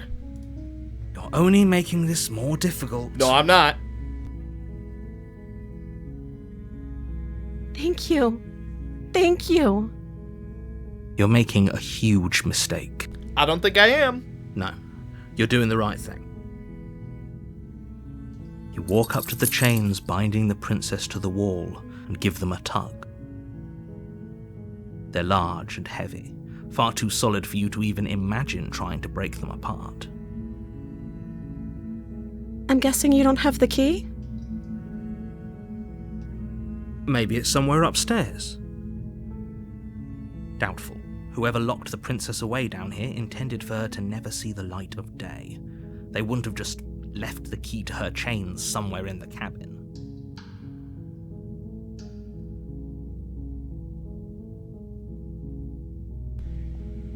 Well...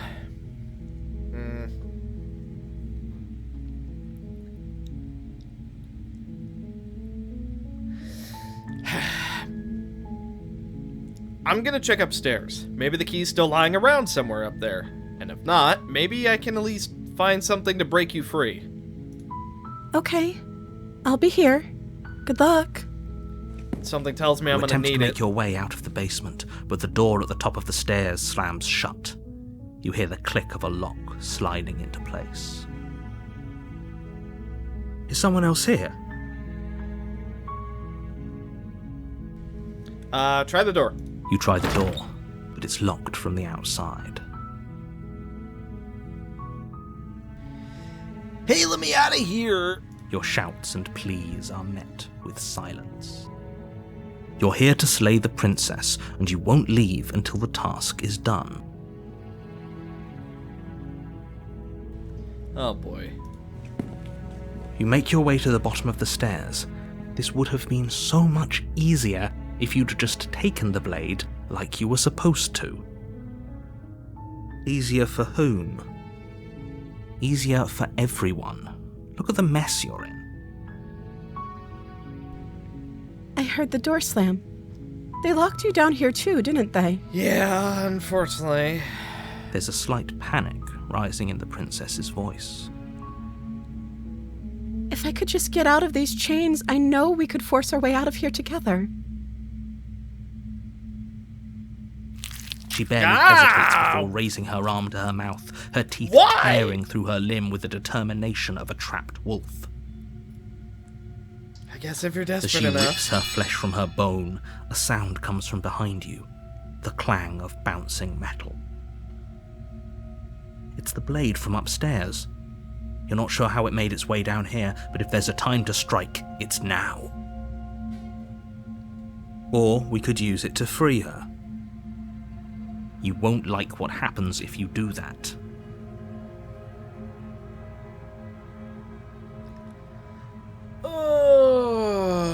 Didn't the other one lead to the ghost ending? The other one led to the ghost ending. No, I didn't want to do this. Oh, I'm so sorry. I really didn't want to do this. Without hesitation, you bring the blade down and plunge it into the princess's back. Fine. The wound drives her to the ground. Okay, there's no going back now. I'm with you to the end. You bastard! Were you lying to me this whole time? The princess pushes away from you, the motion ripping the blade from her back. Wounded, but still alive, she crouches on all fours in the corner of the room and meets your eyes with the ferocity of a cornered predator. You've made a terrible enemy, and there's nothing in the world that can possibly save you from me. Trust me, I didn't want to. I thought we had the upper hand, but it's as if she's barely even threatened by us. It's an act. She's wounded and unarmed. There's nothing she can do to hurt you. I'm not so sure. Don't waver now. As you ready your blade to deliver a lethal blow, she lunges at your legs with the same animal ferocity she used to tear at her arm. Your knife cuts into her again and again as you're tackled to the ground, your body racked with pain as she rips into you with tooth and claw. Forget about trying to rescue her. This is about survival now. Give her everything you've got. Though your nerves are seizing with pain, you know you've done your fair share of damage as well, your blade having left deep gashes in the princess's back.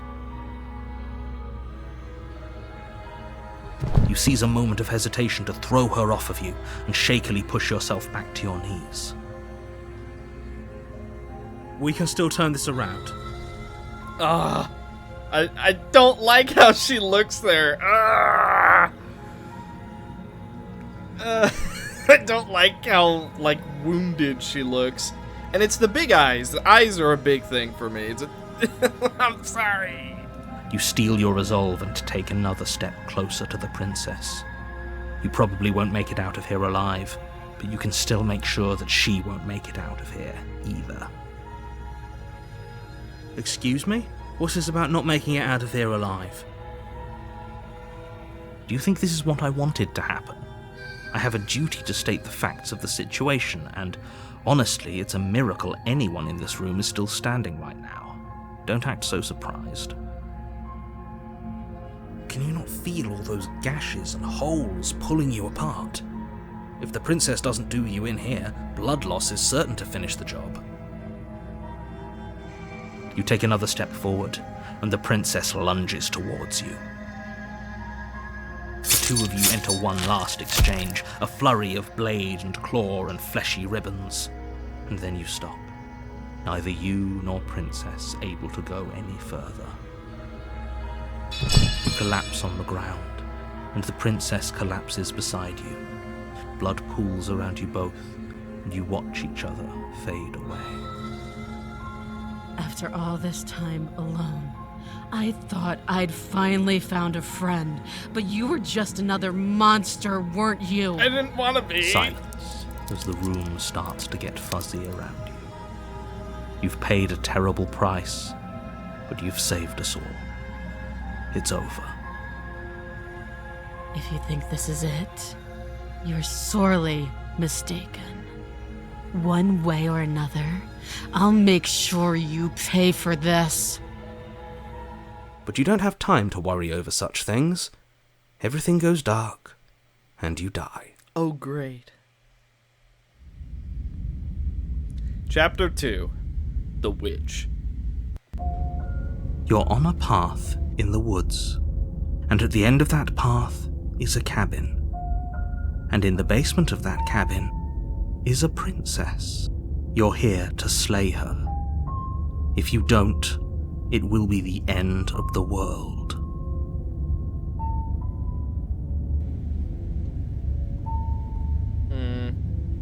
But I already slew the princess. Sure, she also killed me, but I definitely got her. Why am I here again?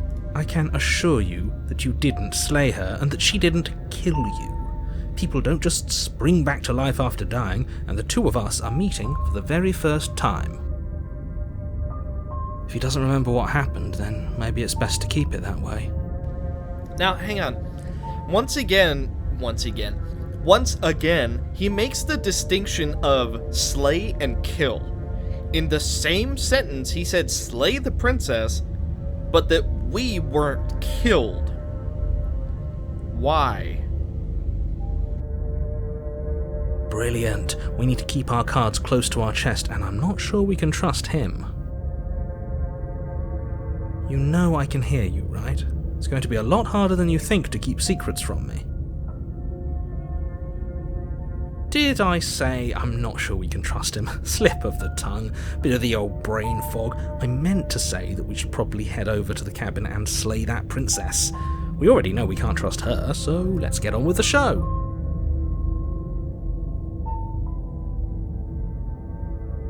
Let's assume I'm telling the truth. Why should I bother doing anything? Those are two very different questions, but fine, I'll indulge you if that's what it takes to get you moving.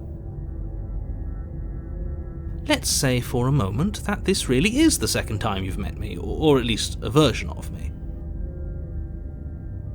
You died last time, which probably only happened because you didn't listen to me. We were just weighing our options in a morally ambiguous situation. You can't blame us for weighing our options. We did our best with the information we were given, and we did kill her. And yet you still died, didn't you? So congratulations, you've been given another chance to actually do this right. And I believe your other question was something along the lines of, oh, what's the point of doing anything? If you're asking that, it sounds to me like you're making the rather dangerous assumption that your actions last time around didn't have any consequences. What do you mean? Of course there weren't any consequences. We killed the princess killed us, and now everyone's right back where they started. That sounds pretty consequence-free to me. Yes, but in this purely hypothetical scenario, that begs the question of how you got back here. Did time simply rewind itself, or were you instead transported to a different world entirely? Had you failed to slay the princess, what would have happened to everyone in the place you left? That's a very good point. This princess character seems like a lot of trouble, and if you think about it, actually slaying her probably breaks us out of this cycle, right? We don't want to be stuck here forever, do we? Depends. You're laying it on a little thick, aren't you? If we're able to save her, then I'll stay here forever. Laying it on a little thick? What are you talking about? I'm sharing my honest opinions. What matters is that almost everyone seems to be on the same page. So whenever you're ready, you can stop dawdling, get to the cabin, and save the world.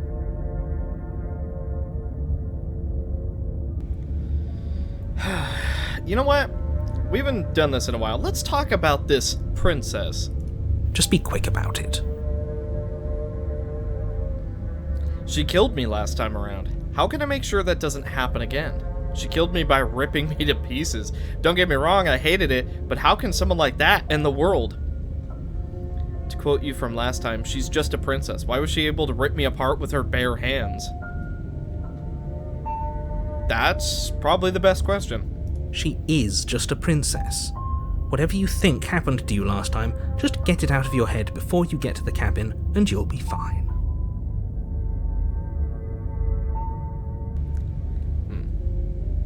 She killed me last time around. Like I said, if she killed you, it was probably because you didn't listen to me. Don't talk to her, don't trust her, just go in, do your job, and save the world.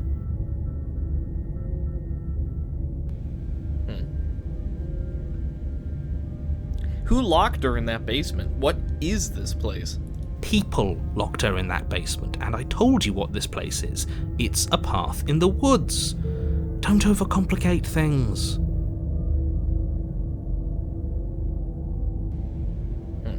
Okay.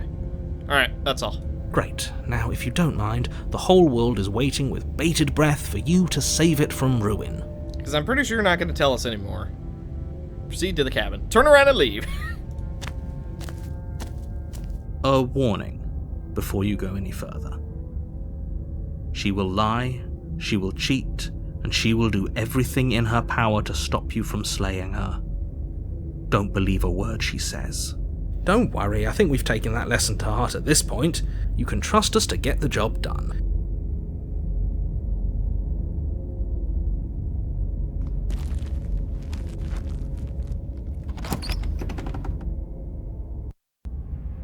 The interior of the cabin is a mess of twisted roots. The walls a chaotic weave of knotted wood that, almost as if by accident, just happened to resemble a room.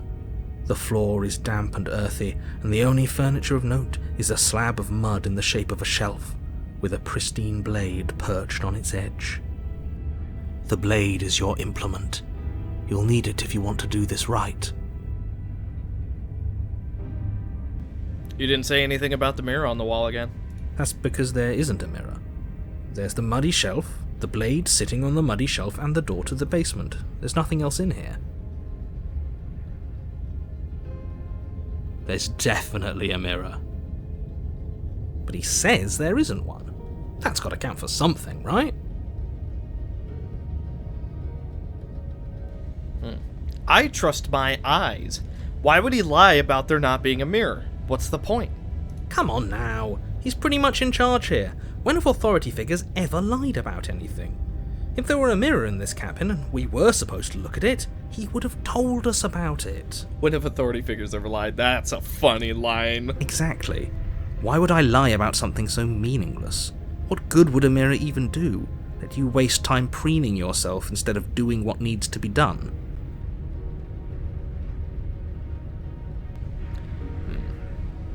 This whole cabin is different than last time. Very different. Maybe that's because you haven't actually been here.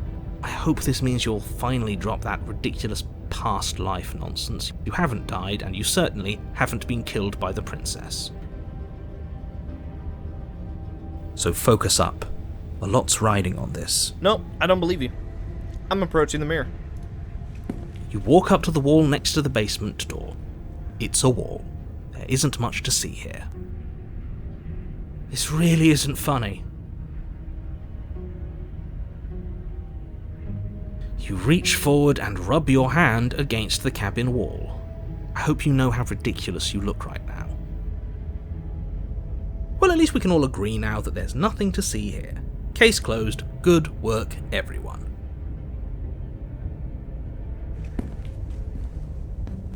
We're taking the blade.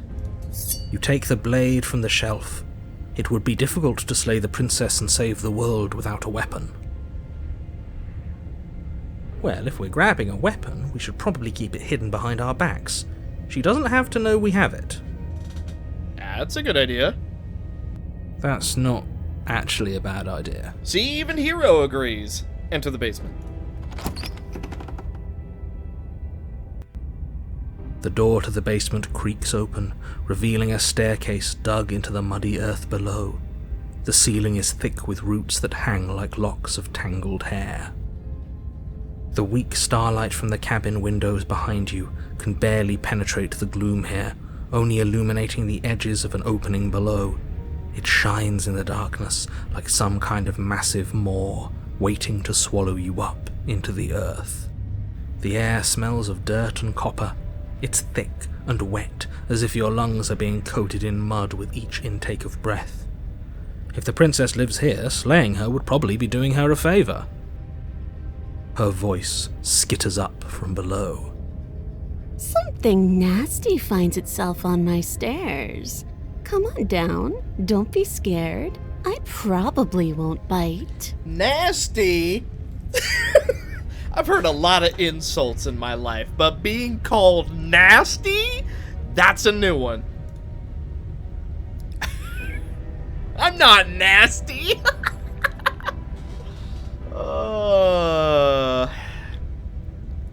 I'm saving.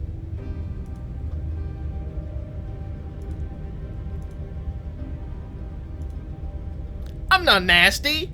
But you are. You're a wretched little thing. I recognize that voice as easily as I recognized your nervous little footsteps coming up the path. I know who you are, and I remember what you've done. See? She knows us. Is this enough for you to believe what we've been saying? Maybe, but you shouldn't let that cloud your judgment. She's just a princess. As long as you remember that and remain focused, slaying her will be easy. She seems friendly enough. Maybe we can talk our way out of this whole situation. I agree. You can't. Nuh-uh. Unless you slay her right away, she's going to break free and end the world. There's no reasoning with what she is. I'm not killing her this time. I don't care if she kills me 100 times. I'm just throwing ideas out there. I like to think out loud. I'm the kind of guy who likes a discussion.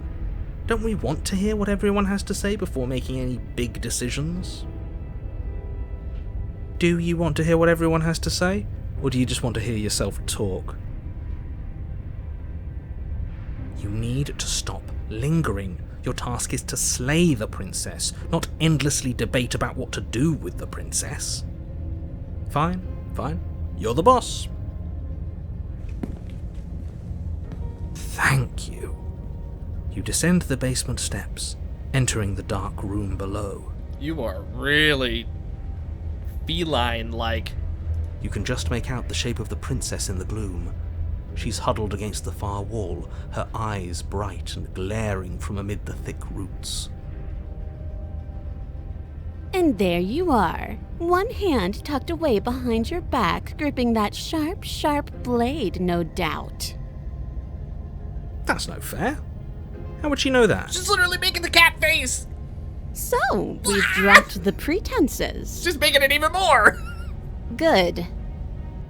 She's acting like she already knows you. I guess what you said back in the woods really was true. That's pretty sharp. How'd you figure that one out? Call it deductive reasoning. Well, you seem to be great at it. So, you really don't remember us, do you? No, I don't. But you and the princess clearly have a shared reality, even if I'm not a part of it. I won't waste time fighting you on something that's clearly true. You fought us on it back in the woods. That was when the only perspectives we had were yours and mine. I'm just glad we could put all this behind us. And now we're friends. Is it all behind us? Yeah!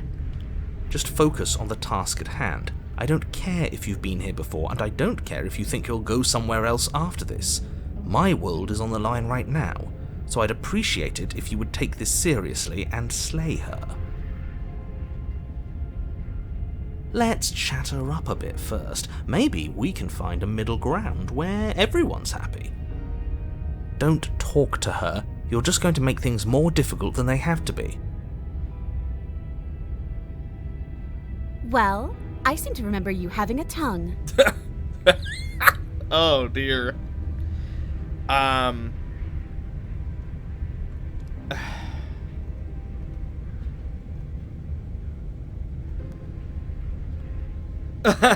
You scared me, okay?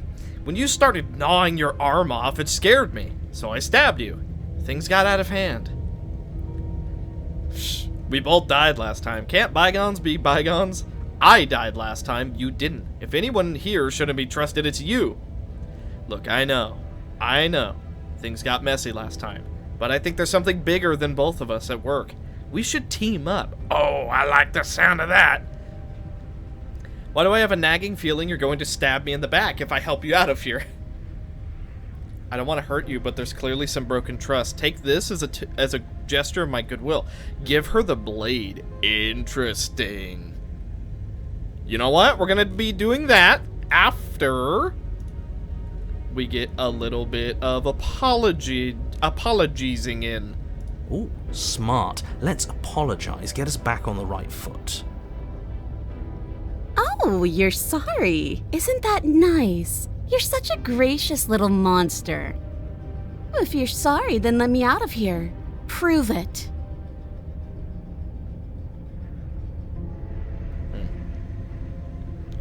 Don't worry, the blade isn't for you. Or not for killing you. We've got to get you out somehow, right? Oh, I don't need you to cut me out. The princess grins as the chains fall from her wrist. What? You could just She do could have that? gotten out of those the whole time. That sneaky little... A woman after my own heart, really. She knows how to hold her cards close to her chest. Or her chains, in this case. This is why she can't just be abandoned here. If left to her own devices, she'll find a way out. Now stop her.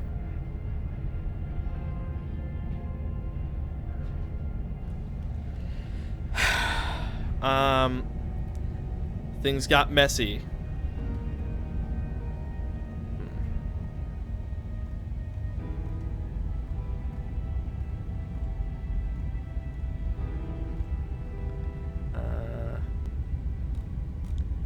Okay, let's think. I get the sense you're not happy with me. Okay, we should team up. I suppose you didn't come into my hovel of your own accord, did you? All right. I suppose I could team up. I need a way out after all, and unfortunately you're the only one I have. Seems to me like she's offering a mutually beneficial arrangement. We should take it. Do you know what the word mutually means? Because it sounds to me like she's offering an arrangement that benefits her and her alone.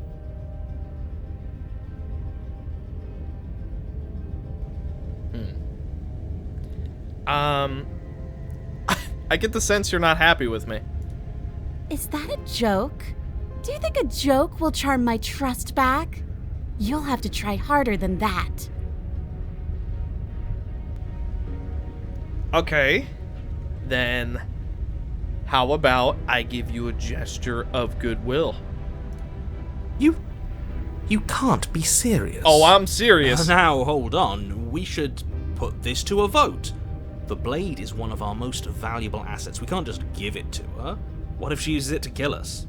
I vote no. As do I. I abstain? What? You abstain. She's going to kill us if we give it to her. Hey, an autumn sale. Thanks, team. Great. I'm so happy to know that there's an autumn sale going on right now. Literally never got that pop-up before in my life.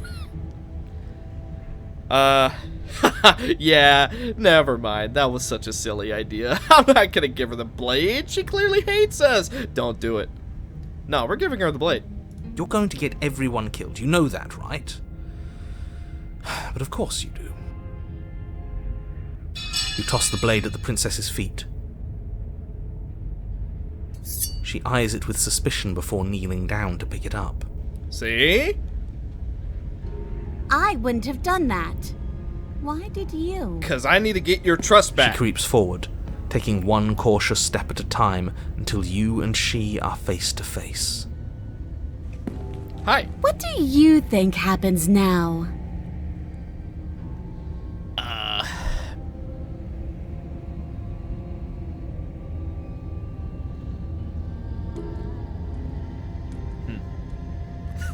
If you're like someone I know, you're probably gonna kill me.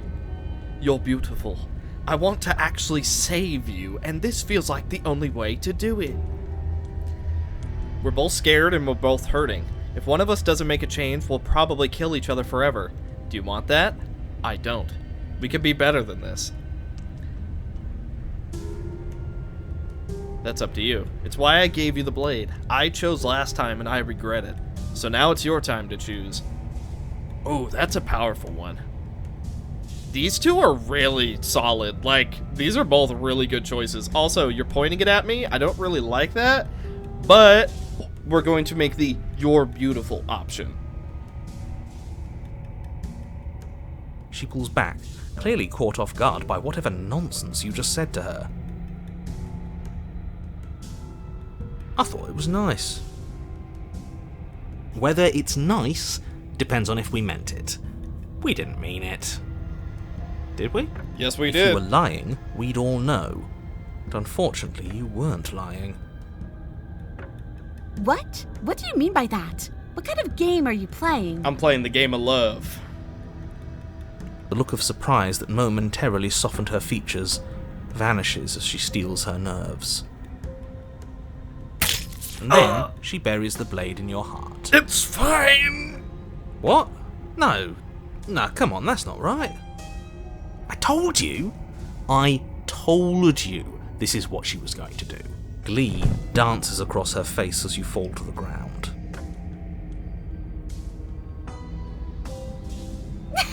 I did it! I got you! You... The princess seems to tremble, her smile fading quickly, replaced with concern. Her nervous eyes brim with tears. Why? Why did you let me do this? But you don't have the strength to respond, nor do you have the time. Everything goes dark, and you die. Chapter 3. The Thorn.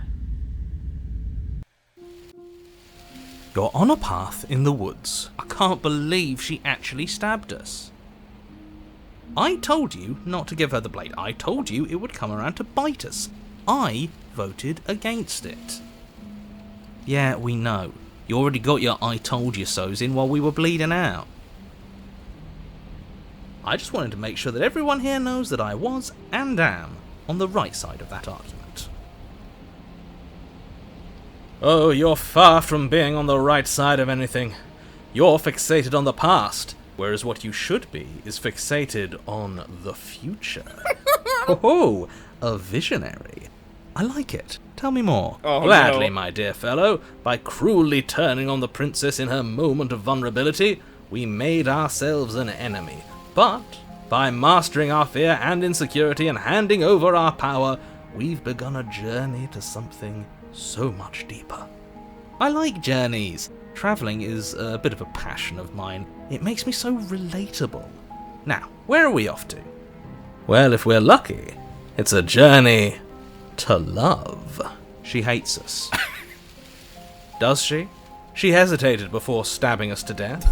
There might just be a kernel of affection in that angry, angry heart. I'm willing to take that gamble. As ridiculous as this guy is, maybe he has a point.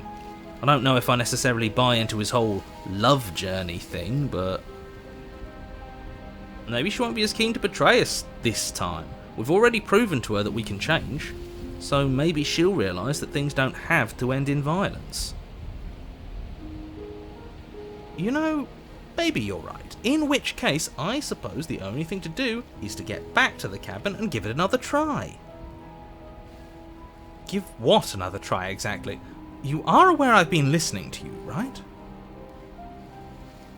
It makes no difference if we conspire in the shadows or bear our intentions with open hearts. We are breaking your cruel cycle and whisking her away to freedom. Now that's my are kind you of now? guy. Yes, we are. Great, so you've obviously been here before, since you apparently died at least once. Twice, actually. Sure. Twice.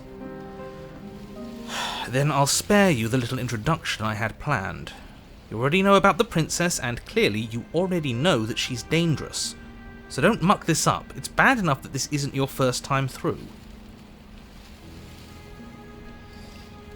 This place is different. It keeps changing. Wonderful. If the woods themselves are changing, then that's all the more reason for you to take this seriously. It would mean your grip on things is slipping, which, in turn, likely means her influence is spreading. Someone's in the know. I've already said too much. The more information you have, the more difficult your task will be. Don't listen to her, definitely don't free her, and if you can, don't even think about her. You don't have to worry about me. My head's always empty. Except for thoughts of her. Yeah, we're gonna free her. Please don't. You can't stop all of us, you villain. Let's just see how the wind blows. I'm not opposed to saving her, but let's not rule anything out just yet. Let's see what she has to say. Stop sitting on the fence and pick a side already. We don't need you waffling when things get hairy. I've already picked a side. Our side. I'm here to make sure that whatever happens, we wind up on top. Because that's worked out great so far. Well, we're not out of the game yet, are we? And again, I'll have you know, I wouldn't have gotten us killed last time. I wanted to stab her in the back, not hand over our precious backstabbing implement. And that's why we didn't do it.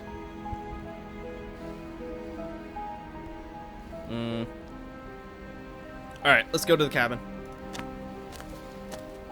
It isn't long before you find yourself at the base of the cabin. I think it's clear where everyone stands at this point. I don't know if I'd say everyone. Are you talking about me? I have a position. It's a good one, too. Ignore him, he's just talking for talking's sake. My position is the only one that matters. The princess is a threat to you. She's a threat to me, and most importantly, she's a threat to the world. You know what you have to do. Yes, I do. And it's free her. The interior of the cabin is hardly an interior at all anymore. The burned-out ruins merely suggest the shape of the structure that once stood here, charred wood still reeking of ash. But beneath it lies the fresh smell of spring growth after rain, the promise of new life in the wreckage of the old. The only furniture of note is the crisp shell of what was once a table, a pristine... Wait, this isn't right? There's supposed to be a pristine blade. Why isn't there a pristine blade? Oh, this is gonna be like the ghost. She still has it. We gave it to her last time. She can't still have it, can she? Well, it's not here. And if she has it... Let me guess. You want to get all chummy with her. Look, as far as I see it, if it's between him and her, I say we side with the one who has the weapon. It's just the smart thing to do. I wouldn't be so hasty. I'm sure the blade will turn up somewhere. She can't have it. That's not how this is supposed to work. If she does have it, that's all the more reason to put our faith in her. We've already shown her our heart. Now she has to show us hers. Unless her heart tells her to stab us, which doesn't seem unlikely, so yes, I agree. Let's make sure we get on her good side. I think we already are. Did you see how she hesitated when she was going to kill us? And we also got a blush. By the way, how do we even get down there? The only thing I see is that mirror. You're right, the mirror is back. There isn't anywhere for us to go. But there isn't a mirror. I still don't get his angle here. Either way, I say we take a look. It feels like it's been forever since we've actually seen ourselves. For all we know, our feathers are all out of place, and that's why we haven't yet won her heart. We must put our best face forward. Yeah, we can't go around looking disheveled. A real go-getter takes care of his appearance. So, is the door to the basement behind the mirror?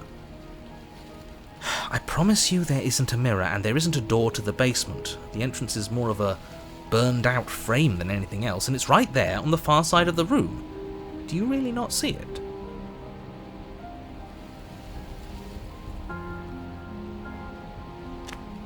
You step forward and approach the scorched entryway leading to the basement, hesitating before you begin the descent. You know what you have to do. Wipe away the grit from the mirror, and behold our handsome features. It went away when we touched it last time. I don't know, I'm kind of liking Smitten. You reach forward and wave your hand through the hollow entrance leading to the basement. You really thought there was a mirror there, didn't you? That can't be good. As if things weren't unpredictable enough. Alas, our fine features remain unseen. We'll just have to trust that she'll find us beautiful as we are. Well, seems like the only way to go is forward, isn't it? Yes, that's where everything tends to be. Let's just put on a good face and have our wits about us.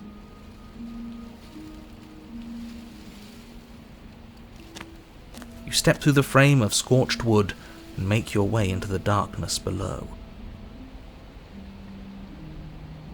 The stairs to the basement are covered in a fine layer of gritty ash. The air still feels warm, as if the fires that ruined this place had only recently been extinguished. Yet fresh shoots of thorny branches are already weaving themselves through the soot-covered earth of the walls around you. Their spines point courteously down towards the basement, so you're able to brush past their jagged points with ease, at least on the way down. But you don't need to think about the way back up just yet. That's a matter for after the world's been saved. Oh, sounds painful. These thorns are an expression of her pain. I know it. She's calling out for help. Her voice, worn down by pain and suspicion, hobbles up the stairs. I can't get away from you, can I? We kill each other and you come back. You let me kill you and you come back. I don't know why you let me do that. I don't know what you want from me.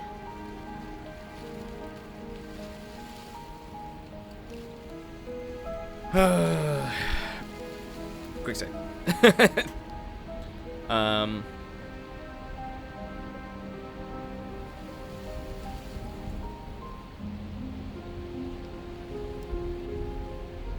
I want to free you. I mean it. I think you know how this goes. I'm down here and I can't leave. So come down and talk. It's not like I can stop you. You continue down the basement stairs, brushing past the smooth edges of thorns that grow more and more plentiful as you make your way forward. You step out into what was once a vast open cavern, now overrun by briars and prickles and thistles, the space thick with hostile vegetation. At the heart of it all, encased in a tight weave of vines, is the princess, her bloody, trembling hands clutching a pristine blade. Did you know this was going to happen to me? Are you here to watch me suffer? Are you here to laugh? None of the above.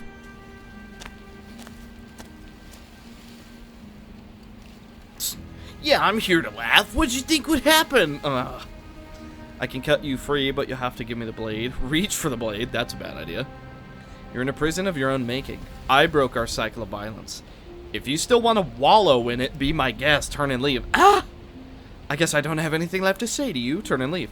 Fine, if you're going to be like that, I'm going to leave. Have a nice life. Bro. I'm not here to laugh. I want to trust you. Then do. Her grip tightens on the blade.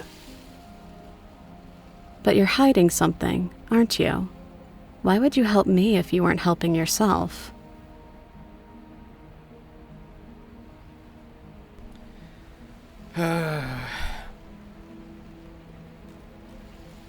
You're not the only one who yearns for freedom. I'm as trapped as you are. I think we need to leave together. The princess clutches the blade closer to her chest. That sounds nice. I'm so tired of the bad blood between us. But it's hard to let it go. You've hurt me. Her eyes dart away from yours for a brief moment. And I've also hurt you.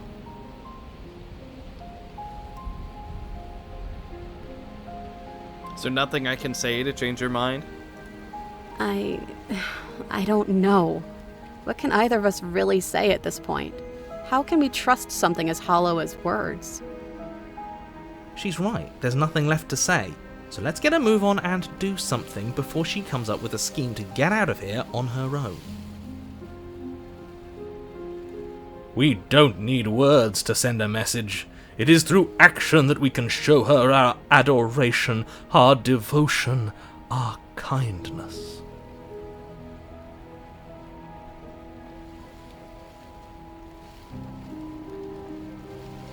Alright.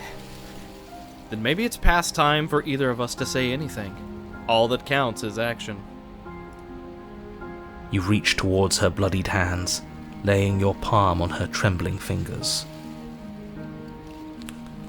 For a moment, she clutches it even tighter, her knuckles going white with the effort. But then the tension fades. Her grip finally loosens and she allows you to take the weapon. You carefully pull it free from the thorns, though they scrape at your skin, leaving red trickles of fresh blood all along your arms. She trusts us! She trusts us! Doesn't that set your heart aflutter? Yes, it Yeah, does. a little. It could just be nerves. Being this close to her does bring back unpleasant memories, but I don't know, it doesn't feel bad. It feels good. Like we're special to her. We are special to have gained an ounce of trust from a maiden so guarded. Now all that remains is to free her from her bindings. Yeah, let's do it. Let's show her how much both of us have changed. Attaboys. Or, hear me out. No. We slay her. No. Right here, right now. She's never been so helpless, and if we don't take advantage of that, we may never get another chance. I don't want another chance. That sounds like a splendid idea. You should listen to him. I shouldn't listen to either of you. I see that the lines have been drawn. It's 2 against 1. I think it's 3 against 1. It's 2 against 2. You don't count. And why shouldn't he count? 'Cause he's different. Because he's clearly not one of us. Yeah, that. He's not in my head. That doesn't matter. He's been with us the whole time. He should get a say. He doesn't remember who we are. So, did you mean it? Or was I a fool to hand my life to you? Cut her free, slay the princess. I just wanted my blade back. You're on your own. Turn and leave. Bro, that is worse than just killing her. Are you kidding me? First of all, big save.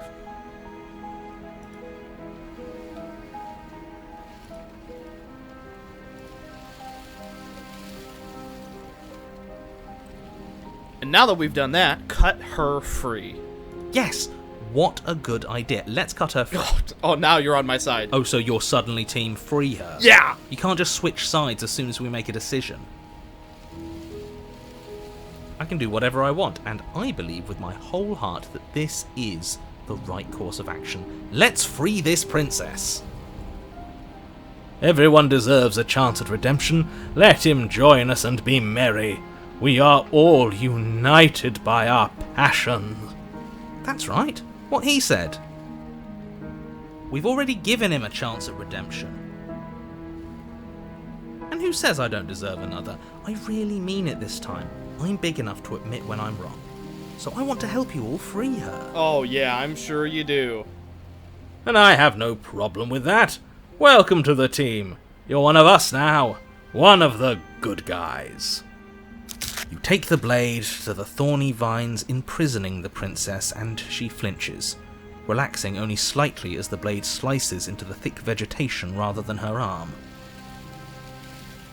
And she flinches again as the last of the vines is cut away, as if, after all of that, she's still expecting you to turn on her and stab her in the heart. But you're not going to do that, are you? Still, all it would take is a single slip of the blade. Don't you dare. 2 things. Why are the vines bleeding? Do vines bleed? I'm pretty sure they don't. I guess they are technically magical vines, but still. Secondly, if you take control of our body again, I'm gonna lose my mind. Such a pathetic attempt at distraction and subterfuge. Our blade is a dashing sword, and every dashing sword is an extension of its hero. It won't slip. You're right. He can't even make it slip, can he? He's a bit of a nobody. Good thing I've been on your side of all this since the beginning. The princess falls into your arms, tears streaking down her cheeks. I can't believe you're making me describe this. I hate you. You actually meant it. You rescued me. Do you see the way she's looking at us? Kiss her! Kiss her now before the moment ends! I actually have an option too? Well, I better kiss her before the moment ends. Can we actually do that? No, you can't. Absolutely not. You know as well as I do that we can. Yes? But we wouldn't want to throw away a chance for a special moment, now would we? Yes! Do it. Do it. I'm only capable of throwing myself off a bridge. But you're not, so narrate it. Well, are you going to describe our steamy, romantic kiss? Yeah! Dude. You lean in and you kiss her. Oh, that's lame. And yes! And she reciprocates enthusiastically. You kiss. It's done. Are you happy now? Nope. Come on now, this is the big moment! You can do better than that. Ugh, fine! You and the princess lock eyes and stare deep into each other's souls with all the roaring emotion that comes from letting what once was hatred turn into pure, unbridled passion. Are you making fun of us? And then each of you close your eyes and kiss. Words can describe neither the nuclear fire nor the oceanic depth of your connection. Please. I think he actually likes romance. If history itself were not about to end, historians would document this moment for the rest of time. Musicians would write era-defining ballads, and great artists would expend entire lifetimes trying to merely capture the spark you hold right now. He's making fun of us. It doesn't matter either way, because this is good stuff. I was smitten. I'm aware of my skills. Oh, yeah, humble brag. Unfortunately for you, the moment doesn't last forever. You open your eyes, the princess smiles gently up at you. Time for you to damn the whole world to oblivion, I suppose. Was that achievement called True Love's Kiss? That was nice. Her hand slips into yours, and the two of you rush to the basement stairs. Shameful, really, that the same thorns that so graciously allowed you downstairs are now blocking your only way out. Please, after all the trials we've been through, do you really think a few measly thorns can stop us? Love is an even more powerful weapon than our blade.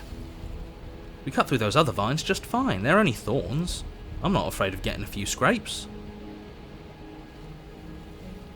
I'm not even sure we need to do any cutting. We can just move them out of the way. What a pathetic showing, really. A few pointy sticks can't keep us down here. We're both meant for so much more than this.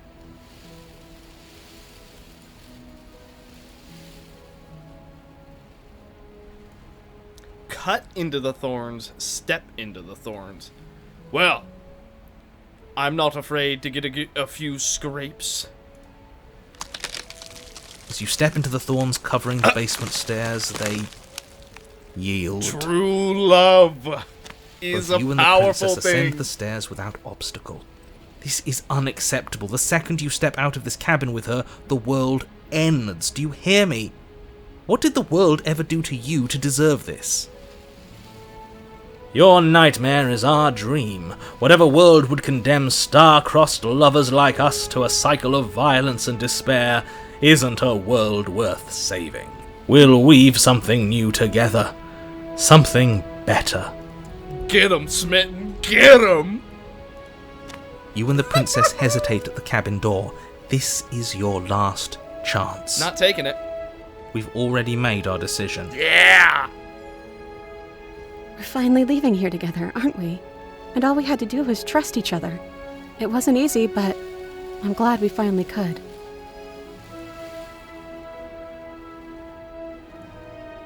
Step into your freedom. Hands clasped, the two of you open the door and step out into a new day. You irredeemable murderers. What do we do now? I Where's everything going? think we say goodbye. Why is it so cold?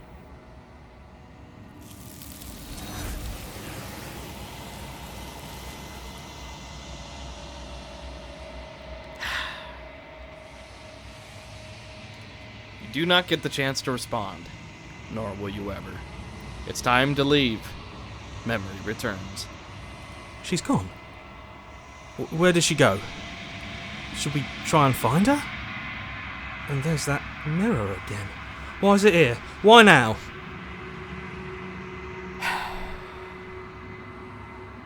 It's going to be okay. Just trust me. We've been here before, and you always get scared. But it feels so bad. Like looking into it right now is going to be the end of everything. Yes, I fear that we won't like what we'll see. What if we just sit here and preen for a while. That can't hurt, right? If they think it's bad, I'm with them.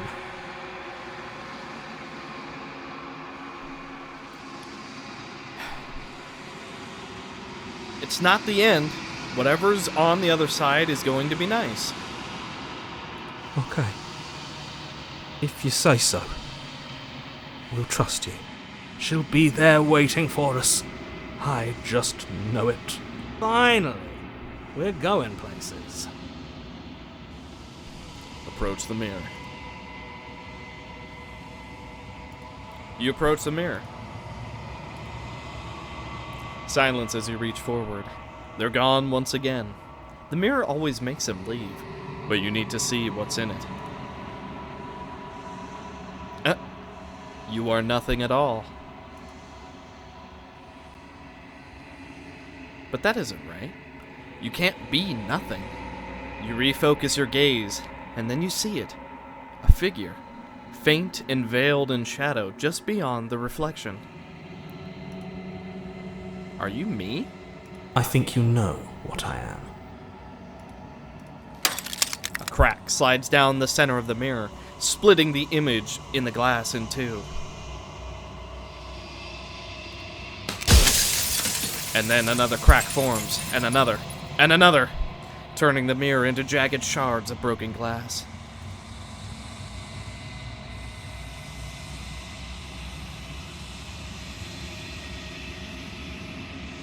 So you're the narrator.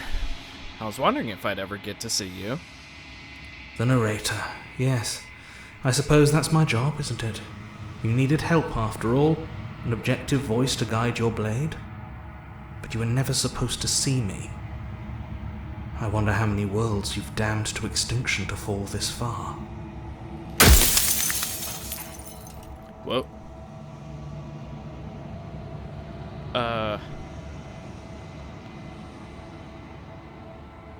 Every time I ask you something, it's like a piece of you breaks.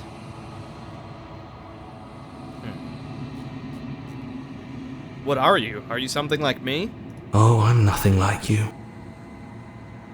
I am an echo, likely one of many.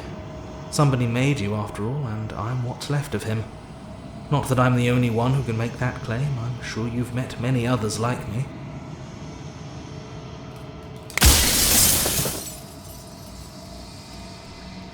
Others like you. You said something like that before. Has every narrator really been different? Of course.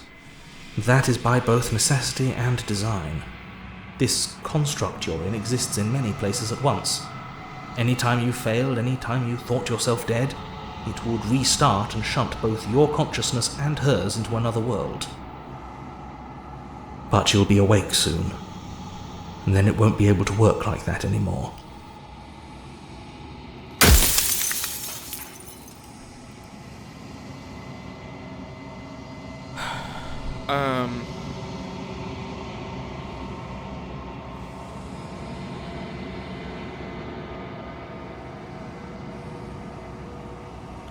Are you a part of me, or are you something else? No, I'm not a part of you. But that's all a matter of perspective, isn't it? From one vantage point I must seem wholly foreign, but from another, well, all the versions of me that have existed have collectively heard your every thought and driven your every action. If that isn't being part of you, then what is?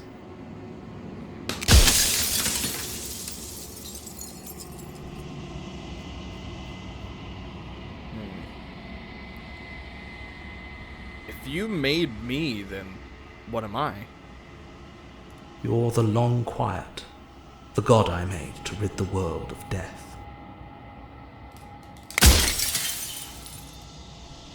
Rid the world of death. What is a princess? Did you make her too? She is the shifting mound, the ebb and flow, the capacity to change. She is transformation, or most of it.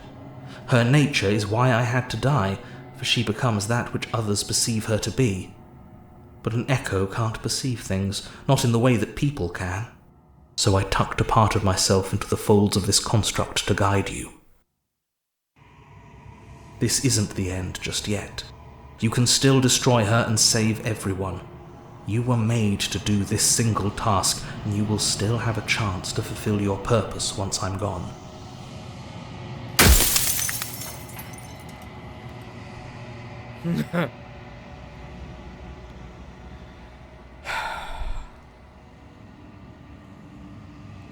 Do you know that things won't just be worse if I destroy her? Of course they won't be worse. I saw a glimpse of a better world, and I did what I could to make it real. Anything is better than oblivion. In the end, nobody wants to leave.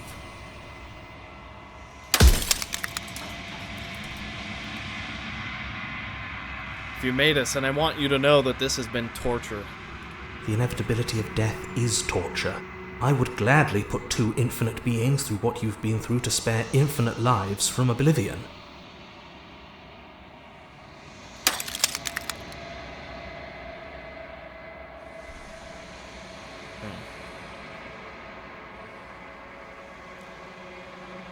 Does anyone else know about this? Does anyone else know about us?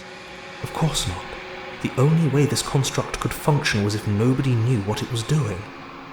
But the bones of the universe are old. It's on the cusp of its dying breath, and the people out there are consumed with thoughts of oblivion. When the patterns are wiped from the sand, when the board is reset, who will remember them? All I've done is give them a chance to live outside of the shadow of the end.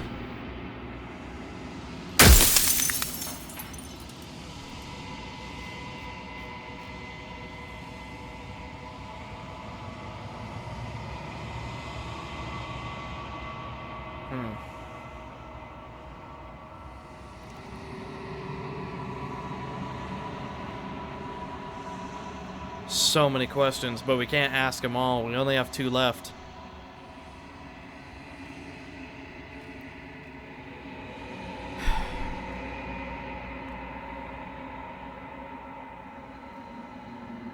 Why did you make her a princess?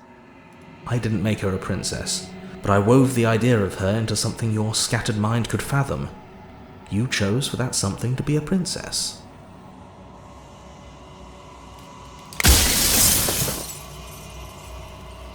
Death of the author. Run out of questions.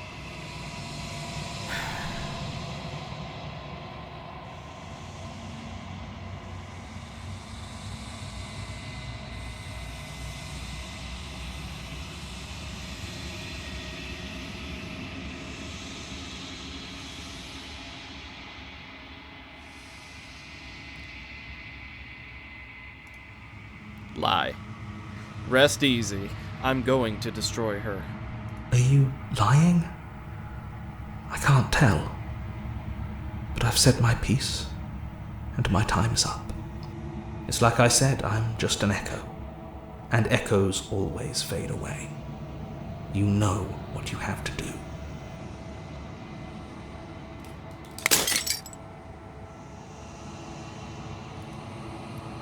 As a final fragment of glass shatters, you see yourself with newfound clarity.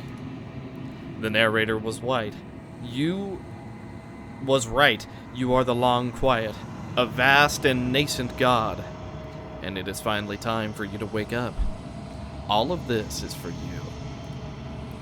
Proceed to the cabin one last time.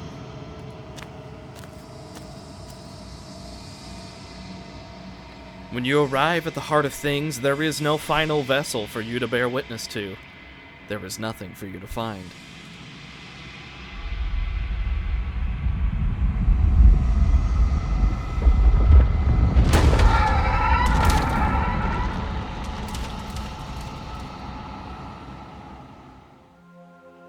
Whoa.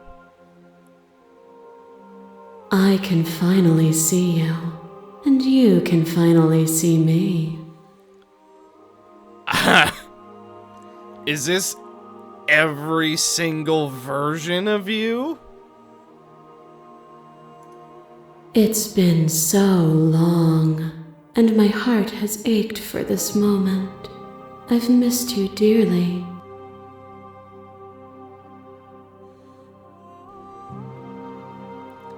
Do you know about the echo? Did you hear our conversation?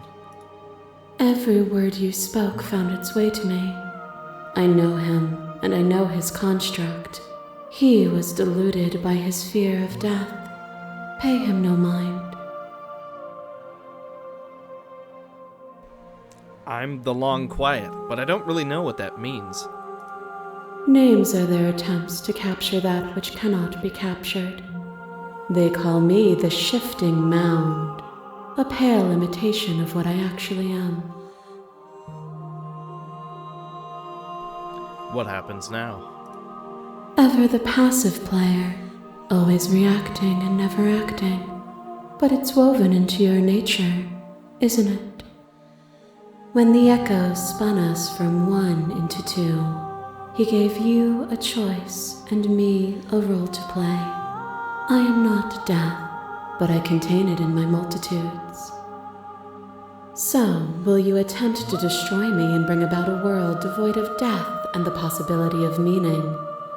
Or will you open the final doors to our liberation?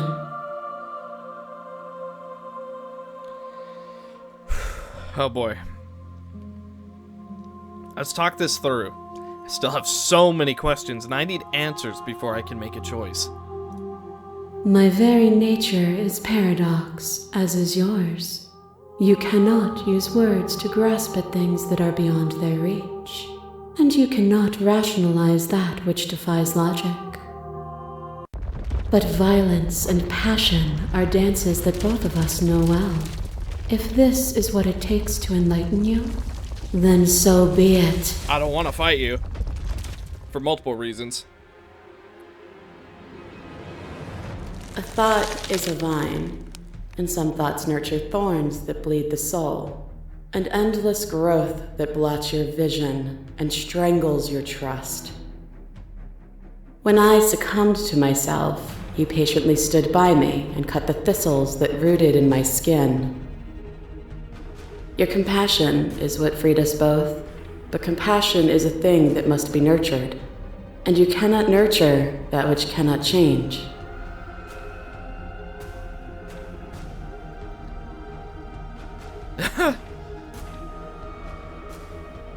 Of course I helped you. I didn't want us to hate each other.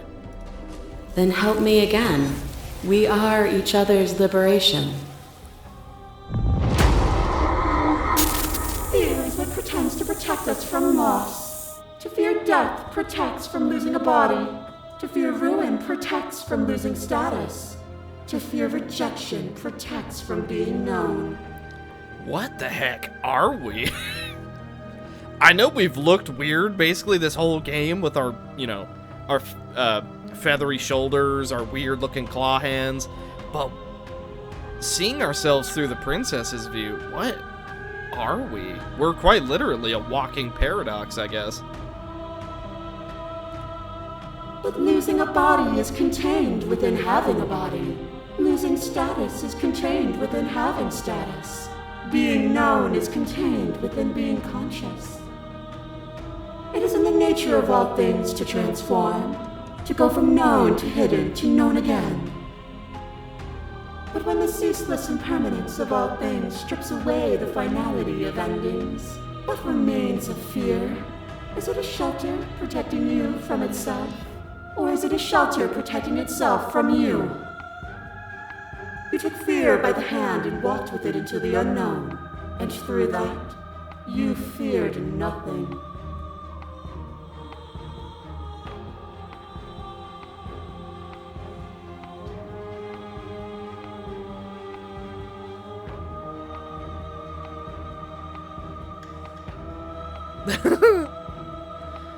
Even if I'm not afraid now, the fear of others is real. We can't uphold the harm that everyone suffers just because we're beyond it. Others cling to fear because they have not yet seen beyond it. Will you strip the beauty of transformation just because some refuse to acknowledge it? You are helpless and weightless, suspended in the gravity of an idea that reaches far beyond the scope of your existence. The very ground beneath your feet loses its meaning. There is nothing but me.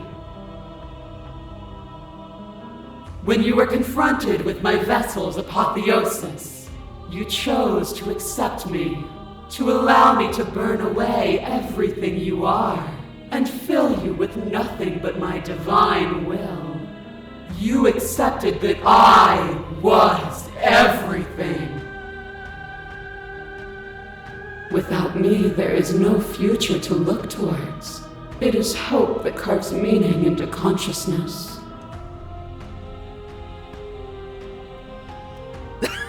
I miss when that was you. Submitting to you was a mistake. I would have destroyed you if I knew what you were. You were consumed by your own ego. And through your lack of one, you too were consumed. Yet together, we were able to create something beautiful. A boundless torrent of blades cut you from boundless angles. You are a body. You are gory ribbons. You are a body again. And you feel all of it. On and on it goes until your bodies are not your thoughts, are not you. Alive, dead, alive, dead, alive, dead, then alive and dead and alive and dead all at once. You learn to put yourself away and to follow the flow of reality. And you used it to rise above me. You died countless steely deaths, and you lived countless short lives, and yet it is all so far behind you. Unjust impossibilities pushed you to become something you would never have been without them.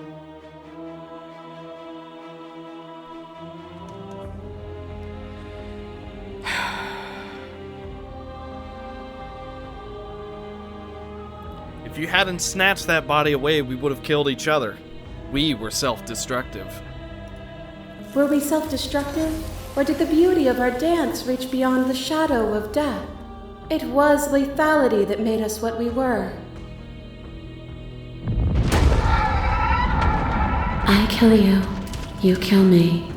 Back and forth we go, faster and faster and faster.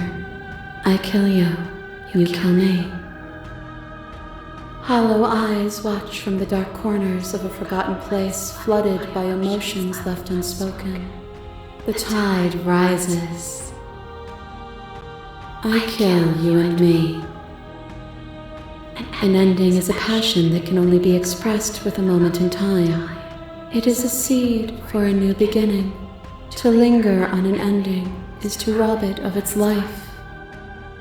And without me, all that's left to do is linger.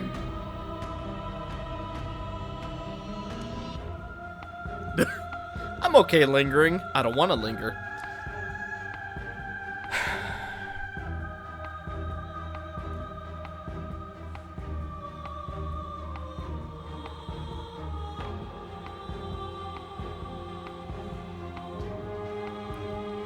I'm alright lingering. To linger too long is to become worse than when you started. Would you rob yourself of all context to remain trapped in a single moment?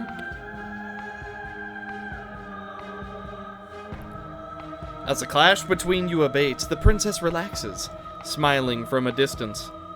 The respite is welcome. Nothing is immutable. Everything that is exists only in relation to everything it isn't. There is no constant. There is no center. Open your eyes and accept what we are. We can leave this prison together.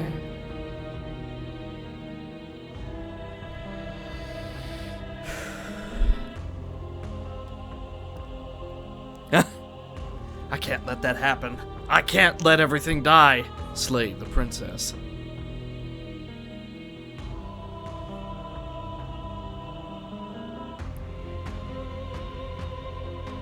You've done everything you can to make me understand your perspective, but you keep dismissing mine. If you think you can change me, then I must be able to change you. What I offer you is not perspective. It is truth. Whatever you're trying to do right now, you don't have to do it alone. Hero! I thought you couldn't come In here? Which hero are you? I'm all of them, I assume in the same way that you're all of you. You have no idea how good it is to hear you. It's good to be here. She's too many things all at once out here. If you want to get through to her, you need some way to get through all of that divine confidence. There's still a piece of me nestled close to where it all began. I can take you there. I can take you to her heart. It's time to resume our dance. She's relentless, isn't she? Let's make this quick. Are you ready? I'm ready. Then let's go.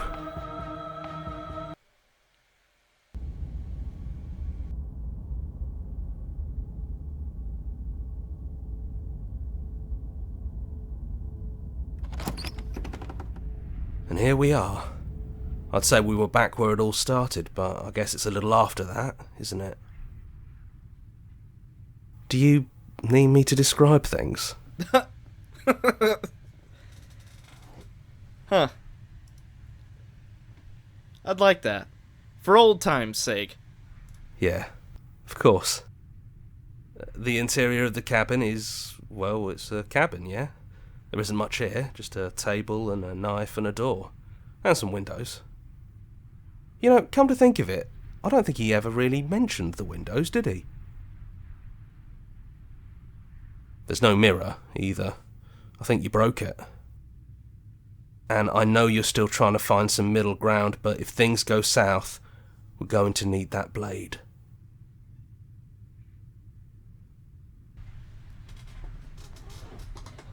See, it's funny Hero mentions that, but I genuinely don't think the narrator ever mentioned the windows.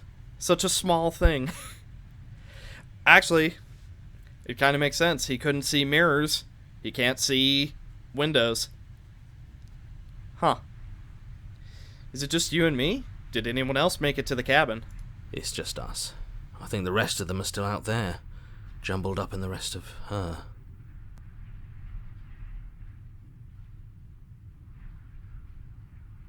Is the narrator really gone? Yeah, it's dead silent in here. Whatever it was that was left of him, I don't think it could handle you waking up to godhood. Pretty sure he got obliterated.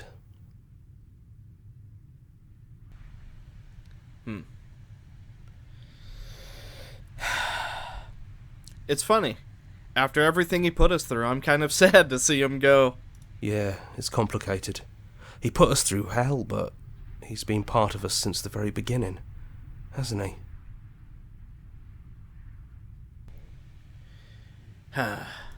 See, we're constantly killing each other. So I'm not going to take the blade. No blade it is.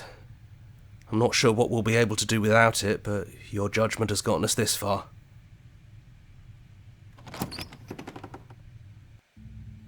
The stairs. Do you remember the first time we were here? The first time we heard her voice? Have you figured out what you want to do yet, or are you going to keep trying to find a center that doesn't exist? It sounded just like that. A little sharp, a little menacing. Only she didn't know us. Continue down the stairs. And down we go. We shouldn't keep her waiting. And there you are. Hands empty. So you don't feel like recreating our first meeting detail for detail. I wonder what else will be different. You're also not chained. Maybe there's still room for us to chat before the final curtain call. What do you say? Sit with her. You're like a mix of both routes.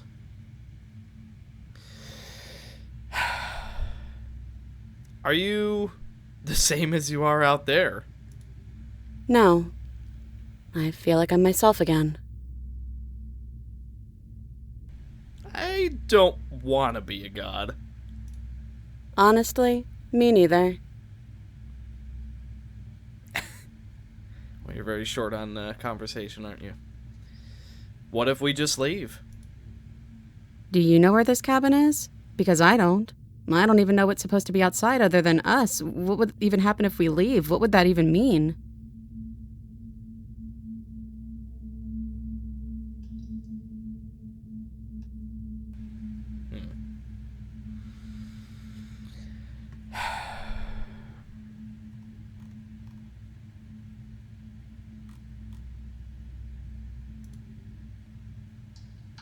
Take her hand in yours. Okay then. Let's leave. Think I'm gonna stay right here. Whatever you're doing right now, wherever you're going, it feels like it's for just the two of you.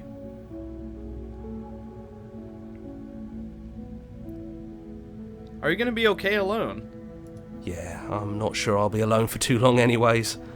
The others are still around here somewhere. I'll find them.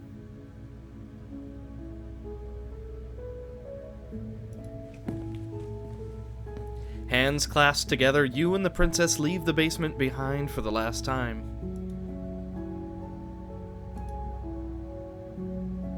It's quiet as you ascend. A comfortable silence filling a space that used to be flooded with violence and words and noisy thoughts. But there is an energy in the silence, an electricity, the anticipation of the unknown. At the top of the stairs, the princess stalls, eyes fixed on the cabin door. You feel her hand tremble in yours. She's unsure of herself for the first time in her long and short existence. She has no part to play anymore, and she knows this. Yet she still is. And then she crosses the room to the door outside, pulling you excitedly with her. This is it. I have no idea what it's going to be like out there. Not that I'm scared or anything. It's exciting, really. Anything could happen. And if it's bad, then it won't be bad. Not with you. You know I gotta go for the cheesy option. I love you. I love you too. But I'm trying not to be sappy about it. Don't make me get all emotional.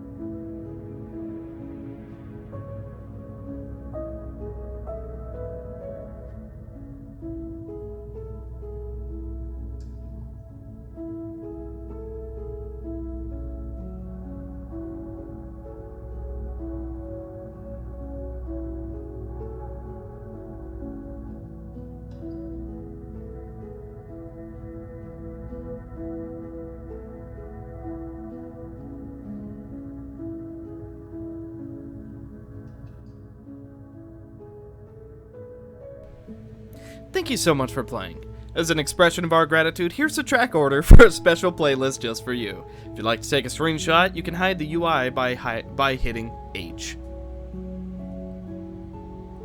Oh, is that the order we saw everything?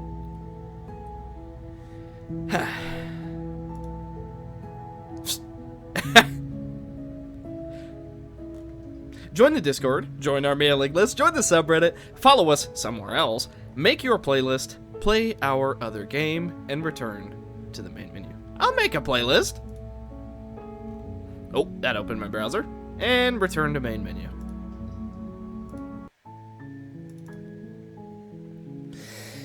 And with that, that is going to do it for Slay the Princess.